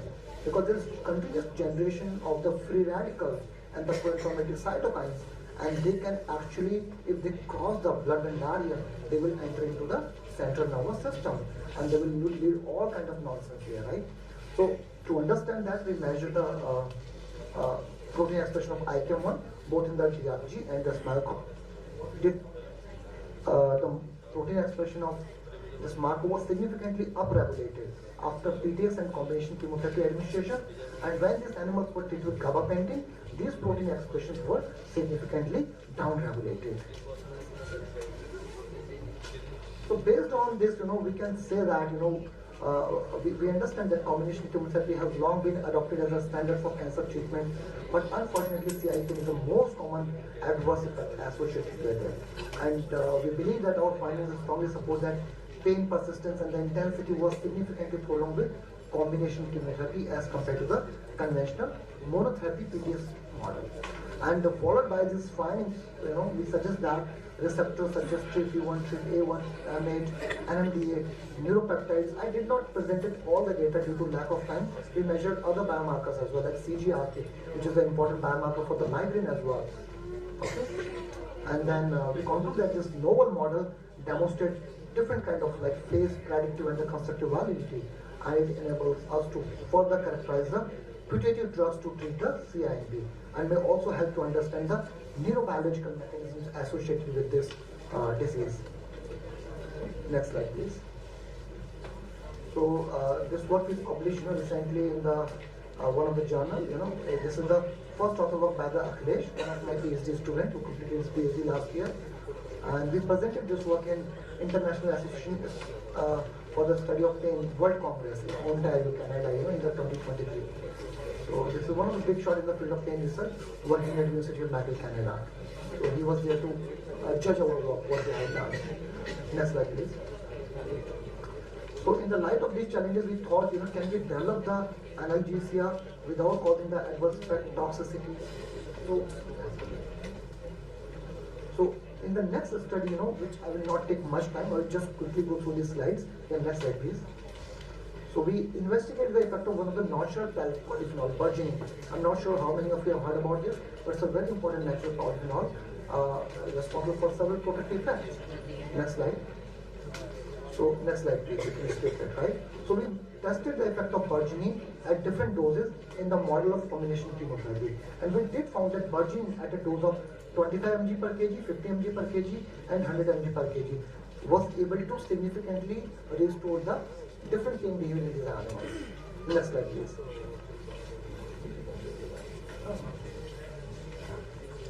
So this data I am skipping because of lack of time, but I just wanted to tell you that we measured different pain phenotypes, and we found that this drug can inhibit the pain in these animals. This is another kind of pain behavior which is very interesting. I wanted to discuss with you. It is condition place preference. From past many years, scientists who are working in the field of pain research, they are debating about the evoked pain versus the ongoing pain concept. Look, whatever behaviors I discuss with you are based on the evoked pain stimuli, where you are giving some kind of stimuli to the animals, right? Like warm-free filament, like IR radiation or acetone, right? Isn't it? Right? But do you think the patients who are suffering from chronic neuropathic pain or some other pain, they do feel the pain only when they get the stimuli? No. They have the pain even while they are taking rest. They are not being evoked, they are not being stimulated, right? Still they feel the pain. So how do you measure that kind of pain? So to answer that question, scientists, one of the scientists, Frank Poreka, in University of Arizona, USA, he developed another behavior measures in the form of condition-based preference. So where, he made a device where animals are locked in a chamber which is having different cues. If you look at this, chamber, it is having three chambers. One is corridor, chamber A, chamber B. And this is having a horizontal stripe, and this chamber is having a vertical stripe. So this is acting as a visual cue to the animals. They are very smart. That's why we use them for research, right? And they can differentiate between the different cues. At the same time, their flows are also different. One chamber is plain, and another chamber is grooved. So they can again differentiate between the, the different chambers. So this is known as tactile cue. So we are providing two different cues to these animals. One is the visual cue and the tactile cue. And they can easily differentiate between the two different chambers. In the morning, we are treating these diseased animals with the vehicle of the drug, which is not supposed to have any effect. In the afternoon, we are treating these animals in the another chamber, locking them actually, and then, seeing what is happening. In the post-conditioning, these animals are free to go anywhere. Now, if your drug is having an analgesic effect, in the post-conditioning, animals are going to prefer the chamber in which it has received the analgesic drug. So the drug is having a potent analgesia, the animals are going to like that chamber. Now, anyone of you can argue with me, if the drug is having an addictive potential, like, opioid drugs, right? Or like cannabis or many other addictive drugs, right? The animals are going to show the same kind of behavior. They're going to prefer the chamber, right? To answer that question, we have given these drugs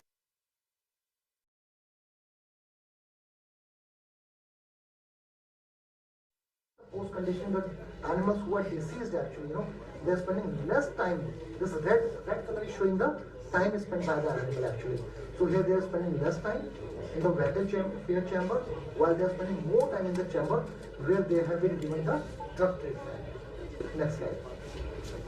Okay, then we measure the markers like TPA1 and R2D. I will just skip this slide because of lack of time. If some of you are interested, we can talk about it later. Next slide, please. So this work we have published in some of the good journals. So this is a PhD work of my PhD student Akhilesh, and he presented this work in one of the reputed conference. He went to Thailand actually, and he presented his work in the 26th Thai Neuroscience Society International Conference. And I'm happy to share that he has been awarded with the first prize, for this work actually. There, last year. Next slide, please. So next slide. So these are some of the projects which are ongoing in our lab in the field of pain actually. So one of the targets which we are exploring is the peripheral GPCR, peripheral G protein coupled receptor, like neopage receptor, cannabinoid receptor. They all are GPCR. More than 90% of the receptors are GPCR receptor. You know that, right? most of 90% were done there from the GPCR. Next, please. Next. So this data I am skipping because of lack of time. So this is loperamide, which is another peripherally acting mu-opioid receptor agonist. So this work was done by another PhD student in the lab, Anaga. So she last year only she completed her PhD, and she published her work in some of the good journals like International Immunopharmacology and Neurotherapeutics. And then the another study which is ongoing in the lab is on the frostbite injury-induced chronic pain, which is another important complication associated with the frostbite injury, especially the military veterans who are deputed at high altitudes like Siachen Glacier, right? On this project we have been awarded with the CRG grant as well. This is the new model we have developed actually in our lab. So there is one model which was reported on the back of the animal. There was some Chinese paper, but this was the first paper, I would say all over the world, where we have tried to, develop a new model for the frostbite injury-induced chronic pain. And this work was done by another PhD student in the lab, Oblapati. We have done this work extensively in terms of behavior, biochemical, and the molecular investigations. I'm just skipping all this data. And he's the PhD student, Oblapati, who has done all this work, and he has published it in very good journals. He's still continuing his PhD in our lab. And these are the two students who completed their PhD last year. And Ankit was the first PhD student when I joined IIT BHU. He came and joined my lab from Punjab, Chandigarh. And then he was very enthusiastic and very much motivated to carry out the pain research. So he completed his PhD in 2022, and then in the same year he went on for his postdoctoral research at Johns Hopkins University. And Akhilesh was the second PhD student. He completed his PhD last year only, and right now he's pursuing his postdoctoral research in University of Washington at St. Louis. And I'm thankful to my postdoc supervisor, Professor Srinivasa Raja, who is Director and Division of Pain Medicine at Johns Hopkins University. Right now he is retired, but in US, other places people never retire actually, It's up to them. As long as they are fit, they can continue to work. So he comes once in a week, sometime when he feels. He has his office still in the Hopkins block, one of the building. And I'm also thankful to my PhD supervisor for always, guiding me. Professor Kamalji Chopra, who is now she is not had, she was had previously, and she is still working. She has still 3 more years retiring.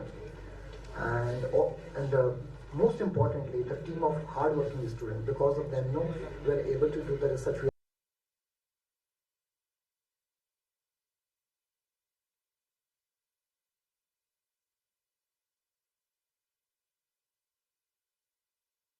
Herbals Private Limited, Lucknow.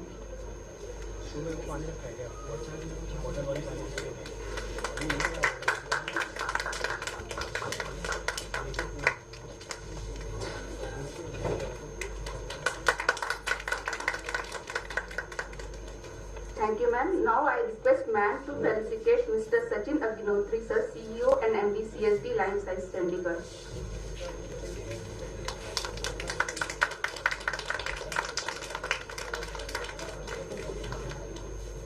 Thank you, ma'am. Now I would like to invite Dr. Deva Siddiqui, ma'am, to conduct moderation of panel discussion. So I invite you to please join me on the stage.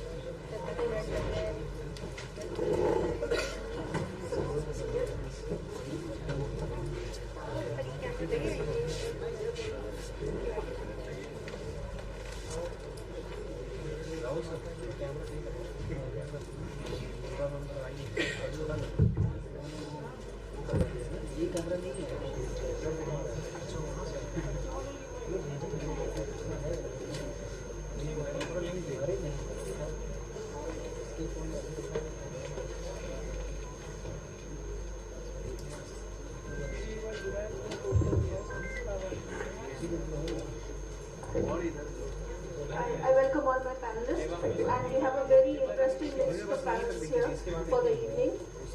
For the last 2 days of the conference, that is Pharma Vision 2040, we have covered a vast array of subjects, be it AI, be it, say, pharmacology, we have chemistry. We have covered a vast amount of theories and touched all kinds of technologies. So, culmination of all these is where do we apply these technologies? What are the use of such kind of conferences? What is the outcome of these conferences? To have that discussion, we have with us a mix of panelists which are well renowned in the respective fields. I have with me, first of all, let me welcome all of you, sir. I have with me Dr. Nikhil Sachan, sir, Deputy Secretary UGC. He will be our expert related to academia regulations. We have Mr. Sushant Sharma, Deputy Controller India, CDSCO. He will be joining us online, and he is our expert on regulatory affairs. Next, we have Mr. Avishar Shikhar, and he is our industry expert. He is the CEO of Tanishq Herbal Private Limited, Lucknow. Next, and definitely not the least, we have Mr. Sachin Agnihotri, the CEO, CSD Life Sciences. He is also our industry expert for the current panel. So, Dr. Sushant, am I audible to you?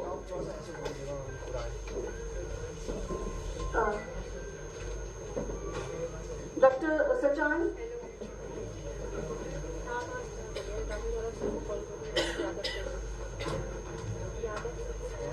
So, let's see, we can connect with Sir soon.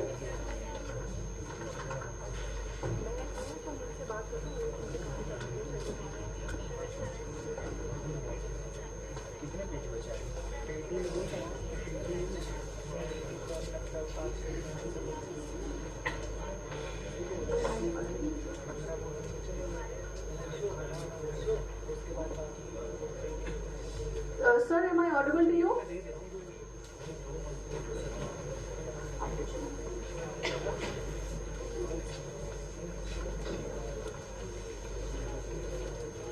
Dr. Sachan, my first question with you is, with the implementation of National Education Policy 2020, what changes can pharmacy education expect, especially in terms of multidisciplinary learning and skill development?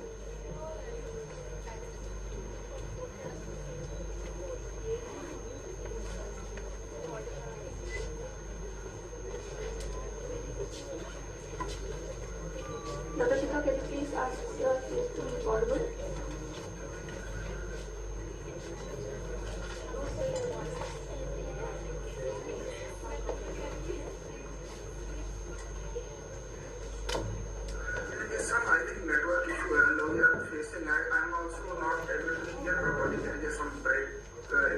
Sir, I'll repeat the question, sir. Sir, did you hear the question, sir? Should I repeat? Yes, sir, you are now audible. Yes, sir. So my first question was to you, sir.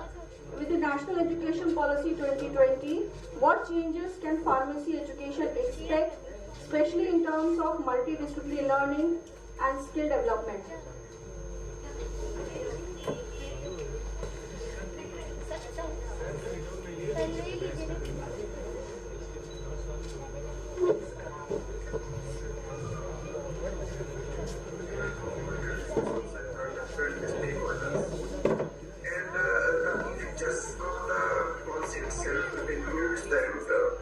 It provides the flexibility to the learners.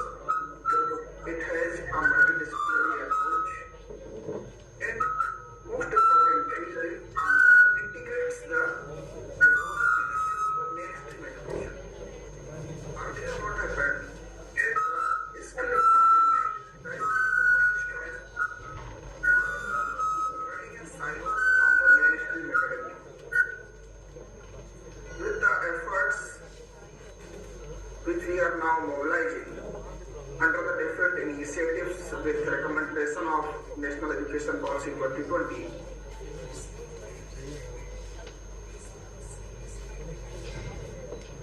If you take a look with the developmental aspects, so skilling is not a very new thing. We have always been realizing that skilling is important for our learners, for students to deal with the challenges of the society, to provide the solutions to them. And if you look back, that skilling has been the endeavor in the academic domain right from the 1952, when the Modelier Commission recommended that the introduction of vocational courses should be done from the grade 8 onwards. Following that, the Education Commission recommended in 1966 that the diversification is required with integration of the skilling and vocational education from grade 10 onwards, I think. So if now we take up it in the essence of NEP 2020, it has provided that there must be integration of the skilling in the mainstream academia, and not only there should be an integration, the clear-cut mobility should be provided in academic domain from skilling and vice versa. So if we provide that, if we comment upon that, what are the different changes we are expecting, what are the different kind of the changes in respect of the pharmaceutical sciences, in the pharmaceutical sciences system. So NEP basically provides for the multidisciplinary education to provide the real solutions to the society. The healthcare system is getting more and more challenging with the integration of the technology, with advent of the more technological solutions, and it has also posed some ethical issues, so which are to be dealt simultaneously when we are addressing to the technological solutions. Especially dealing to the skill development parts, I also would like to mention that certain initiatives which the Commission has taken, the UGC which has taken, we have introduced the various skill-based programs which can be pursued by the learners in addition to the regular academic programs. However, the curricular part is being taken care by the Pharmacy Council of India under the provisions of the Pharmacy Act. But the University Grants Commission has come up with certain very important guidelines, we can say the regulations and guidelines, which includes that credit framework, national credit framework, curricular framework for undergraduate courses, curricular framework for postgraduate courses, as well as the academic bank of credit. So these are certain tools which helps that how the learners will be able to take up the skill. In addition to that, we have also facilitated the industry to come to the classrooms, and the tools are that adjunct faculty, professor of practice, research cells, joint degree programs, through which various experts from industry sector can deliver their experience directly to the learners. So if we say that the basically changes which the pharmacy sector is expected to realize with advent of the NEP 2020 is that we will be having the multidisciplinary programs, more multidisciplinary programs. We will be having the industry together. We can expect that faculty on factory floor kind of a concept. The Pharmacy Council of India together with the National Skill Development Corporation, more specifically the Sector Skill Council, which is the Life Sciences Sector Skill Council, has also come up with some of the job roles, the occupational standards which are integrated as an elective in the pharmacy field. So these initiatives will be strengthened more and more. We will be having the research cells integrated here. We will be having more and more startups, and the solution-oriented educational approach will be there. That's why. Okay sir, तो thank you so much sir. Sir पिछले 2 दिनों से sir जो conference थी उसमें कई सारे topics के ऊपर चर्चा हुई सर, जिसमें से एक टॉपिक जो बार बार सामने आ रहा था वो था एआई को लेकर सर, और it was also including digital therapeutics sir. Sir उसके बारे में सर क्या हम कुछ एक्सपेक्ट कर सकते हैं फ्यूचर में कि एजुकेशन पॉलिसीज में कुछ इसमें एडिशन हो सकता है या फार्मेसी एजुकेशन से related? No doubt. Will it be appropriate for me to continue in English, or it will be more beneficial if I switch to more mixed? So bilingual, sir, anything, sir. Okay. So if we discuss about the integration of the AI, so AI is now something which we cannot avoid. It has to be there, and for us it is really beneficial. It's not a new thing. पहले भी हम artificial neural network through drug discovery पे काम कर चुके हैं, formulation optimisation पे काम कर चुके हैं, and now the AI has come with more efficient LLMs, more efficient data analytic models. So जहां तक पॉलिसी की बात है, the national education policy has enabled the academic institutions in a more autonomous manner. It has provided more solutions for academic collaborative approach. Government has also launched the program on artificial intelligence, that is National Program on Artificial Intelligence and Skilling Framework, NPAI. UGC has also provided the skill-based courses as a micro-credentials which can be offered through. So no doubt, artificial intelligence will be able to play a major role, and our students should also be capable of taking such learnings along with their core academic framework which is provided under the pharmacy. So the electives which I was earlier talking, those electives are recognized as those have been prescribed by the Life Science Sector Skill Council. But in coming time, I am seeing that certain job roles which are pertinent to IT and ITES Sector Skill Council, those are machine learning as well as the artificial intelligence based job roles will be integrated for personalized health care to the patients, for more efficient drug discovery, for reverse pharmacological approaches, and for the virtual laboratory experience to the learners. Okay, sir. Thank you so much. These are some policy domains. Yeah. So please continue. Yeah.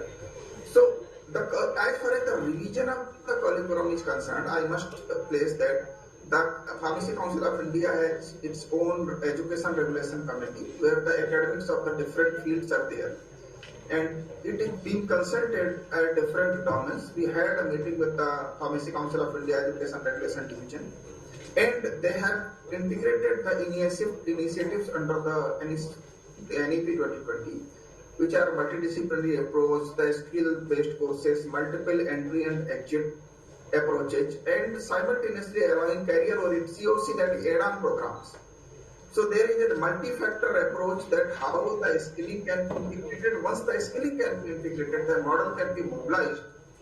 Certainly the AI, it will play a major role, and the skilling for AI, that is something that has to be taken care by our academic institution,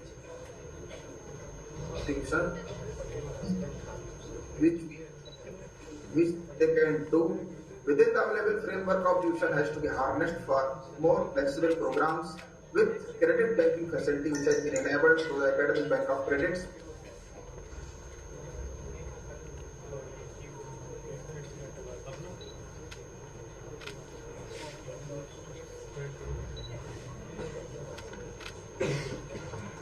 Hello, sir.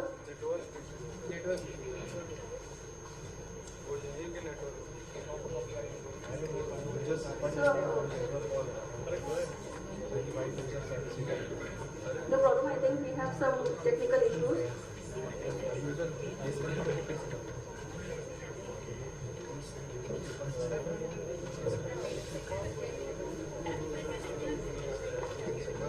No problem, sir. Ma'am. So that's why this skilling is very important. AI is a new concept which has came up in a more fascinating way. No doubt, AI was there earlier in the form of artificial neural network, we can say, in the form of the software tools which were available for the virtual laboratory technologies or formulation optimization or the personalized healthcare system which were in place. These things will be able to be improved more and more with integration of AI. which we must take up, which we must accept, and for that purpose, the policy is there. The NEP provides the integration of the skilling. NEP provides the integration of short-term training programs under its micro-skilling credentials. The University Grants Commission has already notified guidelines for the skilling. They have done the National Skill Qualification Framework as well as the National Credit Framework, which is based in the public domain. If there are any queries specific to the integration or how to roll out these initiatives, or if the students are facing any challenges in this matter, that what kind of the models may be there for integration of skilling, there may be sequential model, there may be this key responsibility area mapped with the particular syllabus, that is OBE, outcome-based education system, or an standalone vocational programs, or an specific short-term training programs, or a faculty on factory floor approach. So I'll be able to respond upon such some initiatives if somebody is interested. Okay, sir. Thank you so much, sir, for your valuable time, sir. मुझे उम्मीद है sir हम इन the future हम ये PCI के through अपनी education में इन सब प्रोग्राम्स का जिनकी आपने अभी बात करी, हो सकता है कि इंप्लीमेंटेशन हम सून देखें sir. Thank you so much. So moving on sir, मेरा अगला क्वेश्चन है मिस्टर अविनाश शिखर से, क्योंकि आप हमारे इंडस्ट्री एक्सपर्ट हैं. हम आपसे पूछेंगे, so what essential skills do pharmacy graduates need to excel in the pharmaceutical industry today? Good evening everyone. Just one question before that. कौन से क्लास के स्टूडेंट्स हैं यहाँ फार्मेसी में? First year, second year, fourth? First to fourth. Research scholars. Okay, research scholars. So they are doing M.Pharm. They're doing PhD. PhD and M.Pharm. Okay. So I think the question is what kind of essential skills a pharmacy graduate should have. So first of all, it depends where do you want to land in future after this education. So if someone wants to get into sales and marketing, so there is a different set of skills which you need to have. If somebody wants to get into the core sciences, get into the academic side of it, PhD, postdoc, research, then you need different kind of skills. And if you want to open a business, then you have different kind of skills. For as of now, I think there is one common skill which is very important for pharmacy graduates, which I always feel can be the game changer when you are in an interview or when you are in the industry or when in the middle of things, is communication. Because what happens, we are into core sciences. Pharmaceutical or pharmacy is a very core science. So जो patient आपकी दवा खा रहा है eventually, जिस company के लिए आप काम कर रहे हो या अगर आप खुद की कंपनी है, वो पेशेंट तो बहुत सारी चीजें नहीं जानता है. तो आपकी कम्युनिकेशन स्किल इतनी अच्छी होनी चाहिए, वो कम्युनिकेशन आप थ्रू अपना प्रोडक्ट अगर बता सकें, थ्रू पेशेंट इंटरेक्शन बता सकें, तो communication is the most important skill for a pharmacy graduate. Because to give that the sense of the medicine to the patient and give that confidence कि जो दवा खाने जा रहा है वो उसको बहुत अच्छे से असर करेगी, इफेक्ट करेगी. So communication is the most important skills. Then again, it depends. आप अगर if you want to get into sales and marketing side of it, you need to have good people skills. You need to know how to make friends quickly. You need to know how to communicate your idea to the doctor whom you are presenting the medicine. You should know how to make a team, because it's all about teamwork. So if you want to get into sales and marketing, so communication skills are very important. And these skills will only be beneficial when your core is really rock solid, when you have the knowledge of the subject. So the most important is, since we are into core sciences, the knowledge of the subject is the backbone on which these skills can be capitalized on or double down on. So and if you want to get into the PhD or postdoc side, then you need to have patience. Biggest skill you can have is patience if you are into research, because research is not about getting instant results. You may be experimenting for a month, 2 months, you may still not get the result. So it is very important to have patience as a skill on top of the core subject skill. So these are some of the skills which you should hone, and it will only work if you have the knowledge of the subject. That is the backbone. Unless until you have knowledge of subject, you cannot capitalize on communication. Unless until you have knowledge of subject, you cannot capitalize on patience, right? So these are some of the skills which are very important for graduates, and I would say this is the best time to hone these skills. You're getting so many exams, tests, you're getting so many activities during college, 4 years of college, 6 years of college. So this is the right time to get those skills right in up your sleeve. You should work on those skills. If you are scared of communicating, communicate every day. That's how you can get better at it. If you are not good at any subject, study every day. So this is the time where you need to build on these skills. Don't expect you will, once you get a job, then you will learn these skills.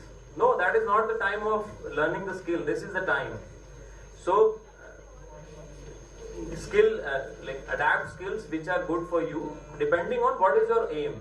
If you want to get into business, then you have to acquire those kind of skills. So this question is very pinpointing. If you can decide that in next 5 years I want to see myself as, let's say, product management team in Pfizer, so then you have to work on your marketing and sales skills. So it all depends on your end goal. Thank you, sir. Sir, can we have Mr. Sushant Sharma on the line? Ma'am? Yeah, sure. Sir, okay, sir. Sir, am I audible? So, मेरा आपसे sir एक सवाल है sir कि जो new drug launch जब होती है सर, उसके बीच में जो उसकी जो जर्नी है उसमें जो रेगुलेटरी हर्डल्स हैं सर, वो क्या क्या आ सकते हैं सर? उसके बारे में सर अगर आप कुछ हमें बताएं। मैम आपकी आवाज बीच में थोड़ी सी कट गई थी। If you repeat your question. Sir मेरा ये सवाल है सर कि मेजर रेगुलेटरी हर्डल्स क्या है sir when we are launching a new drug, sir? What are the challenges we usually face in terms of regulations? Right. In terms of the new drug, first of all, I just want to give the brief about the Indian regulatory system. Indian regulatory system is a two-tier system basically. One tier is a state authority and the second is a central authority. So whenever there is a new drug you want to launch into the India, so you have to apply to the central government. The central government with some statutory form they are issuing by giving some documents, and that document checklist is already available in the website, which required the N number of the documents, with related to the life cycle of the drug, the new molecule, the different type of the studies like clinical studies or non-clinical studies, which include the animal toxicity study. Then you have to go the phases of the clinical trial, that is a phase 1, phase 2, phase 3. Then you will apply for the marketing authorization. Even for the market, after this clinical study, you need to generate some qualitative data also. This is very extensive data, just stability, or you have to generate the stress stability data. Then you have to generate the validations data and other qualifications data. So after generation of these data, only then you will get the new drug approval. So the main hurdle in the regulatory pathway is that the information and the knowledge about the approvals. As earlier discussed, that the research scholars is sitting over here. So no doubt, maybe one of the research scholars may research any of the molecules. So I just want to convey my knowledge about this, that the information must have how you have to apply for the new drug, in which particular site, in which particular department. So this information must have each and every scholar, so that you can just reduce your time, which is wasted during the finding the way of submission of the data. So first of all, you should have the information or the knowledge about to whom or in which department you are going to apply. So it's a CDSU basically. It's an online system. We have made everything online. There is a Sugam software. You can just type the Sugam into the Google and you will get that particular site. And in Sugam, you have to have your own account. It is just like an email. You have to just generate your account. And then after generation of the account, you will just submit all the data, all the documents which is required as per the checklist. And it is a checklist which is giving all the information that now you have to submit this information and all that. So after that, you will get the approvals. and there is a committee which is looking after the approval of the new drug, and after going through that particular committee, the rigorous meeting, because each and every phases of the clinical trial, when you complete, all the results will be checked by that particular committee, and this committee comprises a different expertise from the medical health, and they are very much expertise in their particular field for which the molecule is belongs to. So after the approvals from that particular expert committee, then we will get the approval for the marketing authorization in India. Okay, sir, thank you so much, sir. So regulatory की बात हो रही है, तो sir मैं mister Satish sir से बात करना चाहूँगी. Sir as an industry person, sir innovation और रेगुलेटरी कंप्लायंस के बीच में क्या अड़चन आती है? सर इनोवेशन, अगर मान लीजिए इनोवेशन है और उसको एक फाइनल प्रोडक्ट तक पहुँचाने के लिए what are the regulatory hurdles that industry people are going through?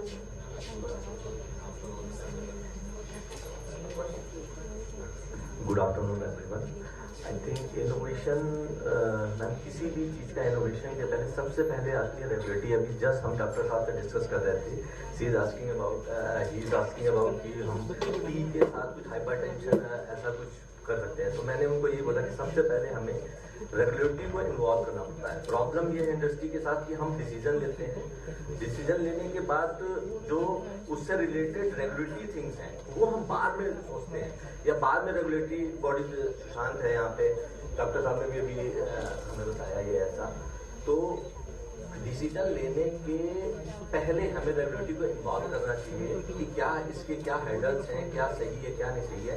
After that हम इसको प्रोसेस में. सबसे बड़ी प्रॉब्लम है कि रेगुलेटरी को हम बाद में प्रोएक्टिवली हमें इन्वॉल्व करना पड़ेगा.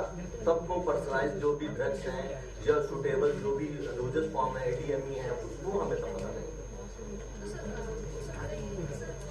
अगर मान लीजिए बहुत इनोवेटिव टेक्नोलॉजी है और एक स्कॉलर है, उन्होंने they have come up with a very good product जो इनोवेशन के मामले में अपने आप में एक चीज़ है, लेकिन क्या कहीं रेगुलेटरी उस चीज़ को आगे बढ़ने से रोकती है? तो हमारा क्या एज लाइक हम उसको कैसे सेफ गार्ड करें, उसको किस तरह से अप्रोच करें? एग्जैक्टली मैम, अभी जस्ट सर से यही डिस्कस हुआ था.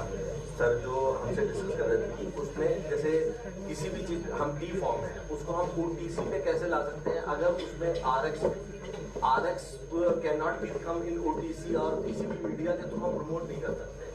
तो अगर या तो हम आयुर्वेदिक फॉलो करें, ठीक है, और या फिर रेगुलेटरीज को इन्वॉल्व करें, सारी जो रेगुलेटरी बॉडीज हैं उनको इन्वॉल्व करके हम ये डिसीजन लें कि इसको अगर हम लाएं तो किस वे में लाएं, किस डोजेस फॉर्म में लाएं जो कि इजिली पेशेंट के लिए भी सुटेबल हो और वो मिसगाइड ना हो, चिल्ड्रंस को मिसगाइड ना हो. अब जैसे टी बैग हम करते हैं तो बच्चे भी उसमें मिसयूज कर सकते हैं. तो वो मेन है कि रेगुलेटरी को इन्वॉल्व करके जो सुटेबल डोजेस फॉर्म हो उसके थ्रू हम परफेक्ट करें और आगे बढ़ें.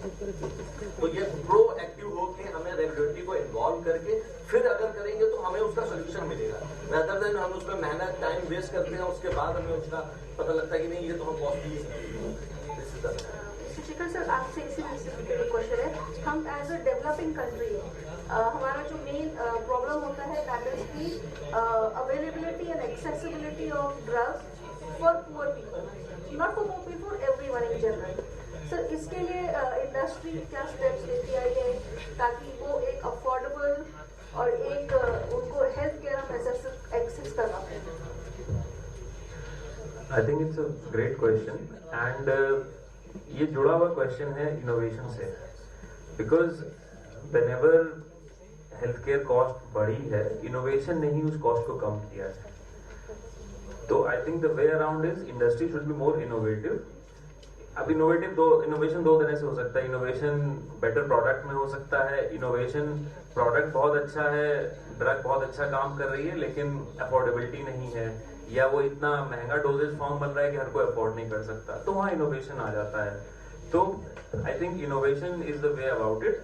रेस्ट इसमें एक इंटरडिसिप्लिनरी अप्रोच होती है गवर्नमेंट और इंडस्ट्री की, बिकॉज गवर्नमेंट का रोल होता है कि जो भी स्कीम्स हैं या जो भी हेल्थ केयर इंसेंटिव्स हैं वो बिल्कुल नीचे तक लोगों तक पहुंचे. तो जब इंडस्ट्री और वो पार्टनर करते हैं तो एक बेटर चीज निकल के आती है. जैसे आप देखें तो जन औषधि केंद्र एक बहुत बड़ा एग्जाम्पल है जिसमें most of the essential medicine are available at a very low cost. तो उसमें ऐसा नहीं हुआ है कि किसी इंडस्ट्री का नुकसान हो गया। Both will survive. भाई वो इंडस्ट्री भी सर्वाइव कर रही है जिसने 15-20 साल रिसर्च करके कोई ड्रग मॉलिक्यूल मार्केट में लाए हैं, उसको लैब से डेवलप करके मार्केट में लाए हैं, डोजेज फॉर्म डेवलप किया है, अपने साइंटिस्ट को पे किया है, तमाम रेगुलेटरी हर्डल्स को क्रॉस किया है, तो वो उसको है वो वहां से अर्न कर सकते हैं, प्लस एक्सक्लूसिविटी भी दी जाती है। लेकिन एक स्टेज ये भी तो है कि जहाँ पे कंट्री को नीड है भाई बेटर हेल्थ केयर सर्विसेज की। If you take an example of COVID, तो भाई बहुत बड़े बड़े फार्मा कंपनीज ने वैक्सीन डेवलप करी और उसको अफोर्डेबल बनाया गया। So it is always a multidisciplinary approach between industry, then government, then NGOs, कि वो चीज एक सबसेट बनता है जहां पे तीनों लोगों का एक कॉमन मोटिव होता है कि हमें बेटर हेल्थ केयर प्रोवाइड करना है।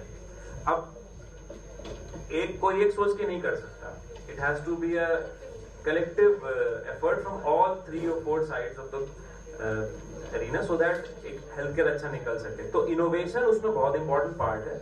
और second part definitely government support है, बिकॉज इंडिया में गवर्नमेंट सपोर्ट बहुत अच्छा हो गया है in terms of health care system. अभी मैं राजस्थान ट्रैवल कर रहा था, राजस्थान में एक जगह है दौसा, तो इंसिडेंटली मेरी कजिन वहां पे डॉक्टर है, so on the way back to Lucknow उनसे मिल रहे थे, so I was surprised to see the infrastructure of the hospital. It's a government hospital, बहुत amazing infrastructure बना रखा है, state of the art facility है for any kind of diagnostic test, फिर OPD बहुत अच्छी है। तो ये कहीं ना कहीं एफर्ट तो गवर्नमेंट का ही है ना, एंड इंडस्ट्री सपोर्टिंग इन अ वे कि इनोवेटिव प्रोडक्ट बना रहे हैं कि थोड़ा कॉस्ट कम करके भी प्रोडक्ट अवेलेबल है। जी एग्जैक्टली। सर इसी से related sir mister Sushant Sharma से पूछना चाहूंगी सर। सारी दे सर जी सर, ये जो गैप है between academia, industry and regulators का, so for global health care challenges को डील करने का सर, इसको सर कैसे इस पार्टनरशिप को स्ट्रेंथन किया जाए कि ये जो इनोवेशन और जो फाइनल प्रोडक्ट है और जो रेगुलेटरी हर्डल्स है और जो हम यहाँ बच्चों को पढ़ाते हैं एकेडमिया में जो रिसर्च होती है, उसका सर एक कंबाइंड एफर्ट किस तरह से हम कर सकते हैं? देखिए ये बहुत अच्छा सवाल है और ये पहले भी कई बार किसी भी फोरम में कई बार उठा है कि एकेडमी और रेगुलेटर्स को कैसे एक प्लेटफॉर्म पे लाया जाए और कैसे स्ट्रेंथन किया जाए। मैं आपको इसके ऊपर एक चीज बताना चाहता हूँ कि कोई भी रिसर्च या इनोवेशन जो भी एकेडमी की तरफ से होती है, तो हमारे रूल्स एंड रेगुलेशंस जो रेगुलेटरी के हैं बहुत ही रिलैक्स हैं इसके ऊपर, और वो रिलैक्सेशन आपको न्यू ड्रग और क्लिनिकल ट्रायल रूल्स में मिल जाएंगे, जिसमें एकेडमी के लिए किसी भी तरह की परमिशन की जरूरत नहीं है किसी भी क्लिनिकल स्टडीज के लिए, और आप सिर्फ एथिक्स कमेटी का अप्रूवल लेके आप you can do your clinical studies. तो इसमें रेगुलेटरी हर्डल नहीं आते एकेडमी में। लेकिन फिर भी मैं चाहता हूँ बहुत ज़्यादा इन्वॉल्वमेंट होना चाहिए, बिकॉज इंटरैक्शन काफ़ी हद तक होनी चाहिए, इंटरैक्शन बहुत कम है। हमारा जो कोर्स डिज़ाइन है वो भी बहुत ही अलग हट के कोर्स डिज़ाइन है, जो मुझे लगता है कभी कदार कि जब हम लोग इंडस्ट्री में जाते हैं तो एक प्रैक्टिकल अप्रोच दिखानी पड़ती है, जब हम लोग रेगुलेटरी में जाते हैं तो एक रेगुलेशन पॉइंट ऑफ व्यू से अप्रोच दिखानी पड़ती है, लेकिन जो हम लोग ग्रेजुएशन या पोस्ट ग्रेजुएशन करते हैं तो एक बहुत थियोरिटिकल चीजें हो जाती हैं। तो इन तीनों चीजों को कंबाइन करके कहीं ना कहीं हमें अपने अप्रोच को डेवलप करने की जरूरत है और उसको एक प्रैक्टिकलिटी में लाने की जरूरत है, और ज्यादा से ज्यादा ट्रेनिंग कराने की जरूरत है, not only with respect to the industry but with respect to the regulatory also. Because मैंने देखा है आप लोग एकेडमिक सेशन के बीच में स्टूडेंट्स को भेजते हैं इंडस्ट्री राउंड के लिए या इंडस्ट्री प्रोजेक्ट्स के लिए, तो ऐसी कहीं ना कहीं एक experiment regulatory point of view से भी होना चाहिए कि आप रेगुलेटरी ऑफिस में भेजें ताकि उनको उस चीज की भी जानकारी हो कि रेगुलेटरी कैसे काम करती है। बिकॉज हम लोग हमेशा से ही एक कर्टन के पीछे छिपे लोग हैं, चाहे किसी भी तरीके से कहिए, चाहे कोविड हो गया, चाहे कुछ भी हो गया, काम बराबर किया गया, लेकिन हमें वैसा हमें मिलता नहीं है एप्रिशिएशन जैसा मिलना चाहिए। तो इसलिए कहीं ना कहीं इंटरेक्शन, ज्यादा इंटरेक्शन, ज्यादा कम्युनिकेशन और ज्यादा से ज्यादा एक दूसरे में इंटरफेरेंस की जरूरत है। Thank you sir. सर मैं डॉक्टर सुशांत से पूछना चाहूंगी सर कि किस तरह से सर एकेडमिक इंस्टीट्यूशंस प्रिपेयर करें फ्यूचर फार्मासिस्ट या प्रोफेशनल्स को इन रेगुलेटरी रिक्वायरमेंट्स को अंडरस्टैंड करनी हुई, ताकि वो अगर एक कॉन्सेप्ट दिमाग में और मान लीजिए रेगुलेशंस की वजह से वो उनका जो इनोवेशन है वो किसी को how can we help these students और अडेप्ट टू रेगुलेटरी चेंजेस? हाँ, ये this is very good question और मुझे हमेशा से ये अपीलिंग रहा है। इसमें से 2 पॉइंट्स हैं आपके। One is the legal requirement जो कि है कि किसी भी ड्रग या फार्मुलेशन को या किसी आइडिया को ट्रांसलेट करके हेल्थ केयर प्रोडक्ट बनाने के लिए।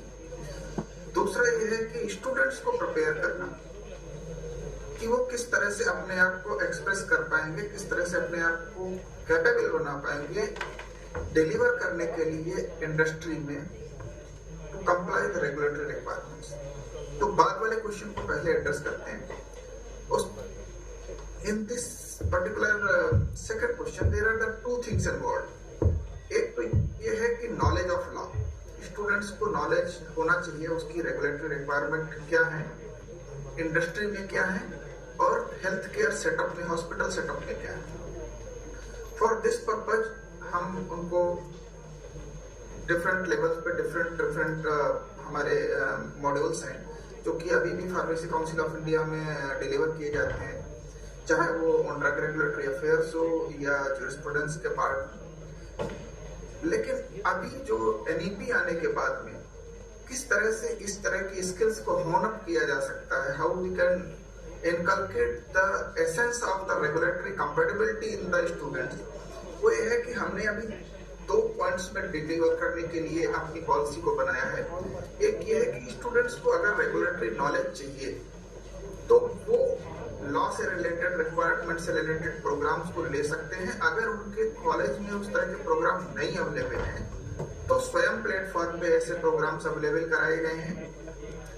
स्वयं के थ्रू NPTEL में IIT खड़गपुर बहुत सारे ऐसे प्रोग्राम्स लॉन्च करके रखी हुई है, पेटेंट से रिलेटेड, रेगुलेटरी कंप्लायंस से रिलेटेड प्रोग्राम्स हैं। और जो इंस्टीट्यूशंस ऑफ नेशनल इंपॉर्टेंस है या यूनिवर्सिटी है वो प्रोग्राम लॉन्च कर रही हैं। एक तो ये है कि वो प्रोग्राम्स के बारे में जानकारी ले सकते हैं ऑनलाइन प्लेटफॉर्म से, जिसके बारे में उनको जानकारी शायद इतनी स्ट्रक्चर्ड वे में अपने आप पढ़ने से ना रहे। दूसरा, हमारे गवर्नमेंट ऑफ इंडिया ने विद्यांजलि स्कीम लॉन्च की है। विद्यांजलि स्कीम के तहत में कोई भी पब्लिक सर्वेंट हो या इंडस्ट्री का पर्सन हो या जो भी कंट्रीब्यूट करना चाह रहा है, अभी हमारा सुशांत जी कह रहे थे कि शायद तो वो सामने नहीं आ पाते हैं कि वो इतना इम्पोर्टेंट उनका रोल भी है। संभवतः एकेडमिक्स को इस चीजों के बारे में कुछ अवेयरनेस नहीं है।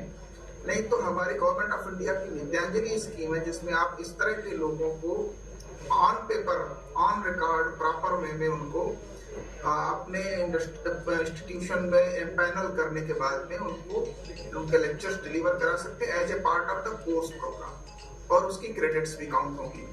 तो विद्यांजलि पोर्टल के तहत हो, चाहे ऑनलाइन प्लेटफॉर्म के तहत हो, या इंटरडिसिप्लिनरी मल्टीडिसिप्लिनरी कोलैबोरेशंस के तहत हो, या एड ऑन प्रोग्राम्स के तहत हो, आप बच्चों को लॉ का नॉलेज दे सकते हैं। एक बात।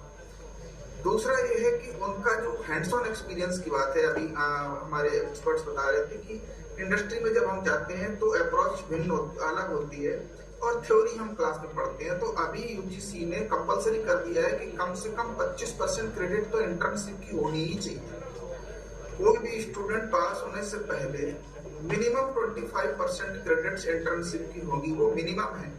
मैक्सिमम और भी हो सकती है अगर हमारे पास ज्यादा से ज्यादा क्रेडिट्स का प्रोग्राम कराना है। अगर हमें इंटर्नशिप पे बेस्ड ही प्रोग्राम कराना है तो भी एक अप्रेंटिसशिप एम्बेडेड प्रोग्राम के नाम से हमने ऑप्शन ला दिया हुआ है, जिसमें से जो भी बंदा फैक्ट्री में काम करेगा उसकी नोशनल क्रेडिट्स काउंट करके उसको उसकी क्रेडिट दी जा सकती है, जिससे कि उसको मार्क्स या क्लास हो सकता है। तो अप्रेंटिसशिप एम्बेडेड प्रोग्राम है, इंटर्नशिप इंटीग्रेटेड लर्निंग है, और इसके अलावा हमने रिसर्च इंटर्नशिप के लिए भी स्कीम लॉन्च की है, जिसमें से जो रिसर्चर्स हैं, जो नेशनल लेबोरेटरीज के साइंटिस्ट्स हैं, या जो बहुत सीनियर फैकल्टी मेंबर्स हैं जिनके अंडर में रिसर्च प्रोजेक्ट्स चल रहे हैं, या इंडस्ट्री के जो ऐसे रेगुलेटर्स हैं, उनके यहाँ जाके लोग अप्रेंटिसशिप कर सकते हैं और उस अप्रेंटिसशिप की क्रेडिट रेगुलर कोर्स में जोड़ी जाएगी। तो इस तरह की स्किल्स के तहत में लोग अपने रेगुलेटरी नॉलेज को स्टूडेंट्स अपग्रेड करके अपनी कंपेटेबिलिटी बढ़ा सकते हैं। अब दूसरे क्वेश्चन क्या है?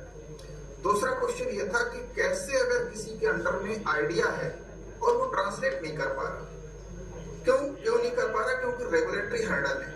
तो जाहिर है कि हेल्थ साइंस है और इसमें लोगों के जान जाने का सवाल है, इसलिए हम ह्यूमन पॉपुलेशन को गोनिया पिग की तरह डील नहीं कर सकते हैं उनको, लेकिन इस तरह से वो करेंगे। उसमें नेशनल इनोवेशन फाउंडेशन है जो कि इस तरह के आइडियाज को ट्रांसलेट करने में हेल्प करता है लोगों की।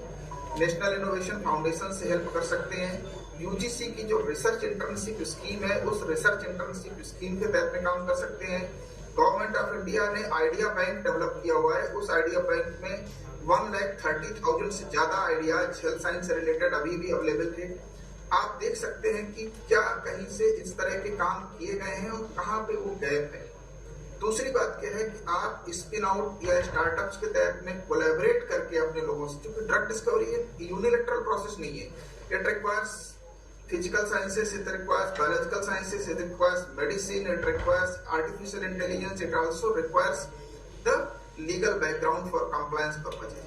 तो कोलैबोरेटिव अप्रोच अपनाते हुए इस तरह के प्रोडक्ट्स को डेवलप किया जा सकता है, जिसके लिए और एक और इम्पोर्टेंट बात है कि अभी हम गाइडलाइंस बनाने जा रहे हैं कॉर्पोरेट सोशल रिस्पॉन्सिबिलिटी की, जिसमें से इंडस्ट्रीज की जो दायित्व है कि कॉर्पोरेट सोशल रिस्पॉन्सिबिलिटी का फंड उनको एक्सपेंडिचर करना है अंडर कंपनीज एक्ट में, तो कहीं ना कहीं उसके तहत में भी वो इस तरह के इनोवेशंस को सपोर्ट करके एकेडमिक इंस्टीट्यूशंस में भागीदारी कर सकते हैं। So I think this very flexible and innovative approaches which are being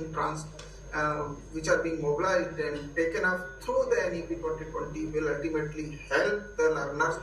It will help the students in the real ground to innovate and serve the humanity in a better manner.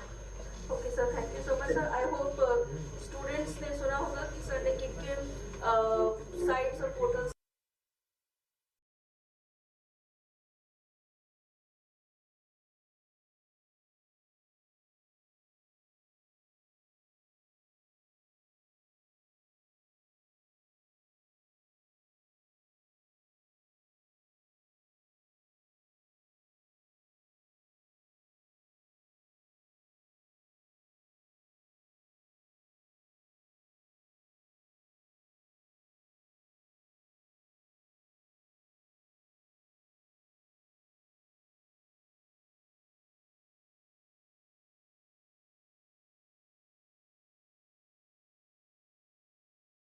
of diseases and personalized treatment and cell analysis and you can say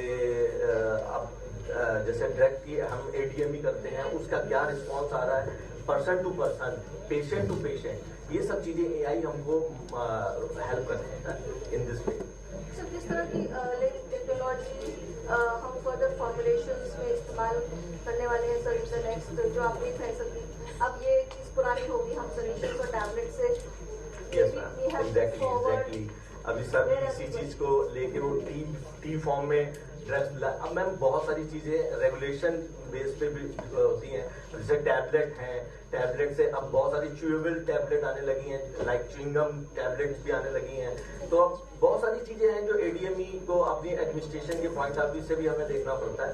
दूसरा जो person to person suitable है, बच्चे हैं उनको syrup form में हमें doses देनी है, वो उसी पे एक्सेप्ट करते हैं, और उसमें भी मेरा खुद का बेटा है 3 साल का, उसको दवा पिलाना एक टारगेट है तो बहुत सारी चीजें हैं जो हमें देखनी पड़ती हैं। उसके बाद रेगुलेशंस हैं, तो सारी चीजें फॉलो करके ही कुछ भी हम फाइनल डिसीजन करते हैं, फिर वो कुछ इनोवेशन हो सकता है।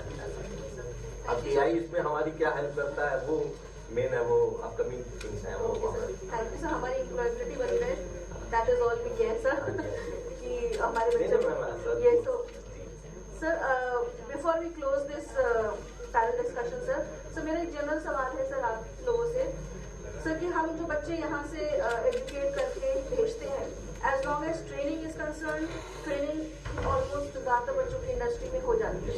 What is the problem when their employability comes? Because ये फेस किया गया है बार बार कि जो हम ट्रेनिंग के लिए बच्चा भेजते हैं, फिर बाकी आगे चल के वो इंडस्ट्री में ऐसी क्या कमी है हमारे उनके डेवलपमेंट में बीच कम्युनिकेशन गैप हमारे बीच ना मैम कम्युनिकेशन, रेगुलेटरी, इंडस्ट्री और एकेडमिक, इन तीनों के बीच में बहुत ज्यादा कम्युनिकेशन गैप है। मतलब हम प्रैक्टिकली कुछ पढ़ते हैं और इंडस्ट्री में कुछ, जैसा सर ने भी बोला, कुछ ऐसा प्रोग्राम हमें डिजाइन करना चाहिए कि उस बेसिस पे हम मार्क्स दें कि इंडस्ट्री विजिट कर रहे बंदा, स्टूडेंट कोई भी, और उसके बाद उनको हम उस बेसिस पे मार्क्स दें कि आपने वहाँ पे क्या सीखा। वहाँ पे प्रैक्टिकल इज डिफरेंट। और मैम जब हम एजुकेशन इसमें स्टडीज में थे, जब मैं भी बीफॉर्म कर रहा था, तो कॉस्टिंग क्या चीज है हम कभी डिस्कस ही नहीं करते थे। लेकिन जब प्रैक्टिकल लेवल पे है तब हमें कॉस्टिंग समझ में आई कि कॉस्टिंग बेसिस पे भी बहुत सारी चीजें, क्योंकि जो जिस कंट्री में हम रहते हैं सारे हर चीज अफोर्ड नहीं कर सकते। तो वो चीज कहीं हमारे एजुकेशन में थी ही नहीं कि कैसे हम जो भी ड्रग्स हैं इनकी एडीएमई कैसे अफोर्डेबल करें, कैसे उसको करें। कुछ मेडिसिन इतनी कॉस्टली हैं कि नॉर्मल पर्सन नहीं उसको अफोर्ड कर सकते। तो ये जो एक गैप है इसको कवर करना बहुत जरूरी है between general public, between student, regulatory and industry. जिसके बीच का एक बॉन्ड बनाना बहुत जरूरी है। वो हमारे एकेडमिक या हमारे वो सिलेबस में कुछ ऐसा वो करना चाहिए मेरे हिसाब। I think it's a very valid point, because जो बुक नॉलेज हम लोग लेते हैं 4 साल 6 साल, और जो प्रैक्टिकल एस्पेक्ट है, बिकॉज प्रैक्टिकल एस्पेक्ट में बिजनेस पार्ट ऑफ इट आ जाता है। अगर कोई भी इंडस्ट्री है तो उसने इन्वेस्टमेंट कर रखा है, प्लांट मशीनरी पे कर रखा है या बैंक से लोन ले रखा है। वहां अगर स्टूडेंट आता है फॉर इंटर्नशिप तो इंडस्ट्री का रियलिटी है, ये प्राइमरी आउटलुक ये होता है कि यार इसको मैं अगर सिर्फ सर्टिफिकेट ही दे दूं ताकि मेरे किसी काम में हिंड्रेंस ना हो। That is the real reality. So उसका रीजन ये कि बिजनेस पार्ट ऑफ इट तो एकेडमिक्स में उतना नहीं पढ़ाया जाता है। तो एक तो ये रीजन है। सेकंड, जो इन्होंने कहा कम्युनिकेशन गैप बहुत बड़ा है गवर्नमेंट, इंडस्ट्री और एकेडमिया में। बिकॉज एकेडमिकली मुझे लगता है हम लोग किसी और कंट्री से गवर्न होते हैं। जैसे let's take an example, in pharma sector mostly US और यूरोप से गवर्न होते हैं। अगर कोई रेगुलेशन वहां पे आ गया तो उसको एकेडमिक में इन्वॉल्व किया जाएगा, बट क्या वो अपनी कंट्री के इकोसिस्टम के लिए सही है कि नहीं, उस पर कम बात होती है। तो जैसे कहते ना कि आपने बस किसी को देख के कोई चीज करने लगे, तो वो कम्युनिकेशन, अच्छा वो कम्युनिकेशन क्या है, जनरल पब्लिक से जब इंसाइट जाएंगे कि नहीं हमें इस तरह की चीजें होनी चाहिए, तब ये चेंजेस आ सकते हैं। Second is communication, first is business point of view होता है, तो इंडस्ट्री का ही आउटलुक होता है हमारा कोई नुकसान ना हो जाए। थर्ड है कहीं ना कहीं एम्प्लॉयबिलिटी और स्किलिंग, दो डिफरेंट चीजें हैं।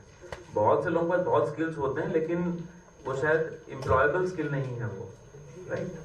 तो वो इसीलिए सॉफ्ट स्किल्स को इतनी इंपॉर्टेंस दी जा रही है पिछले 15-20 साल, बिकॉज सॉफ्ट स्किल ऐसी चीज होती है जिससे आपको एक अपने अराउंड एक एनवायरनमेंट क्रिएट करने की पावर मिलती है कि आप अडेप्ट कर सकें। अडेप्टेबिलिटी बहुत इंपॉर्टेंट सॉफ्ट स्किल है कि आप जिस एनवायरनमेंट में गए, अगर इंडस्ट्रियल एनवायरनमेंट में गए, आपने आपको अडेप्ट कर लिया, ठीक है, बुक में कुछ पढ़ा, यहाँ ऐसे हो रहा है, जल्दी जल्दी इसको सीख के इम्प्लीमेंटेशन सीख लिया।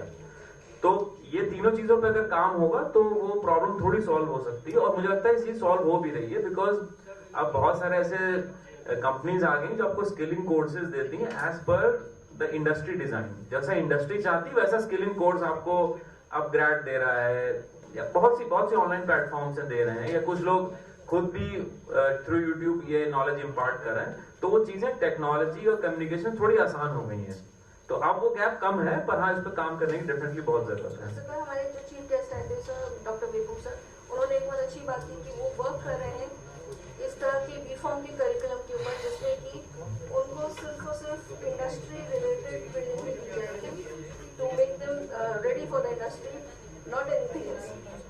सो I hope in the future हम इस चीज को इम्प्लीमेंट कर पाए।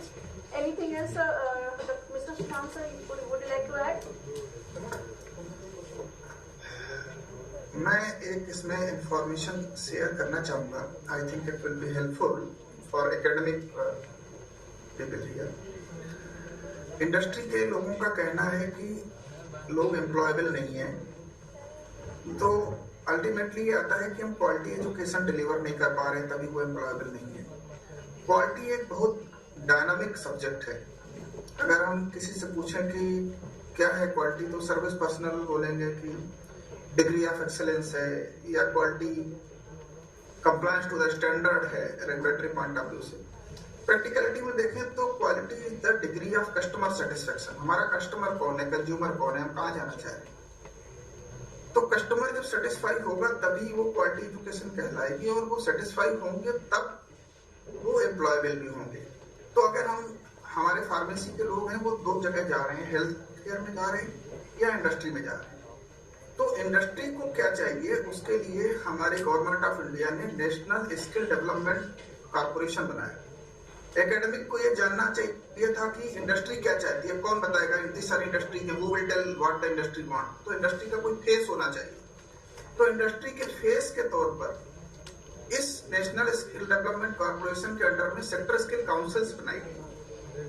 दो sector skill councils are the industry bodies, उसमें डिफरेंट इंडस्ट्री के रिप्रेजेंटेटिव्स हैं, और वो लोग नेशनल ऑक्यूपेशनल स्टैंडर्ड्स बनाते हैं। एक टर्म है NOS, national occupational standard. National occupational standard में 3 पॉइंट्स हैं, knowledge, skills and aptitude. Knowledge वो है जो हम बच्चों को पढ़ाते हैं, उसके फंडामेंटल प्रिंसिपल्स। स्किल्स अगर उसको कोई काम करना आना चाहिए, whether one is able to operate the instrument, one is able to analyse the data, वो स्किल्स है। इसके साथ साथ जो सर बता रहे थे कि उसके पास में वो एटीट्यूड भी होना चाहिए काम करने की तरफ में, उसके पास में वो सॉफ्ट स्किल्स रिलेटेड भी चीजें होनी चाहिए। ये चीजें सारी की सारी डिफाइन कर दी गई। अब आप देखेंगे तो life science sector skill council में हमारे पास में मैन्युफैक्चरिंग केमिस्ट है, सेल्स एग्जीक्यूटिव भी होगा, क्यूए केमिस्ट है, क्यूसी केमिस्ट है। इनके क्वालिफिकेशन पैक्स अवेलेबल है। क्वालिफिकेशन पैक क्या है कि उस बंदे को क्या क्या काम करना है। अल्टीमेटली हर काम करने का जो स्टैंडर्ड है वो उसका ऑक्यूपेशनल स्टैंडर्ड है, और अगर एक व्यक्ति से 10 काम करने अपेक्षित हैं तो उस 10 ऑक्यूपेशनल स्टैंडर्ड्स को मिला के एक क्यूपी बनता है, क्वालिफिकेशन पैक। उस क्वालिफिकेशन पैक के आधार पर जो करिकुलम बनाया जाता है that is called as the skill curriculum, और उस स्किल करिकुलम पर हम एजुकेशन और ट्रेनिंग अपने स्टूडेंट्स को देना अपेक्षित कर रहे हैं। This is ultimate the OBE, outcome based education system. Outcome based education system में हमें अल्टीमेटली इंश्योर करना है कि जो स्टूडेंट्स हैं they are capable of delivering what is content in the qualification packs for which we are preparing them. तो ये exercise की जा चुकी है गवर्नमेंट की तरफ से, हमें कहीं इधर उधर नहीं जाना है। क्वालिफिकेशन पैक्स फार्मा सेक्टर के लिए एनएचडीसी की वेबसाइट में अवेलेबल हैं। आप देख सकते हैं कि हमारे स्टूडेंट्स के अंदर वो कौन सी स्किल्स, नॉलेज और एटीट्यूड्स की रिक्वायरमेंट है। इसके साथ साथ में उनको जो सॉफ्ट स्किल डेवलपमेंट की है that is a concept called finishing school.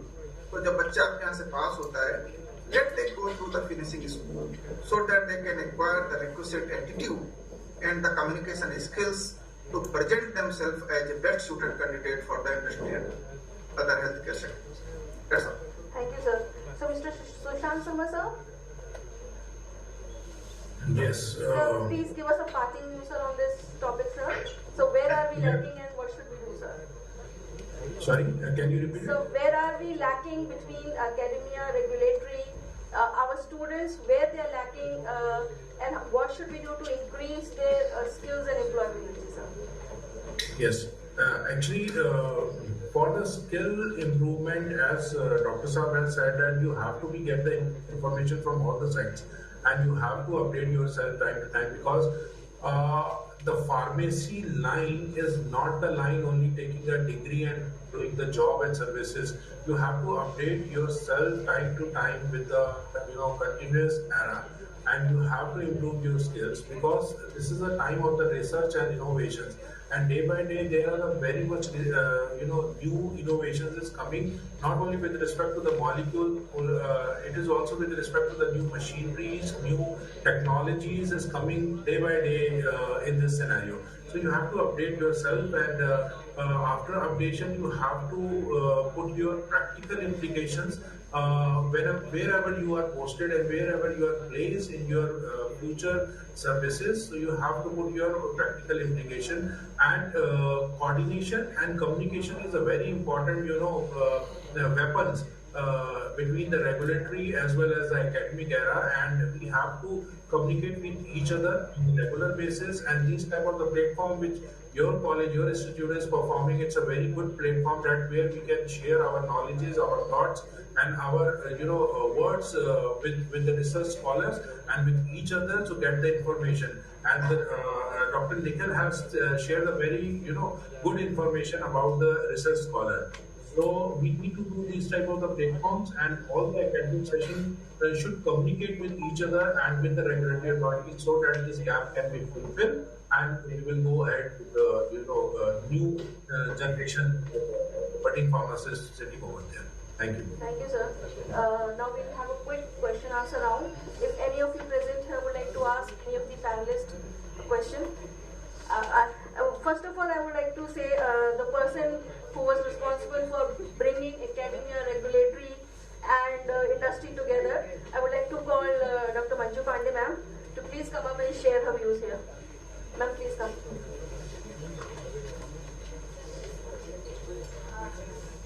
जैसे अभी विजास सर ने एक चीज बोली कि कम्युनिकेशन, सॉफ्ट स्किल डेवलपमेंट, ये जो सारी स्किल्स और ये सारे कम्युनिकेशन, और जहाँ पे ये गैप की बात सुशांत सर बोल रहे हैं या निखिल सर का भी कहना है कि कहीं ना कहीं बच्चे कनेक्ट हों जो हम एम्प्लॉयबिलिटी को इम्प्रूव करने के लिए, तो ठीक है, हम भी मानना ये चीज़ कि हमने यहाँ से बच्चों को भेजा 3 मंथ्स की, 1 मंथ की या वट एवर जो भी हमारे करिकुलम में डिज़ाइन है 45 डेज की ट्रेनिंग के लिए।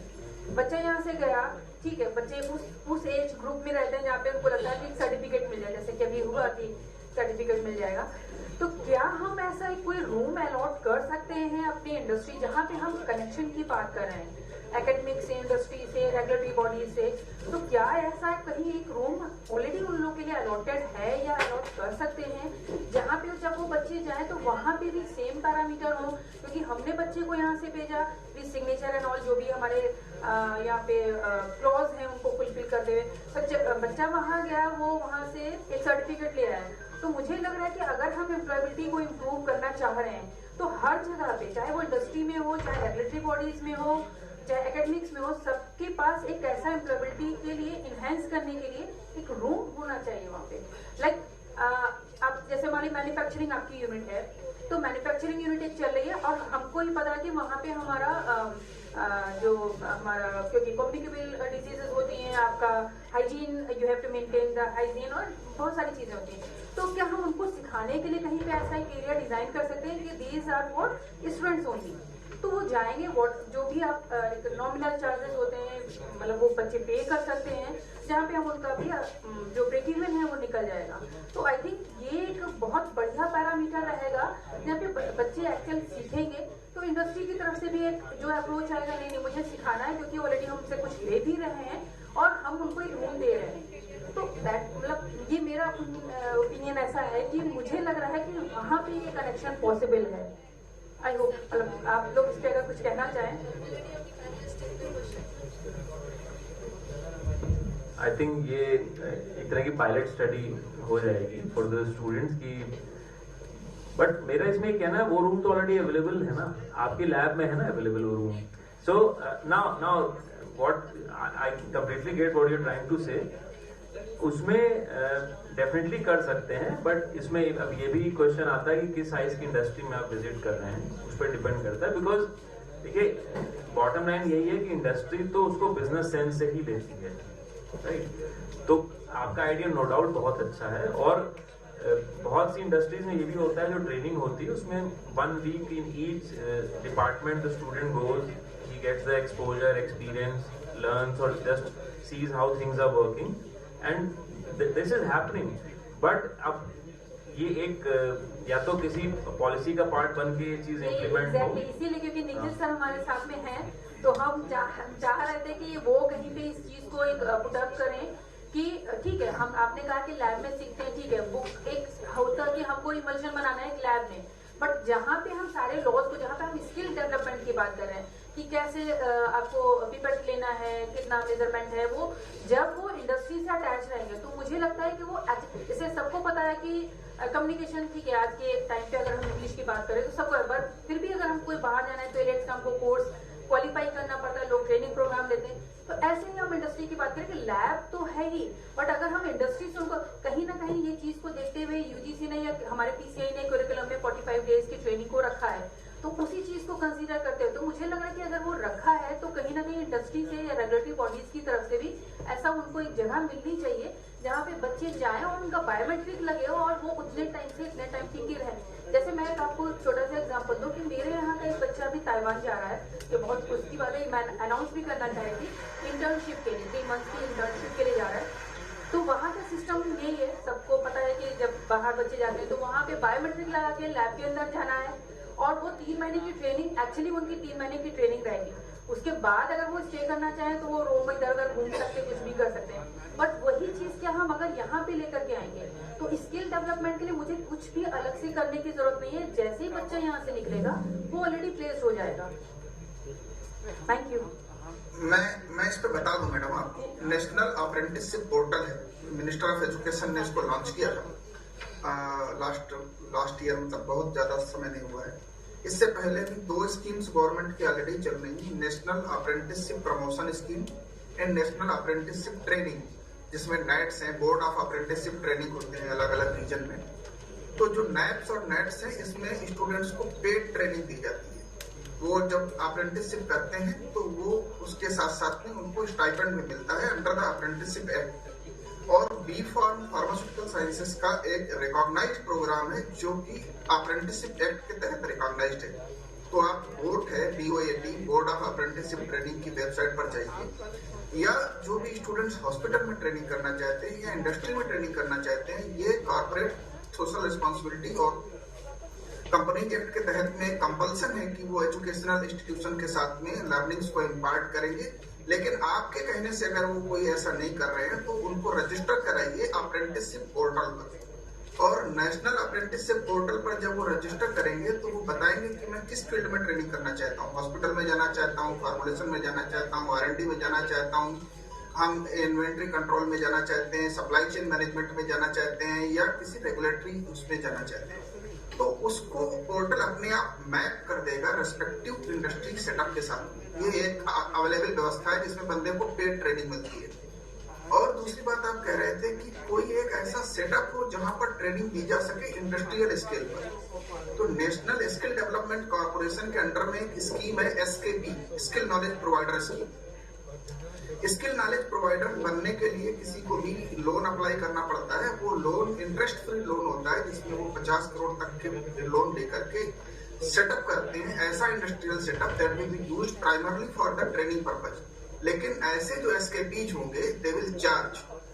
तो क्या करेंगे, क्योंकि उन्होंने इसी पर्पज के लिए अपना सेटअप लगाया हुआ है, they are not engaged in the commercial activities for supplying the drug. तो वो आपको आपके स्टूडेंट्स को सिखाएंगे बट दे में charge something. So this kind of the scheme is already there, where those SKPs are operational, that can be information can be obtained from the NSTC. Okay, sir. Thank you so much. Any more questions, sir? Anyone? You want to ask a question? Keep it brief. The panelists are happy. Sir मेरा question ये था कि जैसे हम लोग की industrial training होती है, हॉस्पिटल ट्रेनिंग होती है, तो हम लोग गए थे वहाँ इंडस्ट्री में। तो सर वहाँ पे हम लोग ने एक चीज़ ऑब्जर्व की थी कि जैसे जब भी कोई ऑडिट हो रहा होता है ना, तो ऑडिट से पहले कंपनी बिल्कुल डिफरेंट तरीके से वर्क कर रही होती है और ऑडिट के बाद बिल्कुल ही डिफरेंट तरीके से। तो जब हम लोग का फाइनल डे था तो हम लोग ने ये चीज़ पूछी थी कि मतलब जैसे मास्क लगाना या फिर ऐसे ग्लव्स का यूज़ करना फ्रीक्वेंट उसमें नहीं हो रहा था। तो उन लोग ने ये प्रॉब्लम ऐसी क्यों होती है, और वो कंपनी भी ऐसी बहुत अच्छी कंपनी थी, ऐसा नहीं था कि कोई बहुत खराब कंपनी होती। तो इसका सर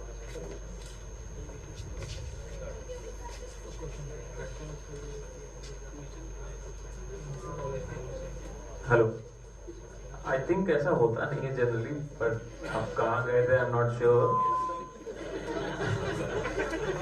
बट नहीं, इसमें अब एक बात और भी है कि definitely when there is an audit, तो जब एक्सटर्नल या थर्ड पार्टी ऑडिट होगा तो उससे पहले आप भी तो सेल्फ ऑडिट करेंगे ना।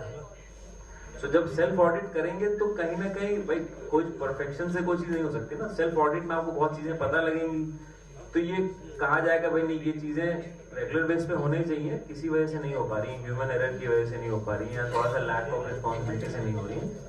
तो सेल्फ ऑडिट होने की वजह से वो चीज फिर वैसे होने लगेगी, पर जनरली ऐसा कोई ट्रेंड है नहीं।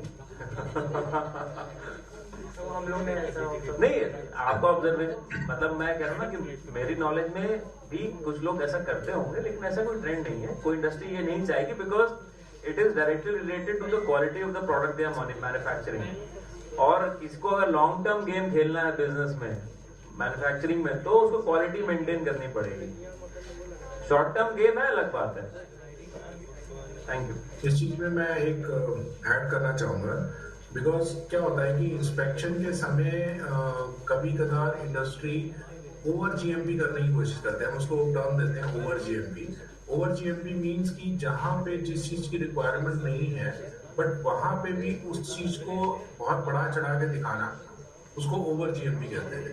तो कभी कभार आपने मास्क देखा या नहीं देखा, आई डोंट नो कौन सी वो जगह थी, लेकिन हो सकता है कि उसका इम्पैक्ट उतना ना हो कि वो रेगुलेटर में ना पहने, लेकिन रेगुलेशन इंस्पेक्शन के समय जब रेगुलेटर आ रहा है तो उसको दिखाने के लिए कि we are keeping the mask in each and every places, even when going to the toilet also.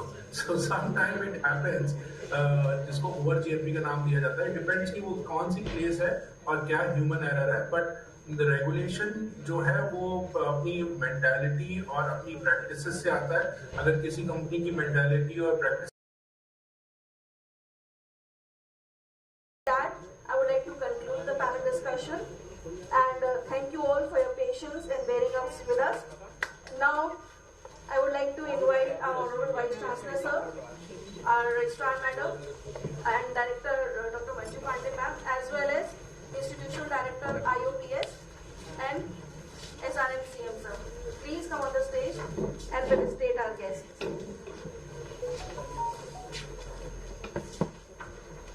We have Dr. Sajjan Sir, who has joined us as General Secretary UGC, and we have Mr. Sir, he's online sir, and he's a drug controller CDSCO.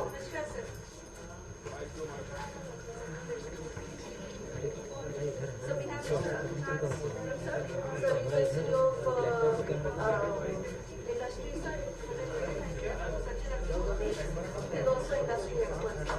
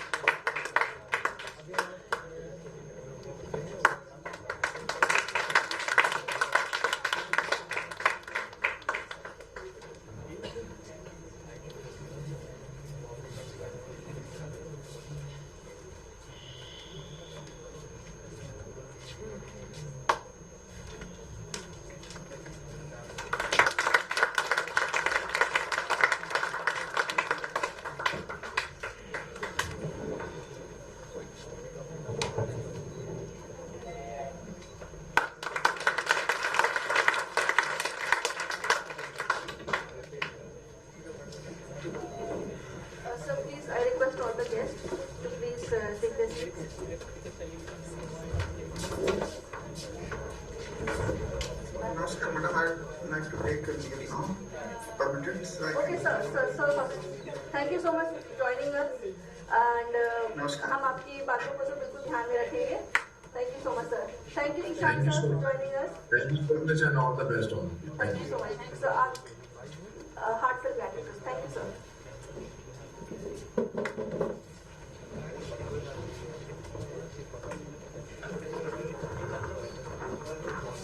Fortunately, we have one winner of the poster presentation, Miss Akanksha Kanodia.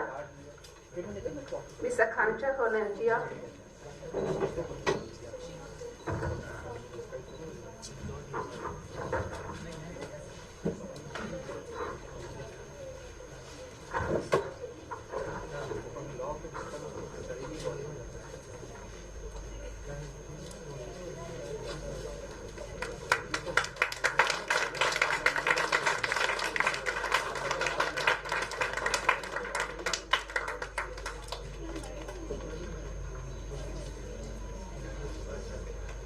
Congratulations, Akansha.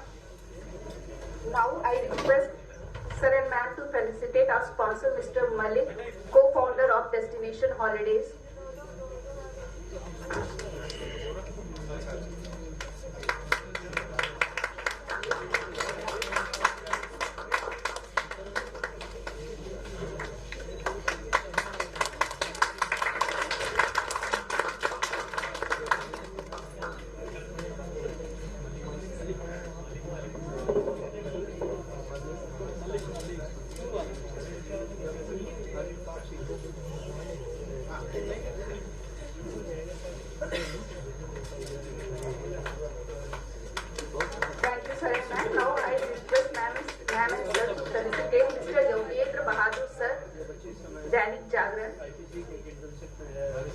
Media person.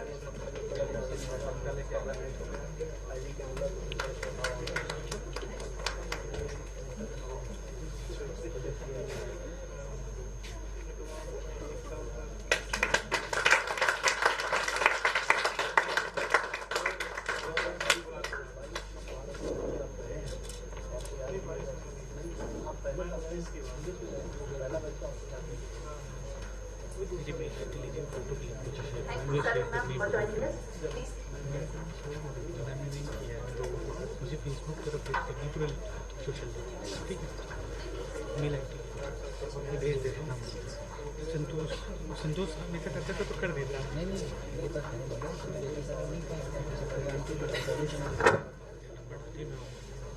Now I would like to announce the winner of this poster presentation.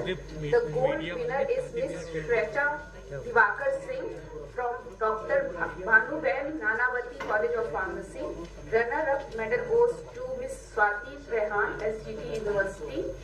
And bronze medal for offline poster goes to Miss Sumita Das, BBAU Lucknow, and Mr. Rishabh Chaudhary, BBAU Lucknow. And bronze for oral presentation goes to Miss Anju Daharia, Kamla Institute of Pharmaceutical Sciences, and Miss Damini Shiv Prasad Bangera from Dr. Bhanuben Nanavati College of Pharmacy. Congratulations to all the participants. If you have not collected the certificate and you are dismissed as online, please come to the university and collect the medal and certificates. Thank you. This conference is a gathering of brilliant minds, dedicated professionals, and passionate individuals. It is clear that the future of pharmaceutical industry lies in the collaborative approach prioritizing groundbreaking research and conscious practices and equitable access. With this word, Chancellor Engineer Pankaj Agarwal sir, Pro Chancellor Engineer Pooja Agarwal ma'am, and University Advisor Ms. Arushi Agarwal for their unwavering support, visionary leadership and commitment to academic excellence. Their encouragement has been instrumental in shaping this event into a meaningful platform for knowledge exchange and collaboration. A special appreciation to our Vice Chancellor, Professor Dr. Vikas Mishra, for his continuous guidance and motivation in fostering research and innovation at SRMU. I extend my deepest gratitude to our esteemed chief guest, Professor Dr. Vibhushani sir, and our guest of honor, Dr. Manish Kumar Chaurasia, for gracing this occasion with their presence. Their inspiring words and invaluable insights have greatly enriched our understanding of pharmaceutical advancement, research, innovations, and industry collaboration. A special thanks to our renowned speakers, Dr. C.H.V. Rao from NBRI, Dr. Himanshu Chaudhary from CBMR, Dr. Vinod Tiwari from IIT PHU for gracing the event in person, and our international keynote speaker, Dr. Min Hua Shen from Taiwan, Dr. Shivanandi from Malaysia, and Dr. Pankaj from USA, and our panel discussion members, Mr. Shashank Sharma, Deputy Drug Controller of India, Mr. Sachin Agnihotri, CEO of CSD Life Sciences, Mr. Avijay Shikhar, CEO of Tanshuk Herbal Private Limited, and Dr. Nikhil Sachan from Deputy Secretary UGC for their thought-provoking sessions which have given us new perspective on pharmaceutical advancement. Your expertise and contribution to this field are truly commendable. I would also appreciation to our APTI representative, Dr. Ankur Gera, for her support and valuable contributions to this conference. This conference witnessed over 1,300 registrations and an impressive participation of more than 3,000 attendees online from 134 institutes, 30 universities and 10 states across the country. The overwhelming response reflects the enthusiasm and dedication of the academic and research community towards the innovation and excellence in the pharmaceutical sciences. A special thanks to Registrar Ma'am for providing help and support in overcoming every obstacle we faced during the conference. A special thank you to our media persons, sponsors, organizing committee, faculty members, student volunteers for their tireless efforts in ensuring the seamless execution of this conference. Lastly, I express my gratitude to all the participants for their active involvement, insightful discussions, and innovative research presentation. As we conclude, let us continue working together to drive the advancement in the pharmaceutical, education, research, and industry collaboration. Thank you once again, and I look forward to many more such enriching interactions in the future. Thank you. Thank you so much, ma'am. Now, to honor the spirit of our nation and conclude our celebration on a high note, let us all stand together and sing our national anthem.